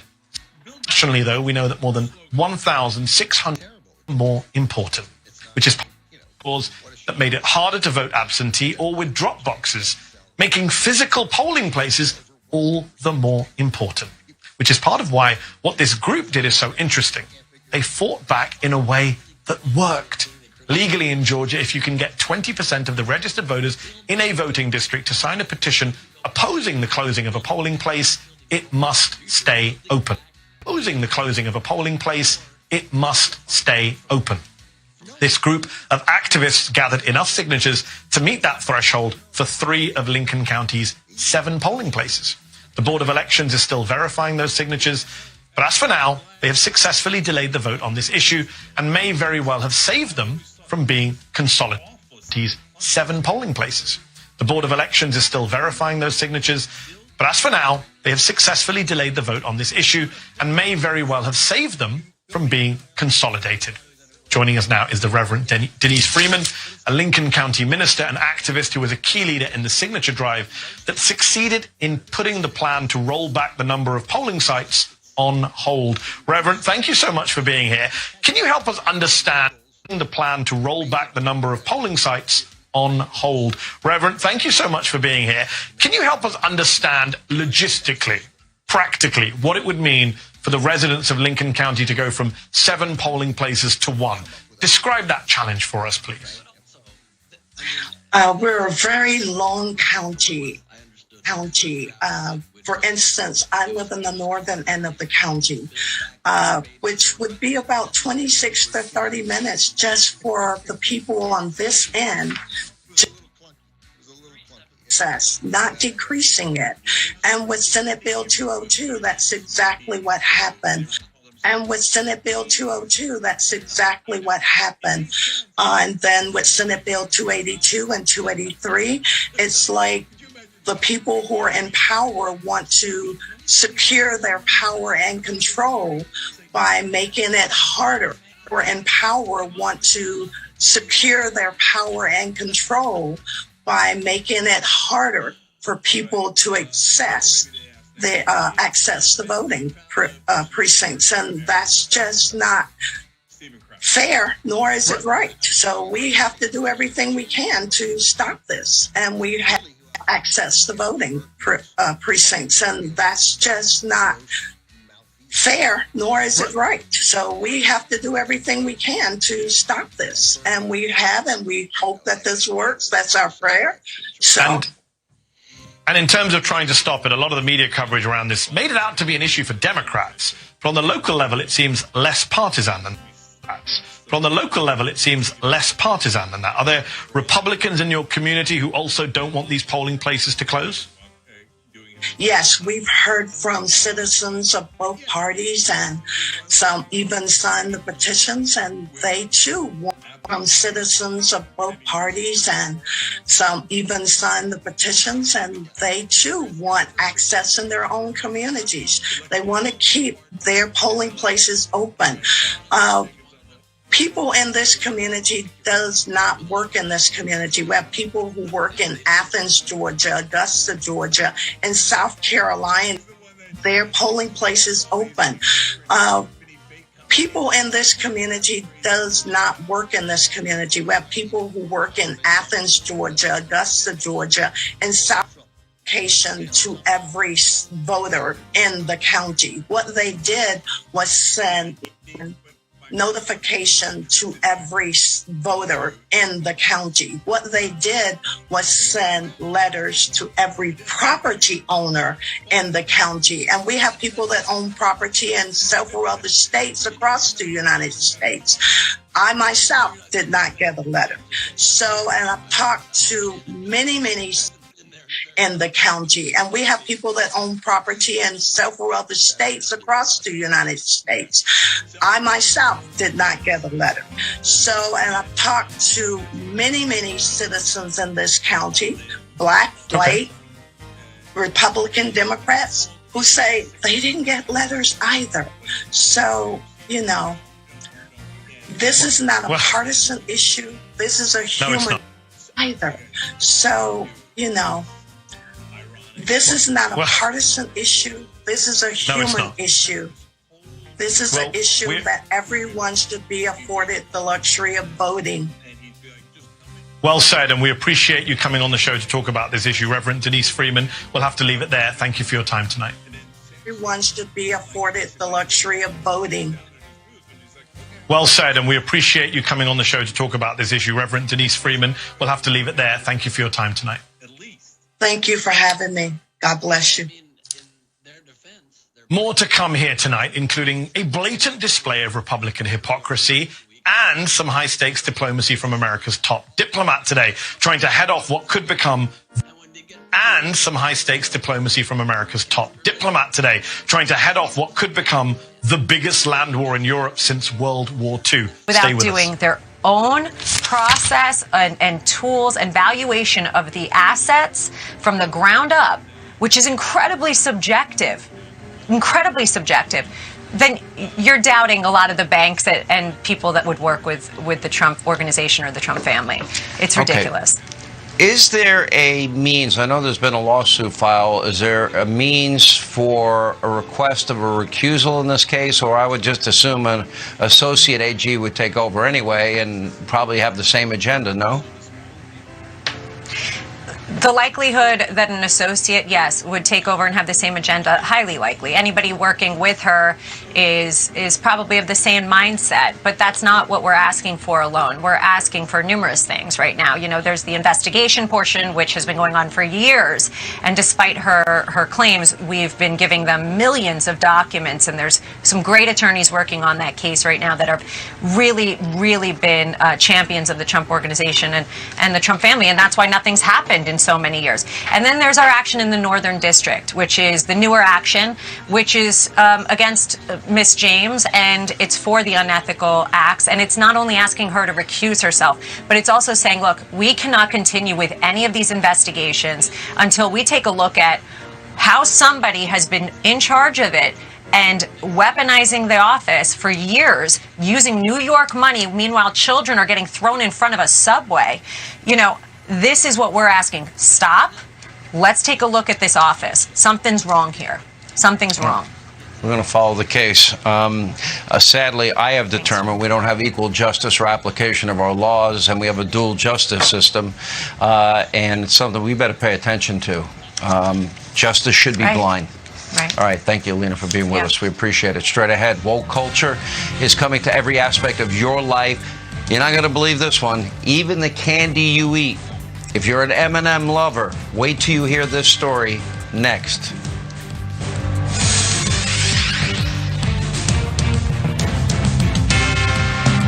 It's time for a new shower, but you don't want the hassle.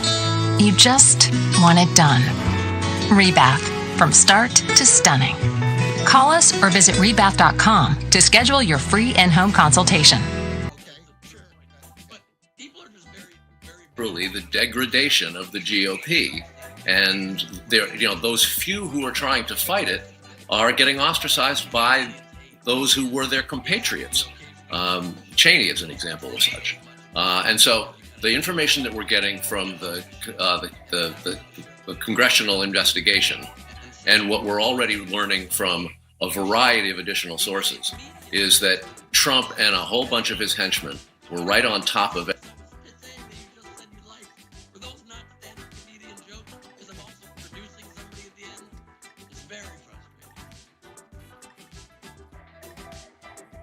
Yes, we sure do. Carl Cameron, it is always great to see you. Thank you.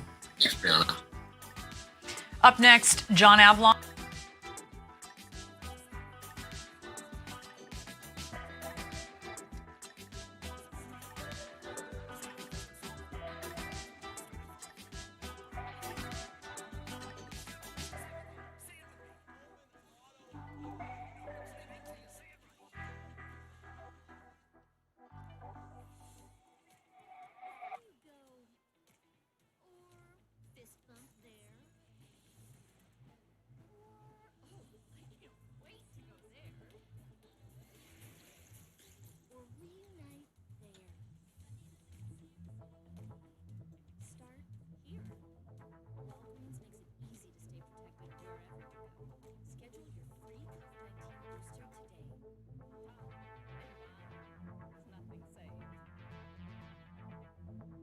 A member of the while Lavrov denied that the massive Russian force on Ukraine's border was a prelude to an invasion. Okay then. Russia has repeatedly said it wants NATO to roll back its military presence in Eastern Europe and to not make Ukraine a member of the alliance. Blinken said today the US will respond to Russia's demands next week in writing, but in the meantime they will keep talking. Today's latest high-stakes meeting comes amid claims from Ukraine's military intelligence services that Russia is sending mercenaries with tanks and artillery units into rebel talking. Today's latest high-stakes meeting comes amid claims from Ukraine's military intelligence services that Russia is sending mercenaries with tanks and artillery units into rebel-held territories in eastern Ukraine. The US is responding to Russia's build-up by giving Baltic states, Estonia, Lithuania and Latvia approval to send lethal weapons to Ukraine. And now tonight we're starting to get the first images of that lethal aid that Biden recently authorized. And now tonight we're starting to get the first images of that lethal aid that Biden recently authorized for you, while punishing Russia for creating this harsh new reality. Right now, no task is more important. Joining us now is the co-author of that op-ed, retired, while punishing Russia for creating this harsh new reality. Right now, no task is more important. Joining us now is the co-author of that op-ed, retired Army Lieutenant Colonel Alexander Vindman, who is the former Director for European Affairs at the National Security Council. He's also the author of a New York Times bestseller called Here, Right Matters, An American Story. He's now a board member for the Renew Democracy Initiative. Colonel Vindman, thank you for joining me tonight. A lot of people say the Biden threat of unprecedented new sanctions against Putin and his underlings won't work as a deterrence. Sanctions just aren't good. He's now a board member for the Renew Democracy Initiative. Colonel Vindman, thank you for joining me tonight. A lot of people say the Biden threat of unprecedented new sanctions against Putin and his underlings won't work as a deterrence. Sanctions just aren't good enough. You write in your latest piece for Foreign Affairs Today that that's not necessarily the case. Briefly explain why. Well, I don't think the sanctions are necessarily going to be, the sanctions by themselves are not going to be as sufficient. Well, I don't think the sanctions are necessarily going to be, the sanctions by themselves are not going to be a sufficient deterrent. The fact of the matter is that they're reactionary. They'll snap into effect potentially after Russia's incursion. But even then, there's probably going to be a deliberation. Right now, the diplomatic effort underway with our allies is to make sure that we are on the same page. And if not, they don't completely align. Diplomatic effort underway with our allies is to make sure that we are on the same page, and if not, they don't completely align. Most of the sanctions will be consistent between the various the alliance structure. But by itself, that's not going to be sufficient. The Russians have built a massive $630 billion war chest to weather sanctions. It's going to take to weather sanctions. It's going to take some coercive diplomacy on the part of the U.S., some hard power. And getting Putin to back off and avoid a full-blown war. Isn't making that offer a price worth paying to avoid a, quote, humanitarian catastrophe? First of all, I think there's a merit to discussing this idea, but I don't think that even First of all, I think there's a merit to discussing this idea, but I don't think that even the fact that the U.S. says that Ukraine can't join NATO is not going to be sufficient. It doesn't change the dynamic on the ground between Russia and Ukraine. First of all, I think there's a merit to discussing this idea, but I don't think that even the fact that the U.S. says that Ukraine can't join NATO is not going to be sufficient. It doesn't change the dynamic on the ground between Russia and Ukraine. Ukraine continues to make progress on its path towards democracy, continues to make progress on Euro-Atlantic integration, continues to pose a viable alternative to the Russian model. On that basis, that's why Vladimir Putin's acting. I think there's something to be said about this idea. That's why Vladimir Putin's acting. I think there's something to be said about this idea of whether the U.S. could unilaterally make this decision and roll back the clock on really many, many decades of idea that countries could determine their own path. It's this concept of self-determination. There have been numerous international agreements, including the UN Charter. There have been numerous international agreements, including the UN Charter, that indicates that countries should be able to choose their own path. Now, whether NATO joins is a different story, but I think that's just a signal. If we say they can't join, that's just a signal. Senator Menendez, that is wide-ranging. It covers sanctions. It covers provision of military aid. It even covers a concept called Lend-Lease, where the Ukrainians can acquire much more capable provision of military aid. It even covers a concept called Lend-Lease, where the Ukrainians can acquire much more capable high-end equipment. Those types of things legislated with bipartisan support can be helpful. There could be more done with regards to allowing the Ukrainians to defend themselves and arming them. Legislated with bipartisan support can be helpful. There could be more done with regards to allowing the Ukrainians to defend themselves and arming them. Those will change, start to, on the margins, change Russian calculus. There's something can be done with regards to force posture in Europe. We're going to need that anyway. Once this occurs, there's going to be a flood of refugees. Our allies are going to demand some security and clear indications that Article 5 actually holds. And all these things together may still have an effect. It's closing this idea of an opportunity. We're out of time, but one thing I would like to see happen, God forbid, if people start... All these things together may still have an effect. It's closing this idea of an opportunity. We're out of time, but one thing I would like to see happen, God forbid, if people start fleeing Ukraine, is a lot of the Western countries that claim to care so much about Ukrainian lives. Let's see if our government and other Western governments will open their borders to these refugees. Retired Army Lieutenant Colonel Alexander Vindman, we'll have to leave it there. We're out of time, but thank you so much for your analysis. These refugees. Retired Army Lieutenant Colonel Alexander Vindman, we'll have to leave it there. We're out of time, but thank you so much for your analysis. Appreciate it. We have just one more story to get. The right investments. They make me feel like I've got it all under control. Boya, be confident to and through retirement. Look at that preacher. Hey, let me help you. Thanks, Tony. Doing this stuff. Doing this stuff. You better dig in. To the greatest mom in the world.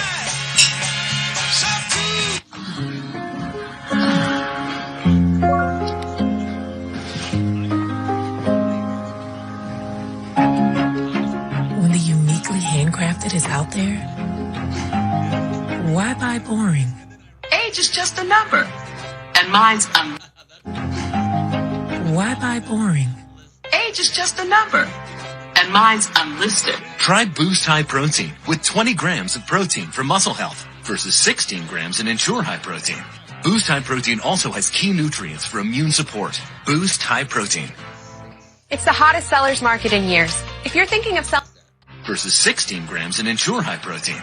Boost High Protein also has key nutrients for immune support. Boost High Protein. It's the hottest sellers market in years. If you're thinking of selling your home, your first step is to find out how much it's worth today. But where do you start? Introducing HomeLight, the essential real estate platform for selling your home. HomeLight will give you a free home valuation and match you with top local real estate agents in your neighborhood who will provide you a complimentary market analysis. HomeLight give you a free home valuation and match you with top local real estate agents in your neighborhood who will provide you a complimentary market analysis.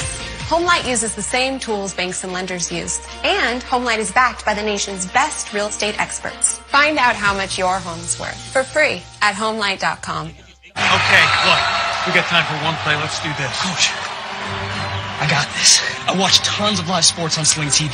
Hook shot from half court. Play, let's do this. Coach, I got this. I watch tons of live sports on Sling TV. Hook shot from half court. That's right. All of a sudden, we're millionaires. Congratulations, we're all living like capitalists. The only problem with NFTs, it doesn't come with a stick of bubble gum, unfortunately. Yeah.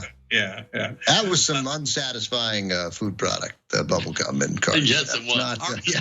Hardest gum ever. Yeah. Totally. But now you made me nostalgic for it. I kind of want it. Yeah. It's a gum cracker. Yeah. All right, guys, we gotta go. We got a whole nother episode for the members, and there we can curse. You pay, we curse. Hey, look. Okay, we try to please. tyt.com/join to become a member. If you're watching on YouTube, you can hit the join button below, and we'll see you in the member section.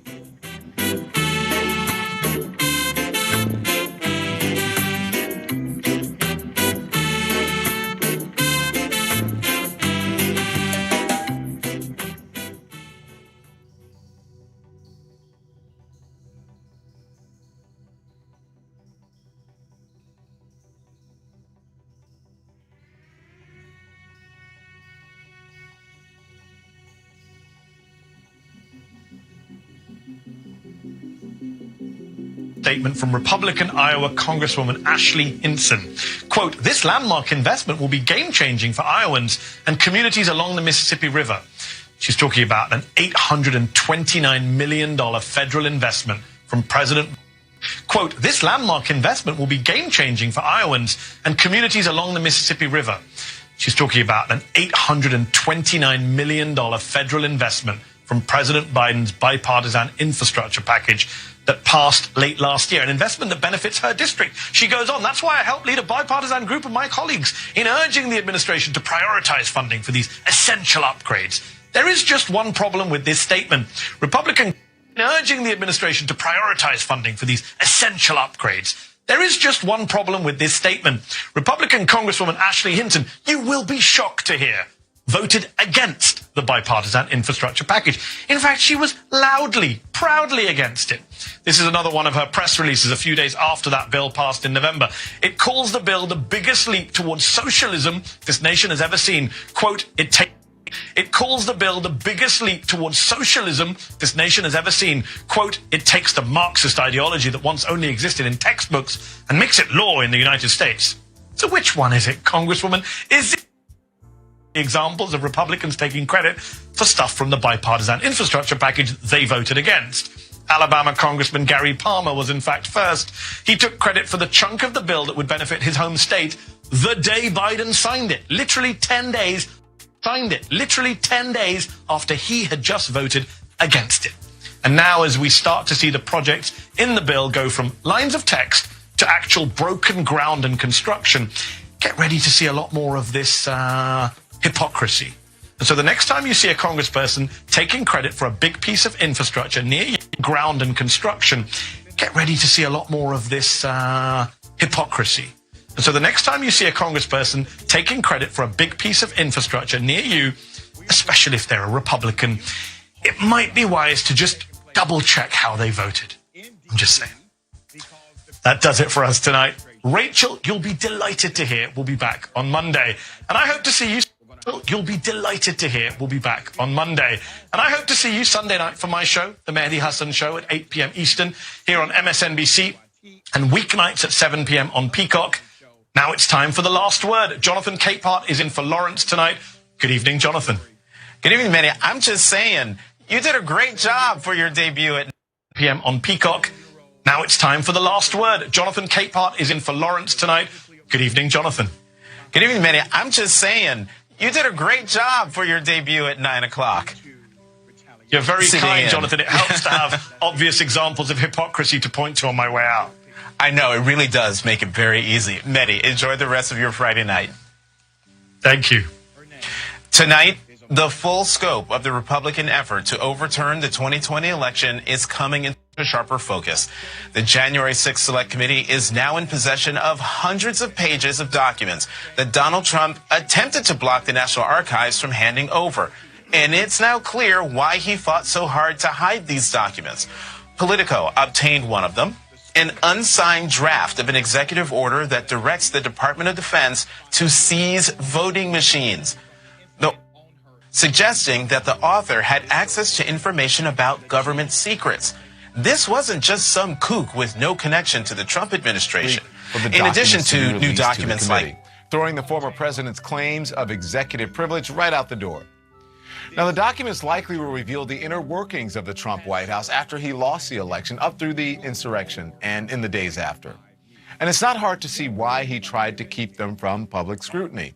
Politico is reporting explosive new details on some documents the committee's reviewing, including a draft of an executive order. It's dated December 16, 2020, directing the defense secretary to seize voting machines.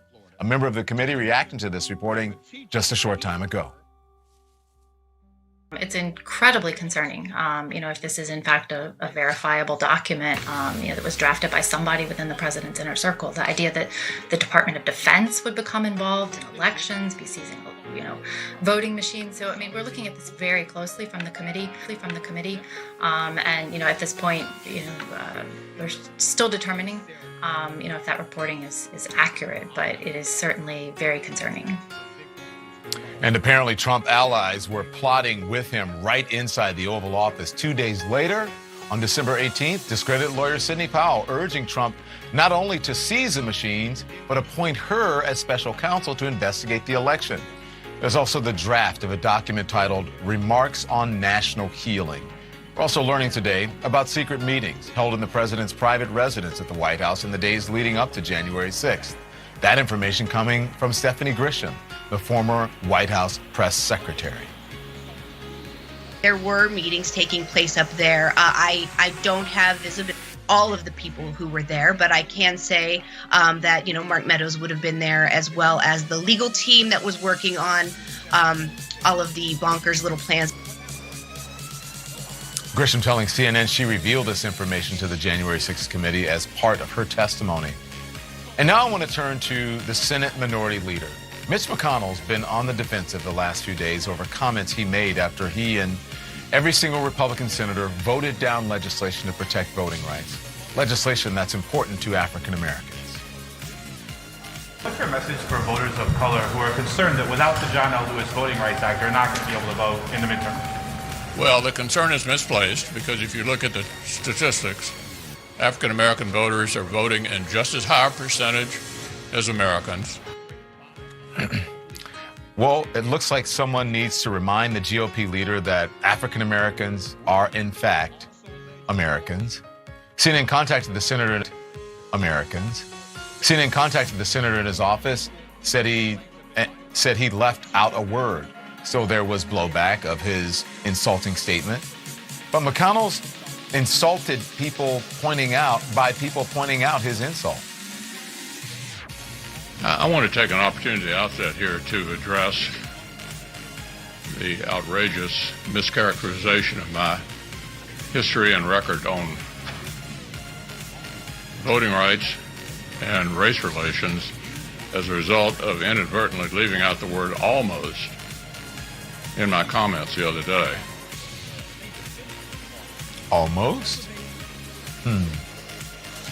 So McConnell really meant to say, right, if you go with what he's saying, African American voters are voting in just as high a percentage as almost Americans? Still doesn't sound right. The omitted word is all, not almost. Sorry. Boy, good thing there are staffers back at home base to clarify the wording, what comes out of his mouth. McConnell's office home base to clarify the wording, what comes out of his mouth. McConnell's office telling CNN the senator really meant to say other Americans. I have to give McConnell credit as a master tactician of the Senate, successfully blocking voting rights and other major items on Biden's agenda. And despite the defeat on voting rights and failing to get Build Back Better passed as one giant piece of legislation, the president's down, but he is certainly not out. saying this week that he wants to try and pass big chunks of Build Back Better. Biden addressing the conference of mayors this afternoon, sounding optimistic. And we still face tremendous challenges, though. But together we've proven that we can get big things done in this country. Last year, your help, we laid the groundwork. This year, we have to build it.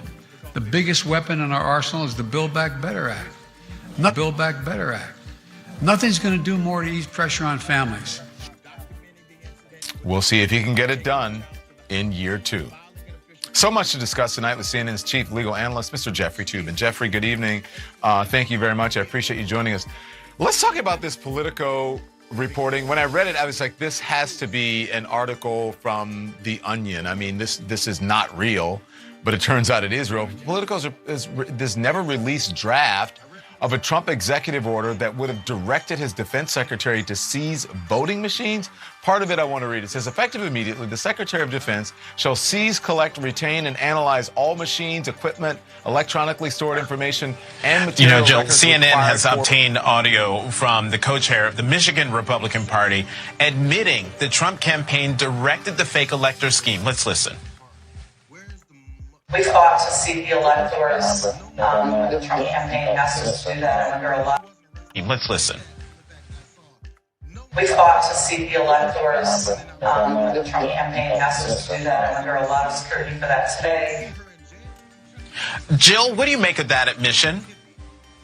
I'm not surprised that there is going to be much more evidence that it was directed out of the Trump campaign. We know that not only the Trump campaign, we know that not only were there fake electors after the state had certified the real people who were the Biden electors, but some of the electors refused to sign the certification. If they had been elected as Trump electors, they said, well, we weren't.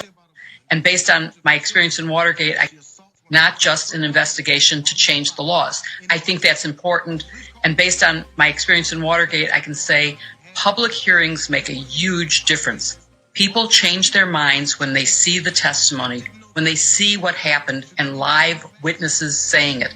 So the public hearings are very important. Changing the laws is very important. Making sure that gaps are closed. Laws is very important. Making sure that gaps are closed. But accountability requires criminal investigation. And if there is the evidence to support elements of a crime, then they have to be indicted, no matter who they are. No one is above the law. Jill Wine-Banks, Glenn. Elements of a crime, then they have to be indicted, no matter who they are. No one is above the law. Jill Wine-Banks, Glenn Kirshner, thank you very much. As we're learning more about Trump's efforts to overturn the 2020 election, Republicans in Arizona are now trying to legislate off of Trump's election lies. Arizona Republican State Senator Wendy Rogers has filed legislation to create a bureau. Republican State Senator Wendy Rogers has filed legislation to create a Bureau of Election in the state with the power to subpoena witnesses and seize voting machines. In the blood of our children and not hardly even noticing. You drive by many people on your way to work or just doing errands. You drive by a Planned Parenthood, and there are people going in there every single day and killing kids. People grow accustomed to it after a while, and then it conditions you to see kids in a certain way. And then that's why it's no surprise that when the pandemic comes along, the health of children, I mean like the psychological health, because their physical health was never really at any serious risk because of COVID. Their psychological health was it wasn't even a concern. It wasn't even talked about. It was never even factored in. And now we're told that the media is reporting, there's an epidemic of mental illness among our children. They're, going to the emergency room for suicide and they're depressed. No, that's not mental illness. That's children reacting in an understandable way, in a tragic way, to what we have done to them for the last 2 years. If there's mental illness, it's in the adults who have done this to kids. But this is all a cover, of course, because the adults can't admit what they've done, so they look for excuses, mental illness, or they blame it on COVID itself and say, COVID has caused this problem. Again, no, it's not COVID. It's our reaction to COVID, which was a reaction that did not even take into account our children at all. Matt, was anti-science and anti-child. And to your point, Matt, here's what the New York Governor Kathy Hochul explained about why she thinks masking kids is just so vital. This was just today. My daughter had a meltdown over having to put sneakers on to go to kindergarten. She got used to wearing sneakers in school. They adapt better than adults do. Matt, I don't even know what to say in response to this woman, so you take it away. Yeah, they adapt in the sense that they get used to it. It's like a child who suffers physical abuse at home. He quote unquote adapts to it in the sense that he gets used to it. He gets literally beaten down and accustomed to being treated this way, to the point where after a while he starts to believe that he deserves it. So if that's what you mean by adapt, then sure, we could call it adaptation. I would call it damage. I mean, kids that the normal thing is for a kid to refuse to wear a mask, something on their face. If you try to put a hat on a young child, it's impossible to keep it on them. That's a healthy, normal child. If your child gets to a point where they wear the mask without any complaint at all, without fidgeting, without doing anything, then that just means that they've been broken down. Their brains have been broken. Their spirits have been broken. And all of this is being done, by the way. It's not like this is some misguided effort to protect the kids. What infuriates me the most is that this is being done to protect the adults. It's being done so the adults feel safer around the kids. And that's the most disgusting thing about it. Matt, I want to thank you for being a consistent and oftentimes hilarious voice on this. We need to laugh through some of this pain, so thank you so much. Thank you. Appreciate it. I would hope that what happens is the rest of the world does what I'm doing and provides significant amounts of the vaccine to the rest of the world, because it's not sufficient that we just have this country not have the virus. How do we move in a direction where the world itself is vaccinated? Are you kidding me? What we're witnessing is perhaps the biggest immunization campaign in history of all of mankind. So why are we doing this when the underlying vaccine data is still being kept secret? A new editorial by Dr. Peter Joshi, associate editor of the peer-reviewed BMJ, notes that Pfizer's pivotal COVID vaccine trial was funded by the company and designed, run, analyzed, and authored by Pfizer employees. And Pfizer has indicated that it will not begin entertaining requests for trial data until May of 2025. That's all right. Nothing's going back to normal until the world is vaccinated now. Joining me now, Kentucky Senator Rand Paul. Senator, a friend of mine who's a researcher himself sent that to me. Two issues here. The world has to get vaccinated until we go back to normal, and why is Pfizer keeping its data secret? Well, here's the deal. The world is being inoculated by the virus, whether they like it or not. People are getting this by the millions. The third world's going to get this. They're never going to be vaccinated, but the whole entire world is being inoculated as we speak. Over half of my staff has had the Omicron variety. It's spread throughout my community. Everybody I know is getting it. You will be inoculated one way or another, but it's not going to be from Big Pharma. You're going to be inoculated by nature. And what we found is the natural infection. You may not want it, and people, unfortunately, still will die from it, but if you get it and survive, it is giving profound immunity, and then giving an immunity better than the vaccine, because the disease is now evading the vaccine for the most part. But they don't care. They don't care, Senator Paul. They don't care about this. They don't care about natural immunity. Not really, right? Yeah, but ultimately enough people, it's getting out there. It's not a secret. They can't keep this a secret forever. Even the NCAA the other day decided that they're going to count natural immunity. Now it's for a pitiful 90 days. You know, I've had it for 2 years now and have immunity. So the thing is they measured immunity from the SARS virus in 2004. 17 years later, they were able to detect immunity. They measure immunity from the 1918 Spanish flu, and they discovered that people were still living 90 years later, still had immunity. So immunity works, is largely long-lasting, doesn't prevent infection entirely, but it's just like getting the Omicron. You're going to have some immunity and resist hospitalization and death. All right. I think we know this, but the question is, how do you force the federal government to recognize this and stop trampling on people's rights with these mandates? But I got to get to Dr. Fauci, because he offered, let me just play this and you can get back to that. He offered, Senator Paul, a doomsday prediction the other day, saying that the worst case scenario is we're on our way there and we get hit with another variant that actually eludes the immune protection. Senator, I don't want to say it's wishful thinking, but it's almost wishful thinking at this point. the man never fails to have the most pessimistic outlook possible, and an outlook that requires more government intervention, and an outlook, by the way, that also elevates him to diva status so he can keep telling us what to do. The bottom line is this pandemic will end when we quit telling people to get tested who are not sick. That's the first thing that has to happen. And it's also going to end when people economically resist. They've shut down D.C. They've unilaterally just ruined the city of D.C. You can't come there as a tourist. You can't tour the Capitol. And now you can't go to restaurants. Did that fucking idiot just say that don't get tested if you're not sick? When we all tell people to take a flying leap, you're not going to come in my restaurant and enforce any mandate. That's when this will end. But it's going to take resistance, economic resistance by restaurant and hotel owners in these blue cities. Democrats are forcing these mandates. Senator, I need to get your thoughts on another thing. California is looking to further undermine parents. The first bill of the California newly formed vaccine caucus would allow children 12 and older to receive vaccination without their parents' consent. Senator, we know they've wanted to put a wedge between children and their parents for a long time on a lot of issues, but this kind of takes the cake.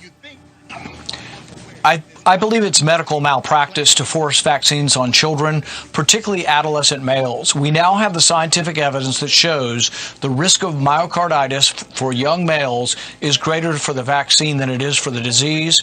We also know that the death rate is closer to 1 in a million.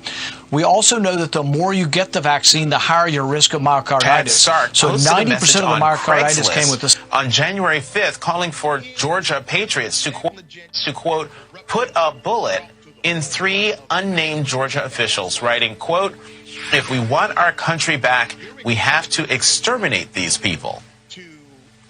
A group of House Democrats led by my next guest, Congressman Colin Allred of Texas, is now urging the Justice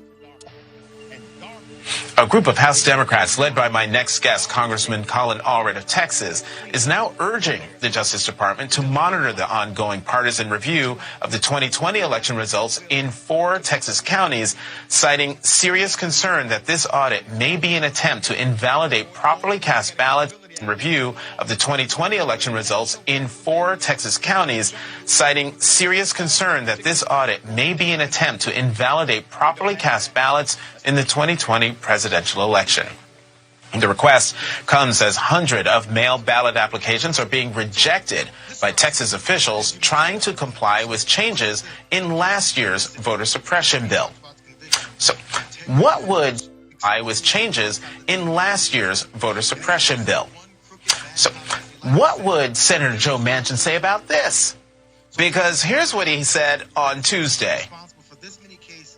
The government will stand behind them and make sure they have a right to vote. We have that. The things they're talking about now are in court. The courts are struck down. Like in Ohio, they struck down the gerrymandering. Things are happening, okay? We act like that we're going to obstruct people from voting. That's not going to happen. It is happening. And in Republican-led states across the country, the problem is getting worse. It is happening. And in Republican-led states across the country, the problem is getting worse. Joining us now is Democratic Congressman Colin Allred from Texas. He is a former voting rights attorney. Congressman, great to see you. Situation for the president because he doesn't have a lot of leverage there. Georgia, the Atlanta district attorney is not worried politically about taking on Donald Trump. And, she's off and running, and we'll see where she goes. Michael, beyond that, right, the January 6th committee now has 700-plus pages of Trump White House records from the National Archives, including documents from the press secretary's briefing book. According to Representative Elaine Luria, it includes conspiracy theory, ideas on how to steal the election. She's saying that this basically went up to the very top. Well, certainly Trump's efforts to overturn the results of the election, of course, went up to the very top. It was driven at the very top by Donald Trump. There's never been any question about that. I do look, and of the material that the January 6th committee released this week, particularly the letter to Ivanka Trump, when they described some of what they are seeking from the National Archives. In particular, the tapes of Trump's video statement, the unused tapes of Trump's video statement where they were trying to get him to get the crowd to leave the Capitol and calm down. The idea, the committee says the National Archives has that. They're seeking it. We now know as a result of the Supreme Court, they are likely to get it. I think watching those tapes in which his aides are trying to get him to condemn what's going on, and from all accounts, he's resisting, that's going to be politically damaging. There's no question about that. Jeffrey, I've got it. Yeah. Yeah, I got to get to the break, but I see your smirk, and I want to know what it's about. Well, no, I think as we learn about the January 6th investigation, there are two parts of it that are central. One is the whole effort to coerce Mike Pence into betraying his oath and betraying the Constitution. Also, the 3 hour between the start of the riot and when the president finally issues that sort of half-hearted request, "We love you, but please stop." Ivanka Trump is central to both parts of that investigation, and we'll see if they ever get her testimony. All right. Michael, Jeffrey, thank you very much. I appreciate it. She is a right-wing activist who claims America is in existential danger because of the so-called deep state. Is the wife of Clarence Thomas, Justice Clarence Thomas, a threat to the Supreme Court? My next guest explores that question in a blockbuster piece. Stay tuned. We're Carvana, the company who invented car vending machines and buying a car 100% online. I don't think there should be a substitute for making it easier to vote in the first place, because what's the point of subverting an election after? What's the point of subverting an election after the election when you've already subverted it before it by not allowing people to vote? But by raising the standards for challenging, the slate of electors from states, there's an idea there. By taking the vice president out of the role of basically deciding whether or not we're going to remain a democracy, what it came down to here on January 6th was whether or not basically electors from states, there's an idea there.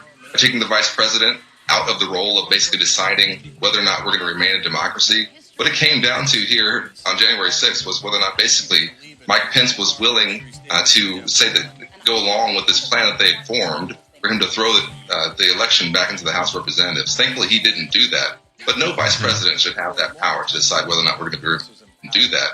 But no vice president should have that power to decide whether or not we're going to remain a democracy. So that's a good reform. These are necessary, but it can't be a substitute for making it easier to vote. Right. The way I look at it is it shouldn't be this or that. It should be this and that. You know, Congressman Axios reports that besides Congressman Jim Banks, right. The way I look at it is it shouldn't be this or that. It should be this and that. You know, Congressman Axios reports that besides Congressman Jim Banks, some of Congress's other right-leaning Republicans are open to reform, including those who objected to certifying the 2020 election results last year. They include Senator Ron Johnson. So I wonder, when I see some of the folks who are supporting this, if they're hoping that this is going to make it easier in some ways for them to do what they tried to do on January 6th. Yeah, I have to say, my eyebrow arched when I saw Senator Ron Johnson say, like, yeah, that sounds like a good idea. But we'll have to save that for try to do on January 6th. Yeah, I have to say, my eyebrow arched when I saw Senator Ron Johnson say, like, yeah, that sounds like a good idea. But we'll have to save that for another discussion. Congressman Colin Allred, thank you as always for joining us tonight. Coming up, Mitch McConnell gave away the game in his gaffe about black people voting. I'll be joined by Congressman Jamal about black people voting. I'll be joined by Congressman Jamal Bowman in his first interview after being arrested yesterday fighting for voting rights. The Pfizer trial, the vaccine trial data, that actually has not been made public. And apparently Pfizer is holding on to it tight, is not going to release it until 2024, maybe even 2025, Senator. Given all the public's concerns about these mandates and potential side effects, what does that tell you? Look, it is ridiculous, the secrecy that is clouded over this. We ought to release all this information to the public. The public has a right to know. The Biden administration wants to cloud it in secrecy. You look at the Biden FDA, where they don't want to release their data for 75 years. And listen, I'm grateful that we have vaccines. I'm grateful that President Trump started Operation Warp Speed and developed these vaccines.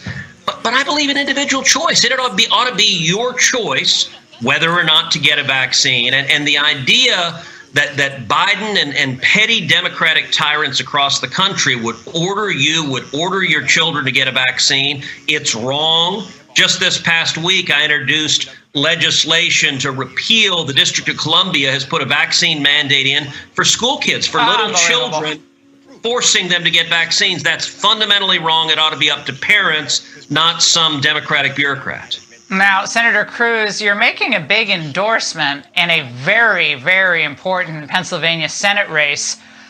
You're now endorsing David McCormick, who has quite a resume, as people can see here. Obviously military background, Bronze Star, served as CEO of Bridgewater Associates. This is a crowded race, got Dr. Oz, some star power over there. Yep. Are you concerned that he is too, as some say, establishment? You know, his fund does a lot of work in China. His former partner, Ray Dalio, is pro-China to the max. Are you worried about that? Have you discussed these issues with him? So I have, and I'm not concerned about that. I've known Dave for a lot of years, and I think he is an exceptionally strong candidate. We've got to win Pennsylvania to take the Senate. And you look at Dave's story. I mean, he was born in Pittsburgh, grew up on a Christmas tree farm in western Pennsylvania. He was a high school wrestler. He was a high school football player. He got appointed to West Point. He was the captain of the wrestling team at West Point. And I got to say, Laura, you and I are lawyers and geeky Supreme Court clerks. This guy's a badass. He was an Army Ranger who was a combat veteran in Iraq. He served as a senior government official in the Treasury Department and the National Security Council. He was CEO of a big company in Pittsburgh, creating over 1,000 jobs in Pennsylvania. And when it comes to China, he has stood up to China over and over again on behalf of the National Security Council, on behalf of the Treasury Department. President Trump wanted Dave to serve in the cabinet. And I know Dave firsthand. He's strong. He's got a backbone. He's got principle. And to win this race, we need a fighter. We need someone who will go bare knuckles, who will go into the trenches, and who will fight for the people of Pennsylvania. And I'm confident. I think there's some good people in the race who I like and respect. But I think Dave is by far the strongest candidate to win this race and to win control of the Senate, because I think we win Pennsylvania and Chuck Schumer is no longer majority leader. Senator Cruz, we're going to be watching that race closely, and I think I'll be interviewing Dave McCormick as well in the coming days. Thank you so much. It's great to see you. Have a great weekend. Great to see you. Thank you. The White House has a new plan to turn around Joe and Kamala's abysmal approval numbers. The AP today notes that Biden will put a greater emphasis on speaking directly to Americans and less time in the weeds with lawmakers crafting legislation. Oh, that's what he was doing?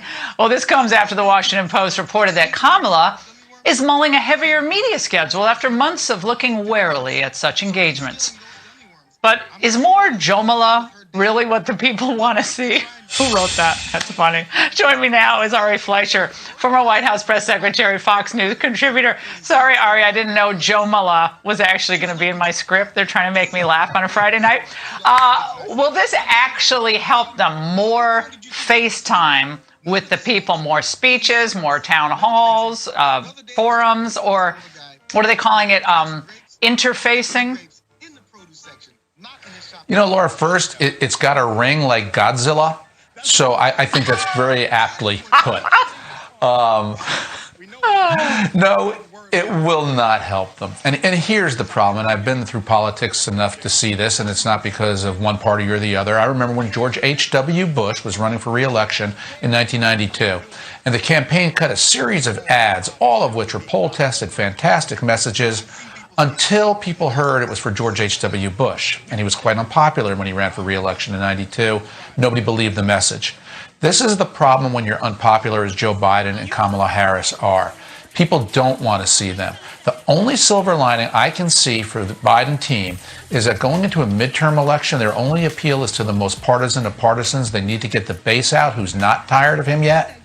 And so that's the only sliver that makes sense. But for independents, for ticket splitters, and of course Republicans, just seeing him and her reminds people of why they dislike both so much. Yeah, Ari, I was shocked at that poll this past week that showed that only 49% of Democrats want Joe Biden to run for re-election. You know, it's remarkable how badly he's blown it in his first year. Because he was elected by the Democrats and by just enough of the country because they were tired. They didn't want Donald Trump anymore. So they said, we're going to take our chances on Joe Biden, even though he's 78. And we think he's kind of a moderate. I think if he had actually governed to get Joe Manchin's vote instead of Bernie Sanders' vote, everything would be different for Joe Biden right now. But he cast his lot in with the most liberal, with the most progressive, and he keeps going even more so in that direction with all his policies, with all his statements. All right, Ari, you know the whole world of White House staff shakeups. It's inevitable after a bad first year, or one would think. Now, this is what the media and some Biden allies are onto. Watch. From Politico, it's Ron Klain's turn in the barrel. From NBC News, Klain under scrutiny as Biden struggles.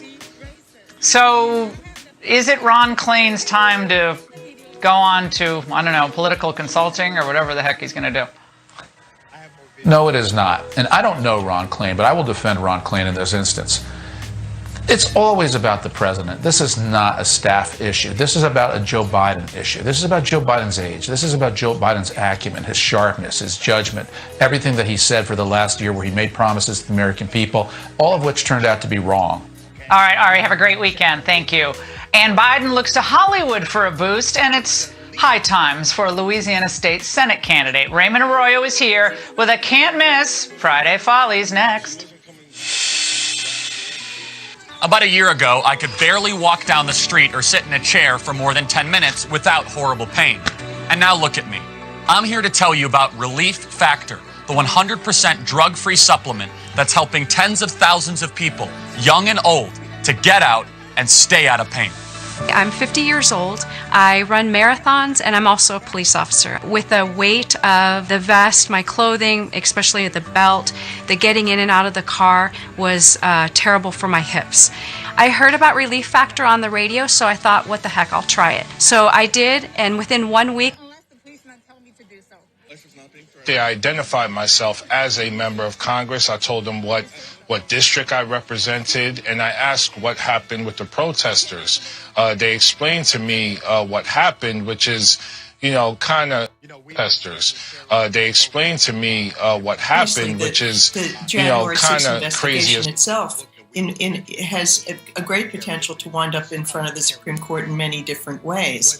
And it already has this week. We've seen on Wednesday where Clarence Thomas, as you mentioned, was the sole justice to say that Trump shouldn't have to turn over his records. And Ginny Thomas, meanwhile, not only tweeted in favor of the protesters, but for instance, if you take a look, she's been on the advisory board of Turning Point USA. It's one of the groups that's under investigation for having been an organizer of the protest. Another organizer of the protest is Moms for America, and the head of that, somebody named Kimberly Fletcher, is on Ginny Thomas's website, giving Ginny Thomas a sort of a shout out for how great she is. They go back 10 years together. Another person who Ginny Thomas has connections to, was one of the organizers of the January 6th protest, was Ali Alexander. Ginny Thomas and Ali Alexander were part of this group Groundswell that you mentioned before, and you can see it because there were some leaks of their communications that go back 10 years. I mean, it's very unusual to have a Supreme Court justice's wife wrapped up with so many extremists whose issues are now directly in front of her husband's court. Hey, Jane, I want to get to something. I want to play some sound, but just real quickly, given what you just said, he was the only one who voted, with the former president who thought that his record shouldn't be released and so on. But is that enough for him to recuse himself from anything that has to do with January 6th? Well, this is the thing. The Supreme Court doesn't hold itself to the standards of the other courts. The standard is in the lower courts is if your spouse has an interest in a case, and particularly if your spouse is on the board of an organization that is a party to a case, then the judges are expected to recuse. And if it's seen that they have some kind of conflict of interest that would cause an ordinary person who's fair-minded to think that they couldn't be impartial, they're supposed to recuse. But the Supreme Court doesn't follow the same rules as all the rest of the judges in this country. Gotcha. So Justice Thomas himself has tried to insist that the court isn't political. This is what he said. This was just last year, Jane. I think the media makes it sound as though you are just always going right to your personal preference. So if they think you're anti-abortion or something personally, they think that that's the way you always will come out. They think you're for this or for that. They think you become like a politician, and I think that's a problem. I think you're gonna jeopardize any faith in the legal institutions. Listen, it's always easy to blame the media, as you know, as being part of the media, but the court tries to pride itself on being above politics. But is that really the case here when you look at what's happening with Judge Thomas and his wife? Justice Thomas in that speech was blaming the media, as you say, but I think in his particular case, the problem is a little closer to home. He needs to talk to his wife about this. And I do agree with him on one part of that speech, which is that it is a problem. And you can see it in the polls that the trust and respect for the Supreme Court is at a historic low right now. And part of the reason is when people are asked, they say they think it's just becoming a political, just another branch of politics. And that is a problem because we need to believe that there's something called justice and that everybody has access to it, regardless of their political point of view. Jane, it is a fascinating article in the New Yorker, and I hope everyone picks it up and reads it. We really appreciate you appearing. It's called "Is Ginny Thomas a Threat to the Supreme Court?" and it's by the Jane Mayer, who is here right now with us, and we appreciate you joining us. Thank you. Have a great weekend. Thank you for having me. Thank you. So he meant to say almost, he meant to say all, he meant to say other, but he didn't. Talking about Mitch McConnell, sparking outrage after making comments that make it seem like he thinks African Americans are somehow different from the rest of the people in this country. Stay with us. It's time to open some doors. With over 9,000 associates, helping over 12 million customers, invest over $1 trillion.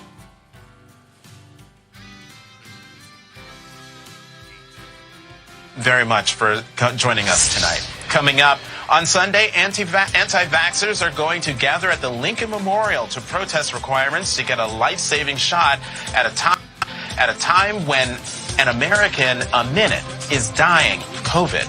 That's next. Welcome to Allstate, where auto insurance now costs less. And savings like that follow you everywhere.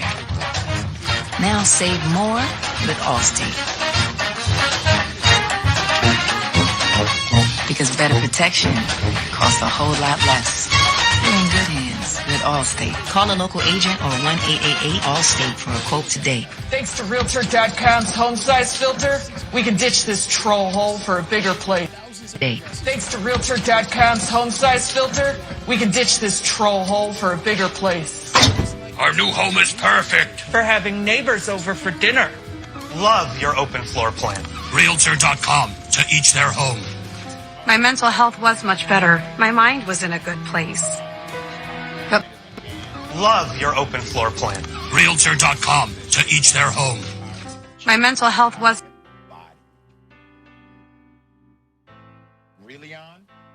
Realon?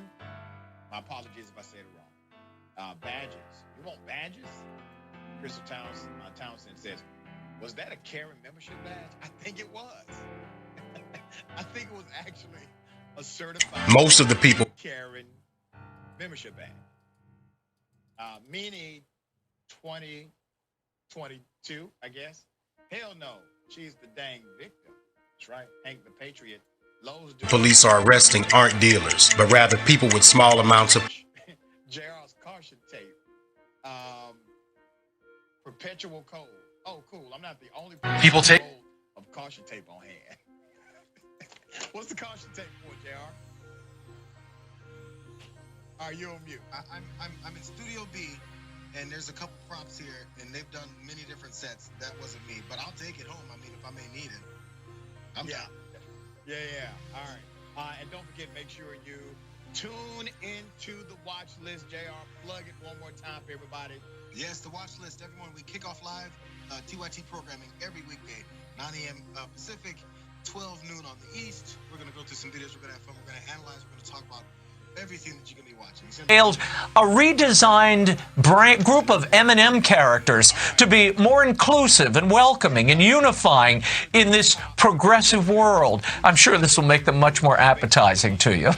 Oh my God! So they've gone with Uncle Ben's and the Land O'Lakes lady. That's gone. They should have an island of misfit old brands, and they should all live together. So the green M&M can be with the syrup lady, and then you could have them all together, and they could talk about how the old days people just enjoyed the products. They weren't really thinking about politics. All right, well, Raymond, wait a minute, because put the side by side up. Okay. What has actually changed? What's different? Well, aside from putting a green M&M in sneakers, nothing changed here. All they did was get rid of the high heels she was wearing.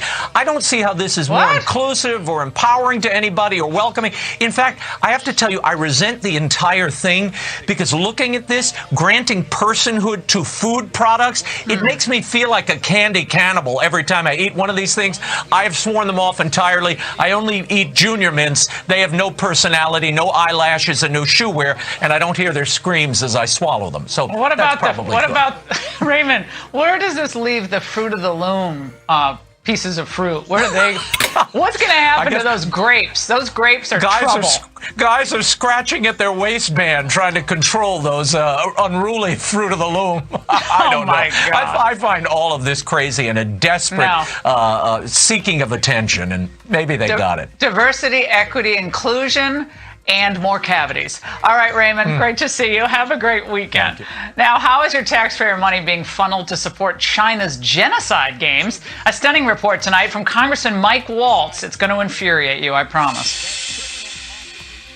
I'll never forget sitting in school on that morning and watching those towers come down on the TV.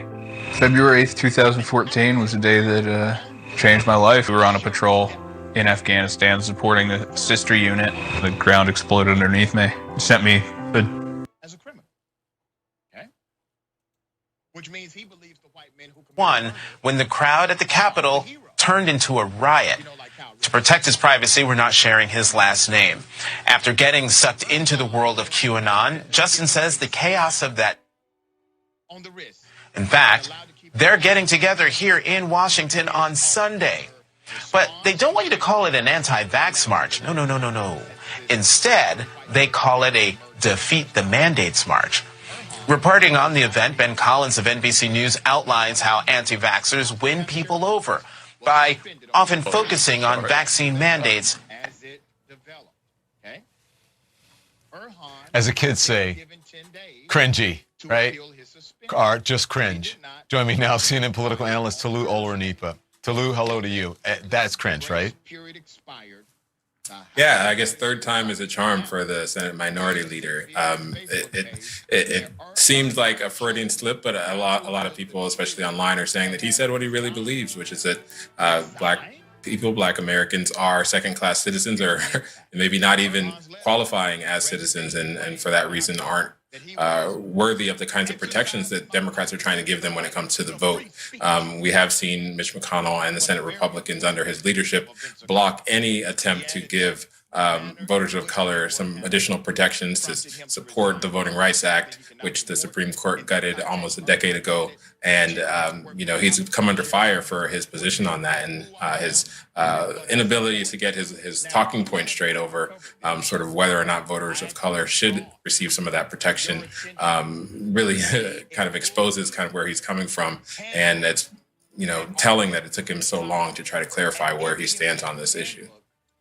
Well, I was going to, it's kind of otherizing that he hits a nerve for obvious reasons, right? He's otherizing African Americans. Yeah, Black voters for decades have tried to essentially say that I too am American. I too deserve all of the rights that are given under the Constitution. And that's been the struggle of the Civil Rights Movement, the struggle of the Black Lives Matter movement, and all of the movements that have happened over the past several decades, including the push for voting rights, including something that the Biden administration is trying to push for now, but having difficulty getting through, in part because of the blockade that Senate Minority Leader McConnell and the Republicans have put up towards any kinds of actions to protect the vote or to expand the Voting Rights Act or provide additional support for people to be able to vote. One of the things that McConnell said was that Black voters vote at the same rates as other Americans, and that kind of shades over the fact that it's much more difficult for voters of color in many instances in many states to vote. We've seen those long lines, hours-long lines that people have had to withstand just to cast their ballot, and we've seen how difficult that has been. And there's a push to get new legislation to make it easier to vote, to give people more opportunities to vote, providing for early voting, even maybe making federal election day a holiday, because voters of color and minority voters and people who are lower income sometimes have trouble making it to vote on a day when they're at work. So all of those things are things that Mitch McConnell and his Republican colleagues have blocked, and that's part of the reason why he's coming under so much fire for what he says is a misstatement that took him quite a while to clarify. McConnell went on to defend himself again, saying this. I was there for Martin Luther King's I Have a Dream speech in the audience. When I was a student at U of L, I helped organize the March on Frankfurt for state public accommodations law.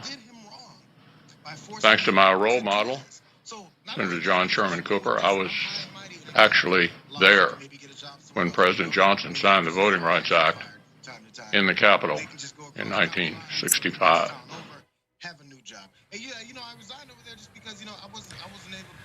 Does this defense come across as hollow? Well, he's talking about things that happened decades and decades ago. Black voters and a number of voters of color are wondering what he's done for minorities lately. And what he's really done is block some of the movements to expand on some of those things that happened during the Civil Rights Movement. And that's part of the reason why he's come under so much fire. Not what happened in the 1960s, what's happening now in the most recent years where he has the most power that he's had in his career. Tolu Olorunipa, thank you so much. I appreciate it. So this story is just coming into CNN. One police officer is dead, another critically injured tonight in New York. The mayor and the police commissioner speaking out just moments ago. We're live on the scene right after this.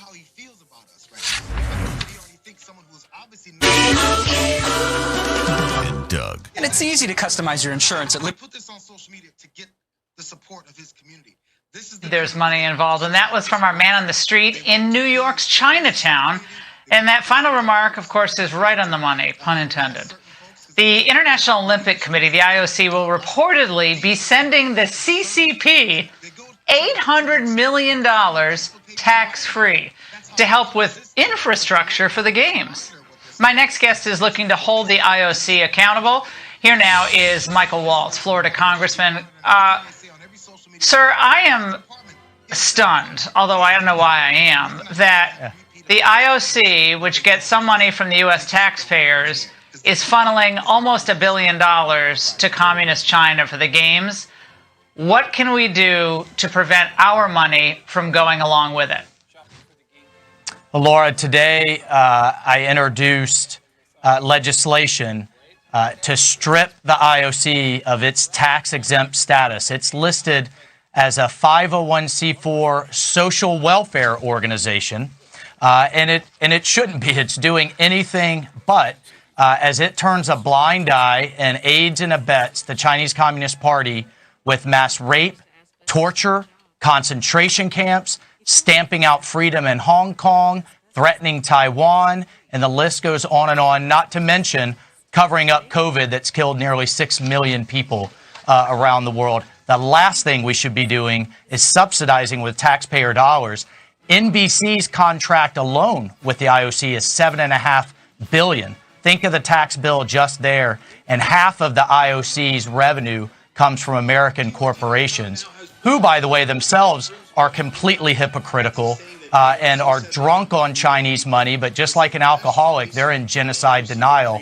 They want to boycott Major League Baseball, and they want to boycott Georgia, but they themselves preach social justice there, but turn a blind eye when it comes to genocide. And we found out, Congressman Waltz, that NBC News will not be sending any announcers to the games. Greg Hughes, the NBC Sports Senior VP of Communications, said in a phone interview with USA Today that the announced teams for these Olympics, including figure skating, will be calling the events from our Stamford, Connecticut facility, supposedly due to COVID concerns. They're concerned about the Omicron mild variant, but not about associating with genocide. Yeah. And this, and by the way, this is why we launched, which I know you know about, our Not 1 Minute campaign that calls on Americans to not watch a single moment of NBC's broadcast of the Olympics, given what you end up associating yourself with, which, as you said, is genocide, torture, and all manner of human rights violations. Well, and by the way, the IOC says, well, we don't do politics, and what about the athletes? Well, you know what? They didn't take that position when it came to apartheid in South Africa. They banned any Olympics in South Africa for nearly 30 years and went a step further, and rightly, and banned the South African Olympic team from participating anywhere in the world. But yet, it's okay to be in politics when it comes to South African apartheid, but not when it comes to the Chinese communists and mass genocide. And the only difference, Laura, is money. Is the amount of money involved. Well, they shouldn't be getting it tax-free on the backs of taxpayer subsidies from the United States. We understand tonight that there is a massive corporate lobbying effort underway. That's right. Against your bill. So these multi-billion-dollar multinational corporations that are housed in the United States and elsewhere are coming after you. What does that tell you? Well, you know, it's a national security issue as well, because these companies like Intel and Coca-Cola and Procter & Gamble, they have massive Defense Department contracts, yet they want to send billions right over to Beijing as they send it to their massive military bill. So I said enough is enough. Time for choosing. Where's our corporate patriotism? Just one more thing, Congressman. China has officially warned our athletes that political statements. A civilian who is believed to be involved in the incident is also dead. Our Shimon Prokofiev is at the hospital where the officers were taken. He joins us now live. Shimon, hello to you. What happened? Yeah, so Don, just a horrific situation here. 2 officers responding to a 911 call from a woman who is in a family dispute with her son. When police got there, this happened all just about after 6 o'clock, around 6:15 here in Harlem. When police got there, they were talking to the mother. The mother said that the son that she was fighting with was in the back room.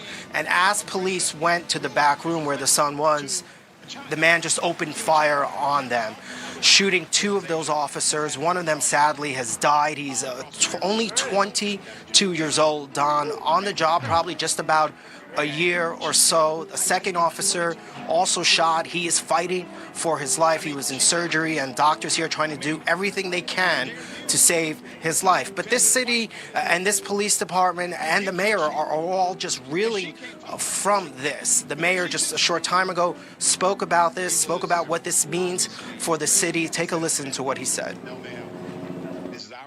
It is our city against the killers. It is our city against the killers. This was just not an attack on 3 brave officers. This was an attack on the city of New York. And on that suspect, police say he is alive. He was shot and he was in surgery as well. And so at this point, he is still alive.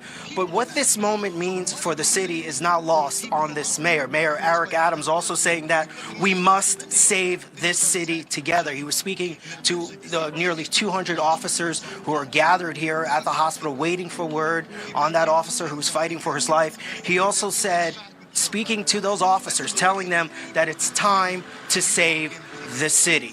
So this is not lost on anyone here. And what this means, this is a city that has seen 4 officers shot already this year, violence that it has not seen really in quite some time. People being shot. Recently, a child was shot. The mayor talked about that. Gun violence in the city, certainly not lost on anyone here. And the mayor making a point of this and telling the officers, we must continue to fight. And just quickly, Don, the weapon that was used here by the suspect was a .45, but it had a magazine that could carry as many as 40 bullets. That weapon, police say, was stolen in Baltimore, and police obviously are investigating that. But the key thing here right now is that they're trying to hope and pray that this one officer survives, Don. Yeah, and listen, it's only 21 days into the new year. Thank you, Shimon. We appreciate it. We'll be right back. Yeah.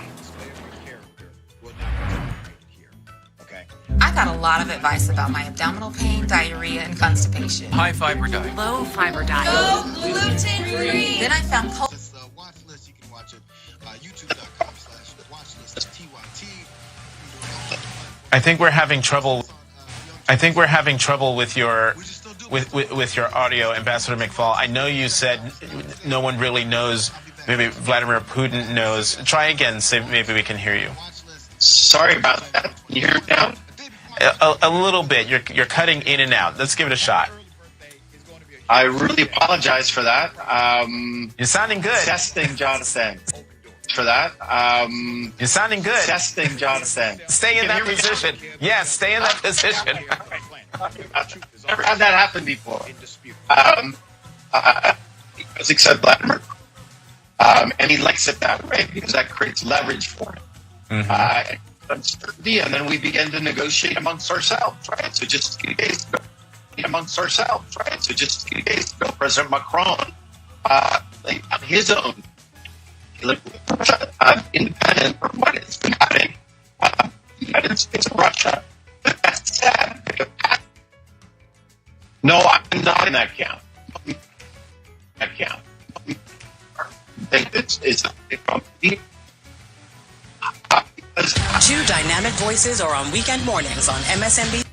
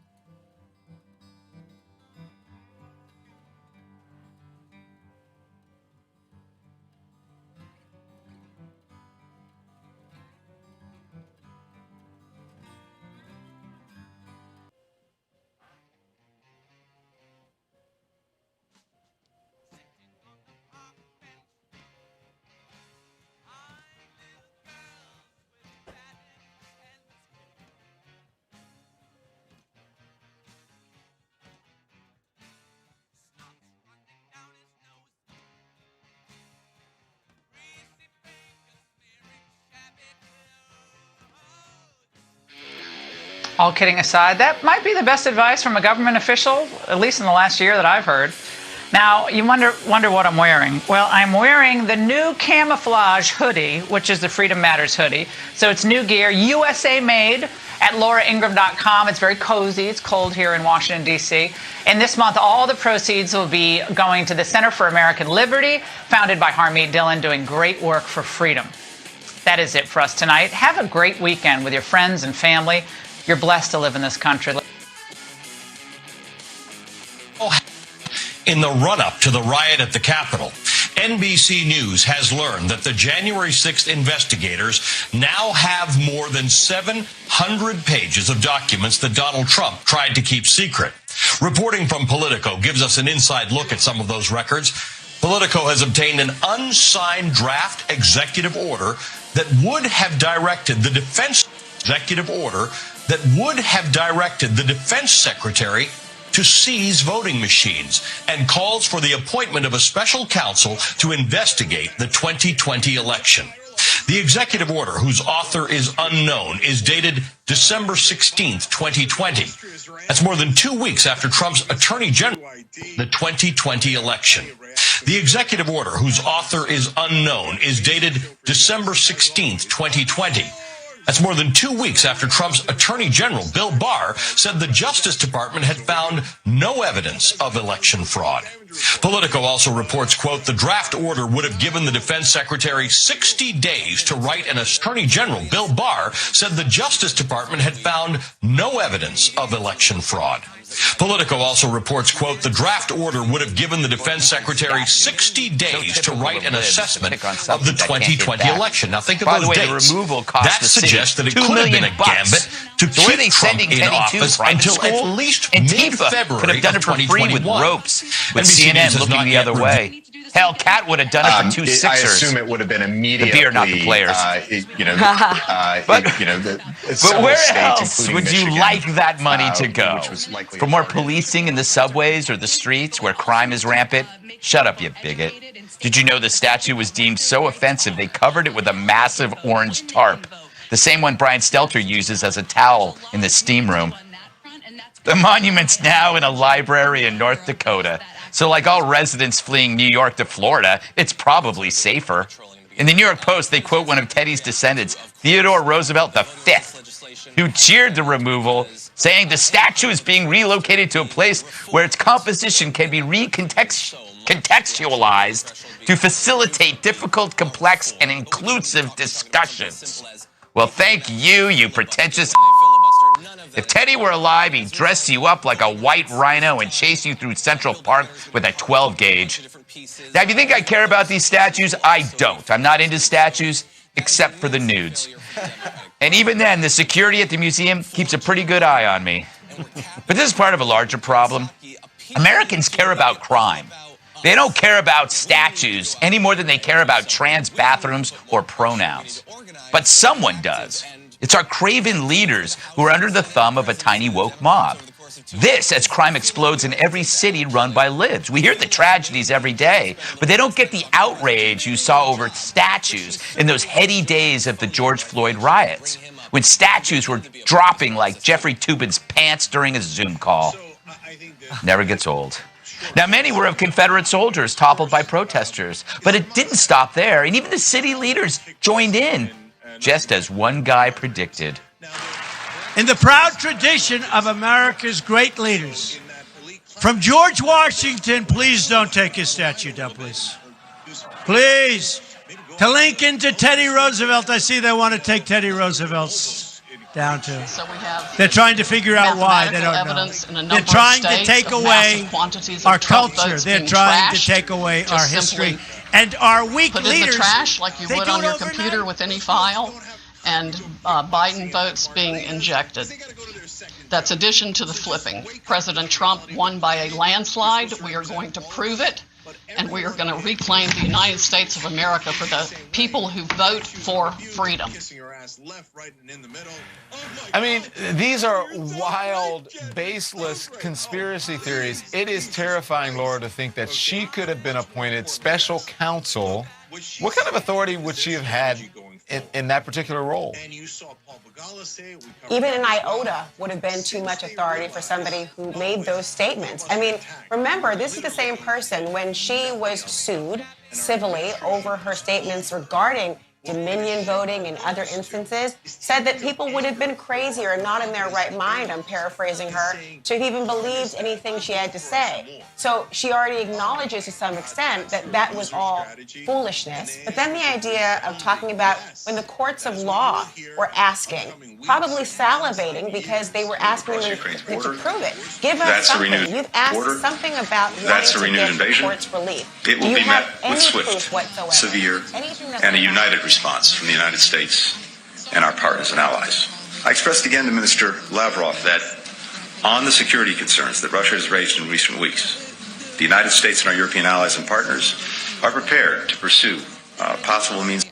I expressed again to Minister Lavrov that on the security concerns that Russia has raised in recent weeks, the United States and our European allies and partners are prepared to pursue possible means of addressing them in a spirit of reciprocity, which means, simply put, that Russia must also address our concerns. On the domestic policy front, a federal judge in Texas has blocked Biden's vaccine requirement for federal workers, which has been in place since November. The White House says 95% of federal workers were already in compliance, and the CDC says that COVID booster shots are keeping people out of hospitals. The agency says the extra doses are 90% effective at preventing hospitalization. 90% effective at preventing hospitalization with the Omicron variant. Well, with that, what goes across my mind is we need to know who wrote it. We need to know who agreed with it. We need to know.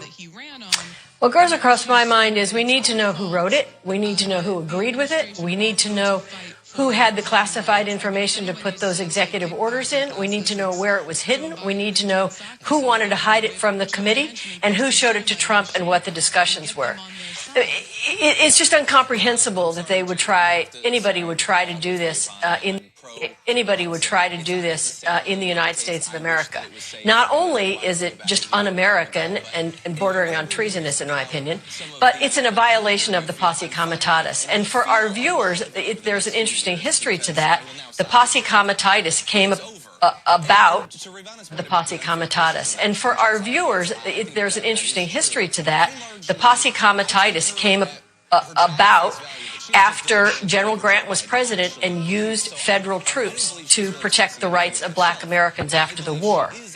And in order for the next guy to win the nomination to become president, Rutherford B. Hayes, he agreed to pull all those troops and Reconstruction was over.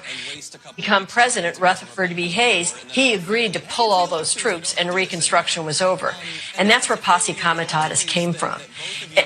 In any event, using Defense Department to conceal and take the election information and the voting, using Defense Department to conceal and take the election information and the voting booth information is a violation of posse comitatus. It would never be allowed at the Defense Department, much less approved by the Justice Department. General McCaffrey, I want to talk to you about Ukraine in just a moment and the tensions on the Russian border there. But let's just carry this on for. General McCaffrey, I want to talk to you about Ukraine in just a moment. Acting Attorney General and Acting Department of Homeland Security Secretary, Trump had sent a retired Lieutenant Colonel White House functionary over to be the acting Secretary of Defense, along with four other incredibly uncertain lads who took over the policy director of the Department of Defense. You know, there's only two people who can give orders. Uncertain lads who took over the policy director of the Department of Defense. You know, there's only two people who can give orders to the U.S. Armed Forces. Not the chairman, General Milley, but the Secretary of Defense and the President's Commander-in-Chief. And that's what Trump was up to. He was on the verge of trying to take over our government. And I think he got such pushback from some high-integrity, lawful people, not just in Congress and the federal court system, people, not just in Congress and the federal court system, but also throughout the Department of Defense, the FBI, and other agencies. But we were in great danger. We're in grave danger, and many of us did not have any idea. We knew something bad was... We're in grave danger, and many of us did not have any idea. We knew something bad was afoot, but we didn't know it was that. Courtney, it was the Supreme Court that released those documents, or ordered the release of those documents, in a decision in which they said that Donald Trump doesn't have the ability to prevent them. But he's conservative. we're in grave danger, and many of us did not have any idea. We knew something bad was afoot, but we didn't know it was that. Courtney, it was the Supreme Court that released those documents, or ordered the release of those documents, in a decision in which they said that Donald Trump doesn't have the ability to prevent them. But for the Biden White House, for once he leaves office, as well, but they laid out a legal argument for why they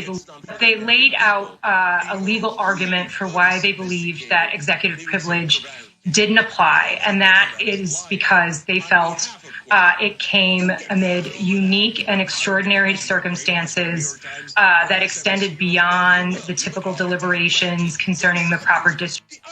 Amid unique and extraordinary circumstances that extended beyond the typical deliberations concerning the proper discharge of a president's constitutional responsibilities, and that it came, pertaining to Congress's examination of an assault on the Constitution.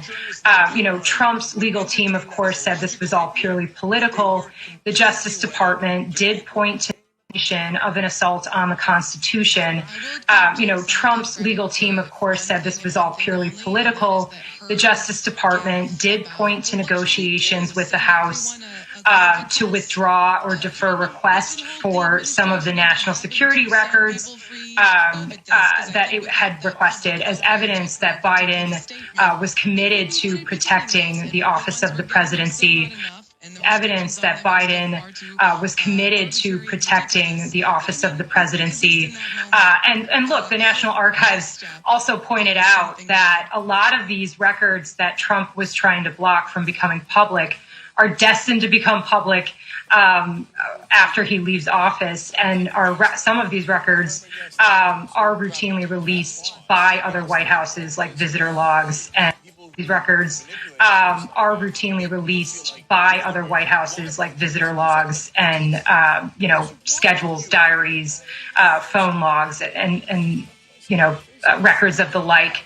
But as you mentioned, it was the Supreme Court decision that really was key here, because had they decided to block the release of the documents, it would have redefined the contours of executive privilege for the first time in over 50 years.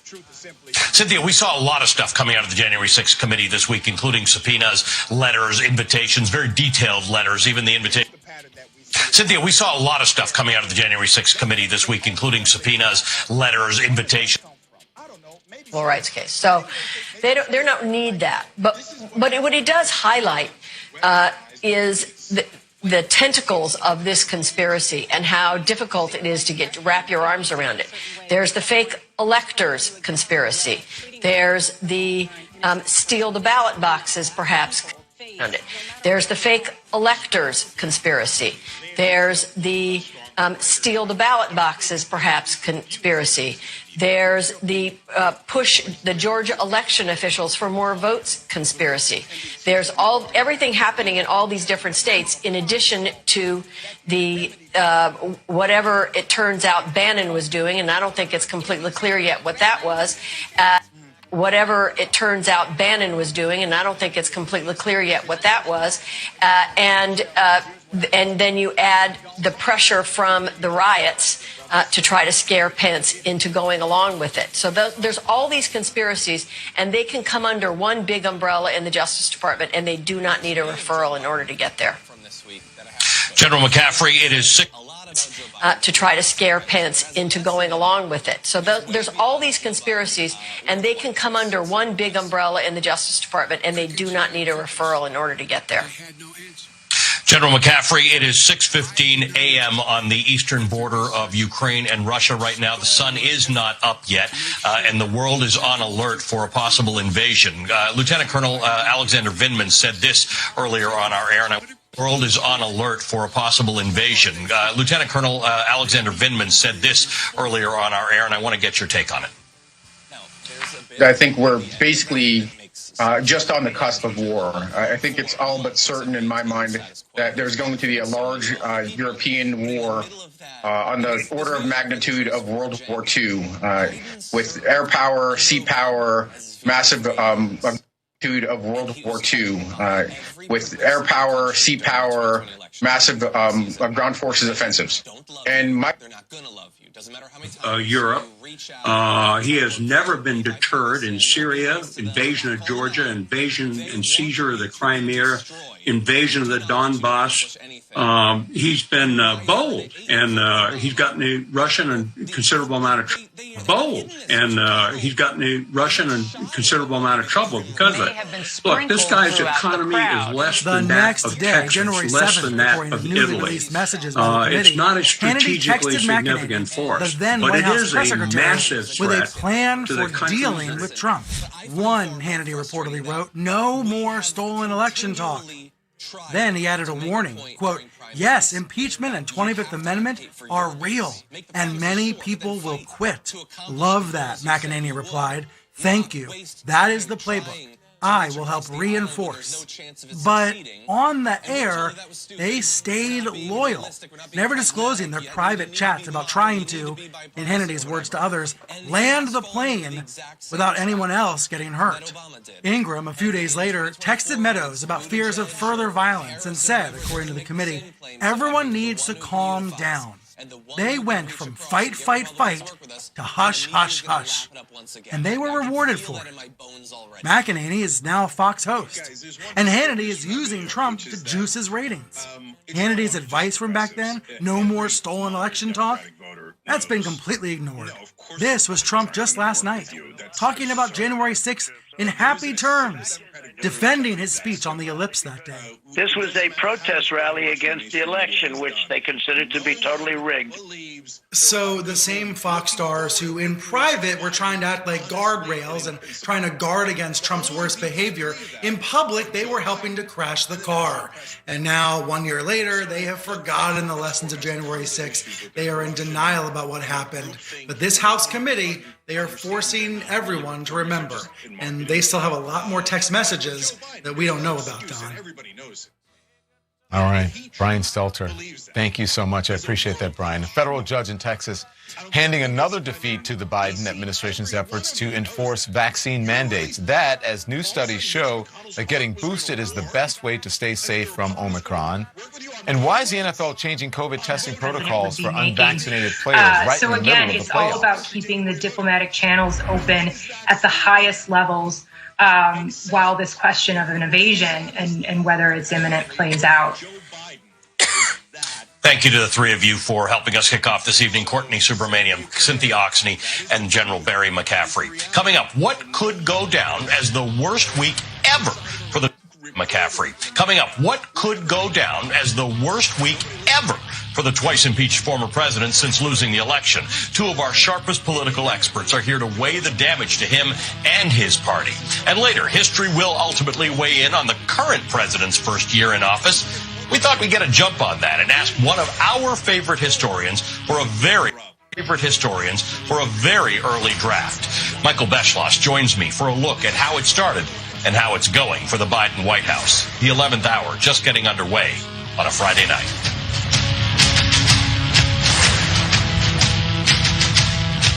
That's my nightmare.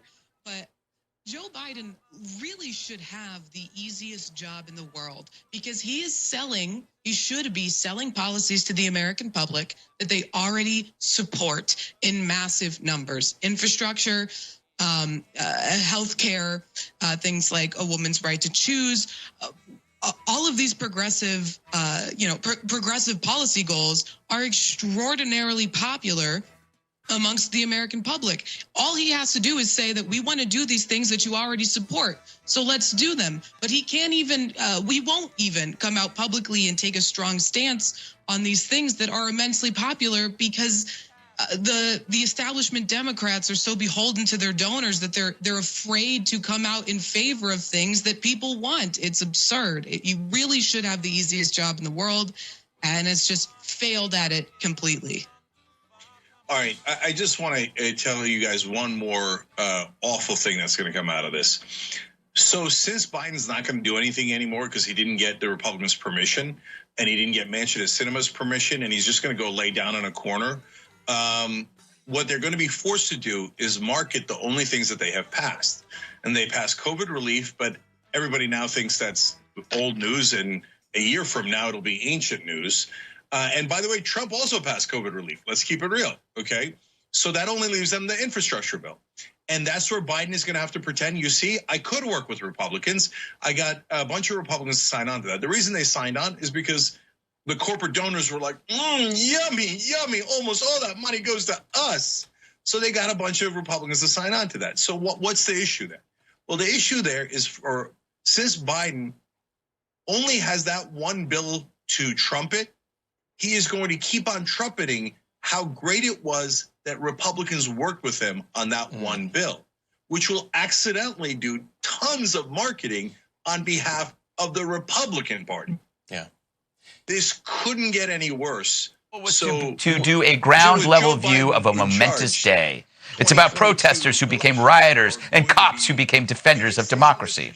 So wow, now Hollywood likes the cops and guns, apparently. Sorry, it sounds like this version of January 6th will be as phony as AOC's version of January 6th. You know, when she was taken hostage and nearly murdered, probably by Ted Cruz in a mask. Personally, I'd rather watch this on loop. 3, 2, 1. Oh! That was a hard one, you little. Isn't that elder abuse? Anyway, that's another reason why I hate children, Walter. Your book, Up in the Air, was turned into a movie starring that guy that looks like me, George Clooney. Yes. How do you think this will turn out? Well, I told my wife that we were going to do a segment on this, and she said, wasn't January 6th already a movie?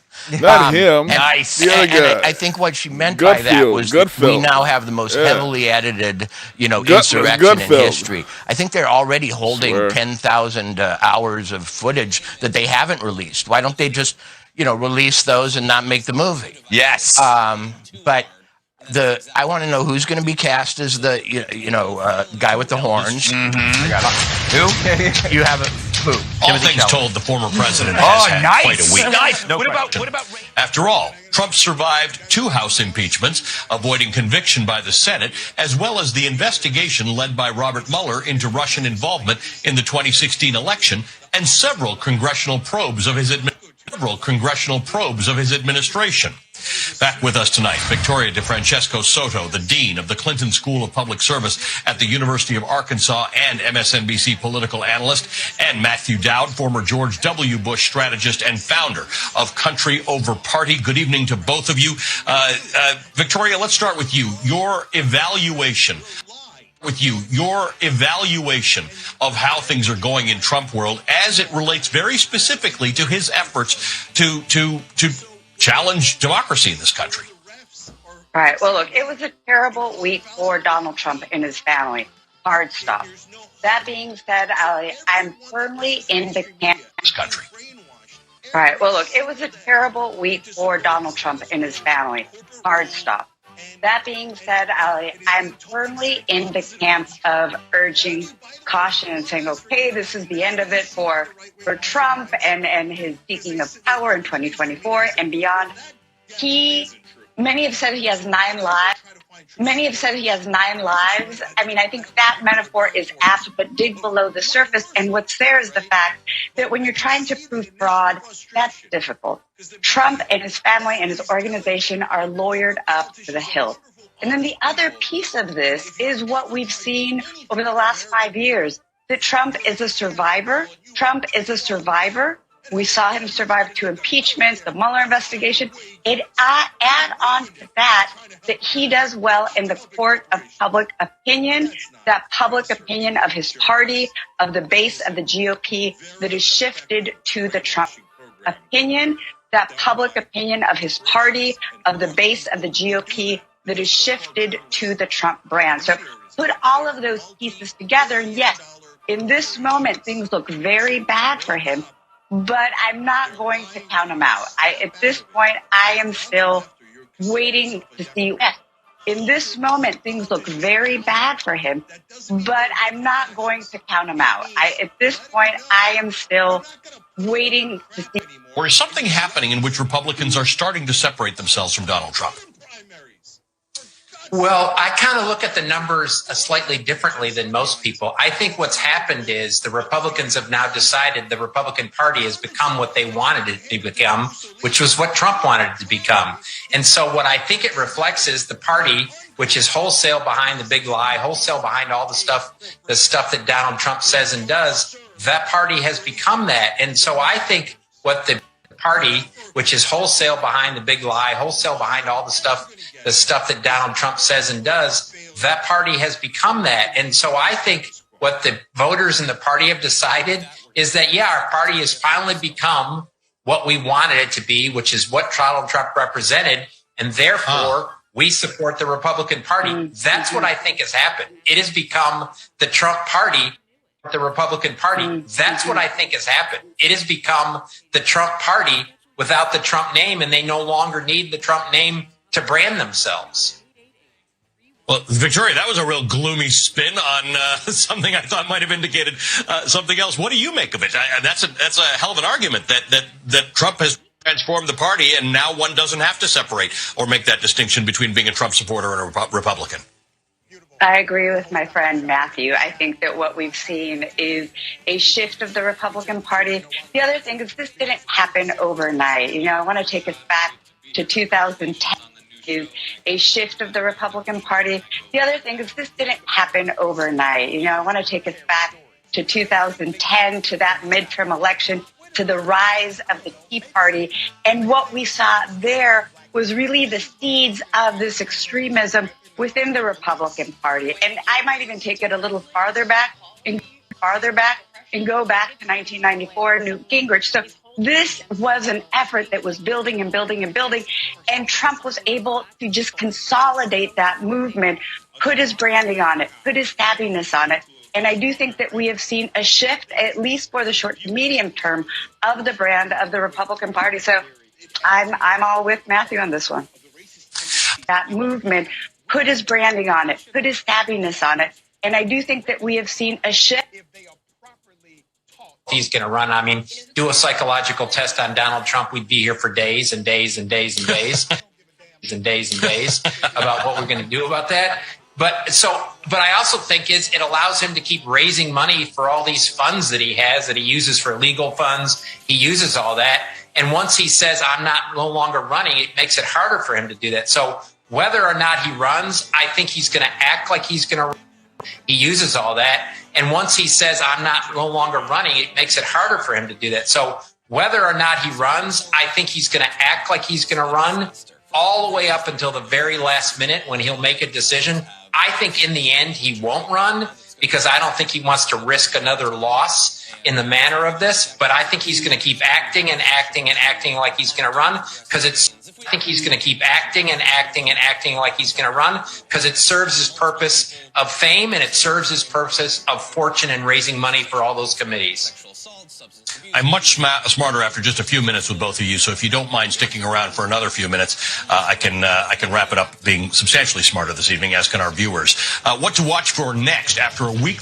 What to watch for next after a week that saw voting rights legislation sputter and die on Capitol Hill?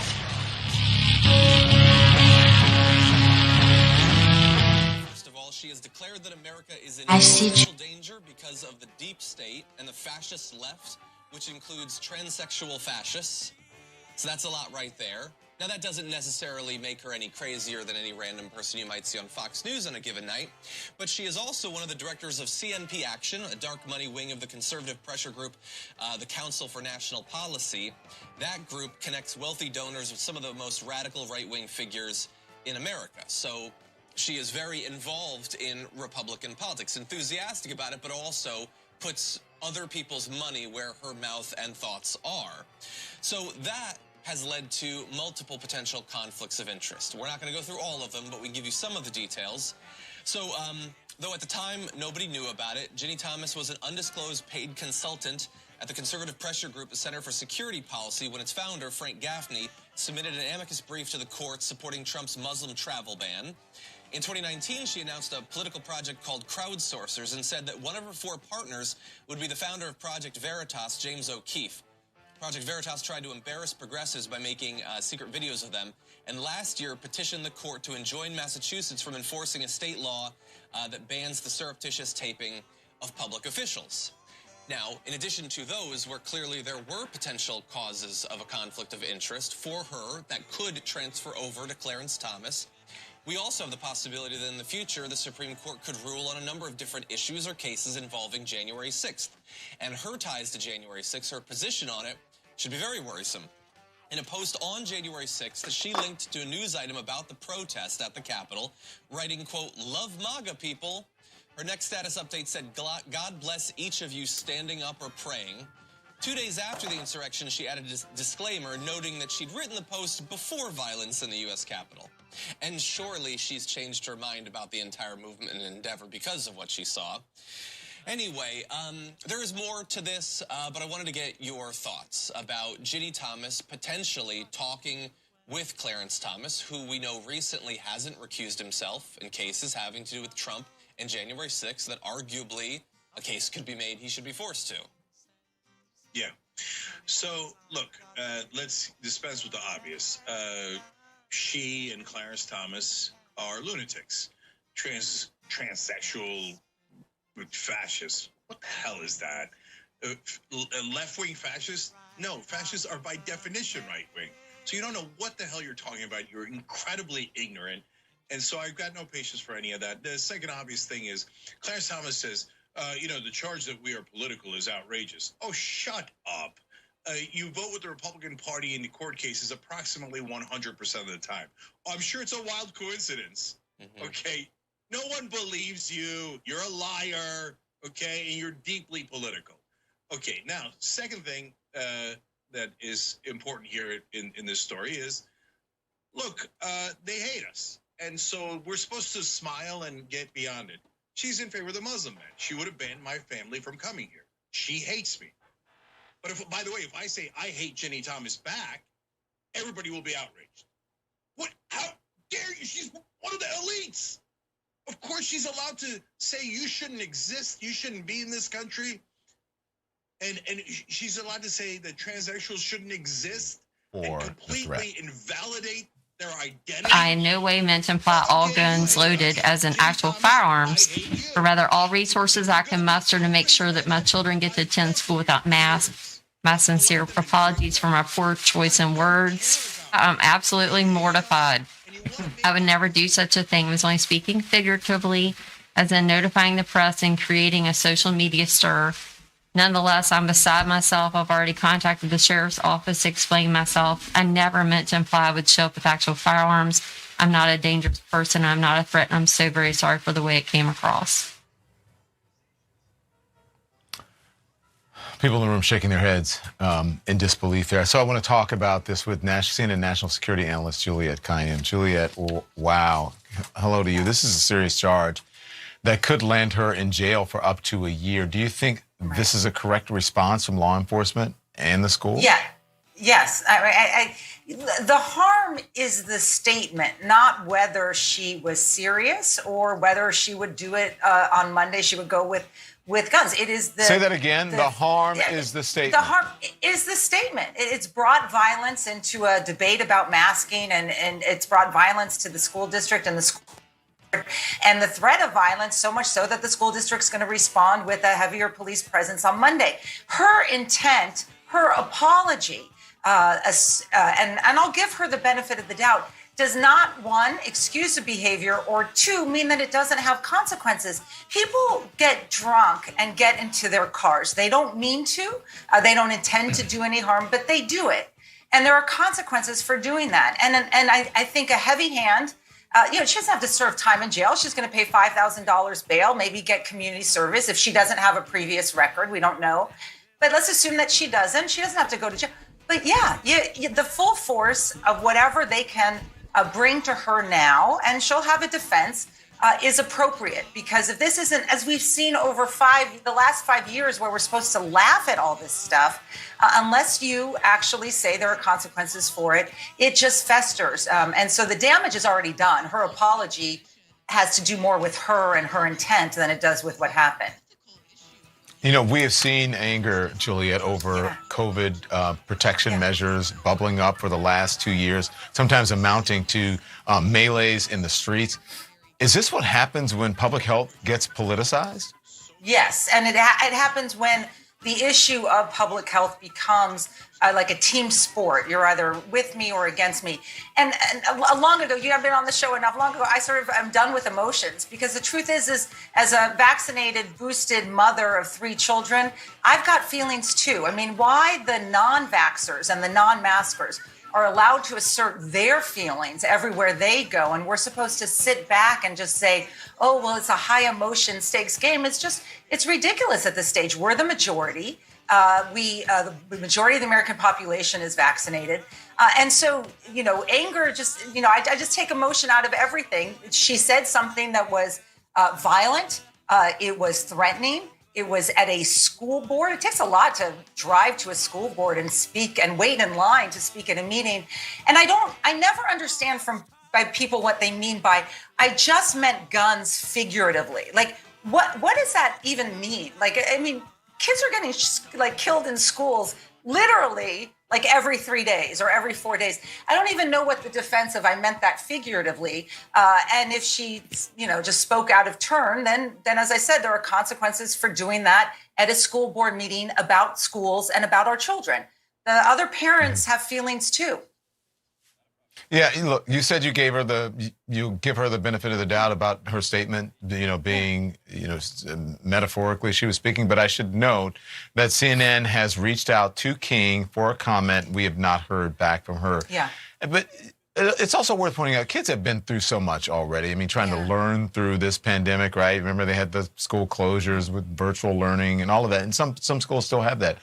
Now a parent is getting arrested for making threats on school property, and there will be increased police presence at the school. How is all this chaos affecting kids, Juliet? That's really the question, right? It really is. The long-term psychological impact of this, we know both from the fact that kids are home and then the sort of increased radicalization of some of these issues at schools, that schools have become the sort of fighting ground over masking and over vaccination mandates, is having an impact on kids as well and their stress level. We've noted, I think the Times today had a story on sort of the psychological impact of masking on kids in terms of their own fears. So every which way you look at it, the pandemic has had an impact on our kids, whether you're for masks or against masks. As adults, so this is where, you have some responsibility as a mother or father. As adults, our job is to try to take that fear and that anger out of a situation that a 5-year-old kid or a 7-year-old kid can't understand right now.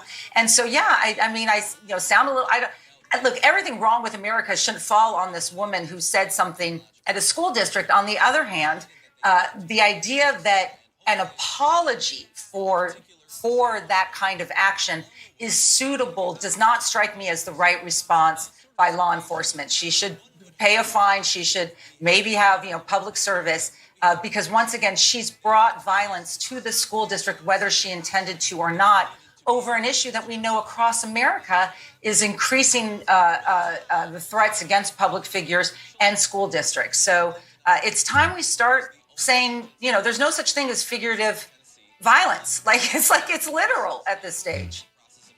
Yeah. Juliet Kayyem, thank you very much. I appreciate it. Thank you. A statue of Theodore Roosevelt coming down after criticism, its depictions of Black and Indigenous people. What his own family is saying about it, that's next.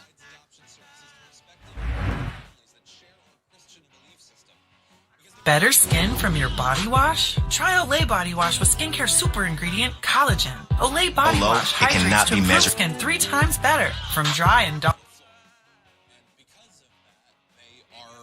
They're doing a lawsuit. Now, it's not targeting that church. They're accusing the Department of Children's Services of violating the state's constitutional rights to religious freedom and equal protection since it contracts with and funds Holston. It's infuriating to learn our tax dollars are funding discrimination against us, the father said. If an agency is getting tax money to provide a service, then everyone should be served. It shouldn't matter whether you're Jewish, Catholic, or an atheist. And finally, Elizabeth, in this case, says, I felt like it had been punched in the gut. It was the first time I felt discriminated against because I am Jewish. It was very hurtful that the agency seemed to think that a child would be better off in state custody than with a loving family like us. And so, look, we know that adoption services, like a lot of other areas, have been allowed to be the source and site of discrimination based on religious grounds. But when the government specifically works with an organization like this, knows that it's the only one in the area that can provide these services and allows them to continue to discriminate on religious bases, then that should just, common sense is that would not be acceptable. But it's the law of the land, even up to today. Okay, there are 2 elements to the story. First of all, we've been telling you about the rise of anti-Semitism. So now this applies to every non-Christian, but why is it anti-Semitic in particular? It's not just because it's a Jewish couple. They would have done it to a Muslim couple, an atheist couple as well, right? But in the past, they would have been reluctant to do it to a Jewish couple because they had done the whole spiel about the Judeo-Christian heritage and tradition and culture, and they were trying to keep Jews within the tribe, if you will, of the right way. The capital's very foundation. Now they're at a point where they're like, we come together as one nation. Today, we're closer than ever to declaring our independence from a deadly virus. We come together as one nation. Today, we're closer than ever to declaring our independence from a deadly virus. Yeah. Bravo. Despite the cynics, Democrats and Republicans, we can work together. We can deliver real results. Be concerned about Omicron, but don't be alarmed. The former President of the United States of America, concerned about Omicron, but don't be alarmed. The former President of the United States of America has created and spread a web of lies about the 2020 election. The threat to our democracy is so grave that we must find a way to pass these voting rights bills. It's been a year of challenges, but it's also been a year of enormous progress. But it's also been a year of enormous progress. With us tonight is the celebrated author and presidential historian Michael Beschloss. His latest work in a bookshelf of works is Presidents of War. Michael, it is good to see you. Thank you for being with us this evening. Let's first just talk about this big year for Joe Biden. The first year of a presidency, something you historians and we the public take very, very seriously. But boy,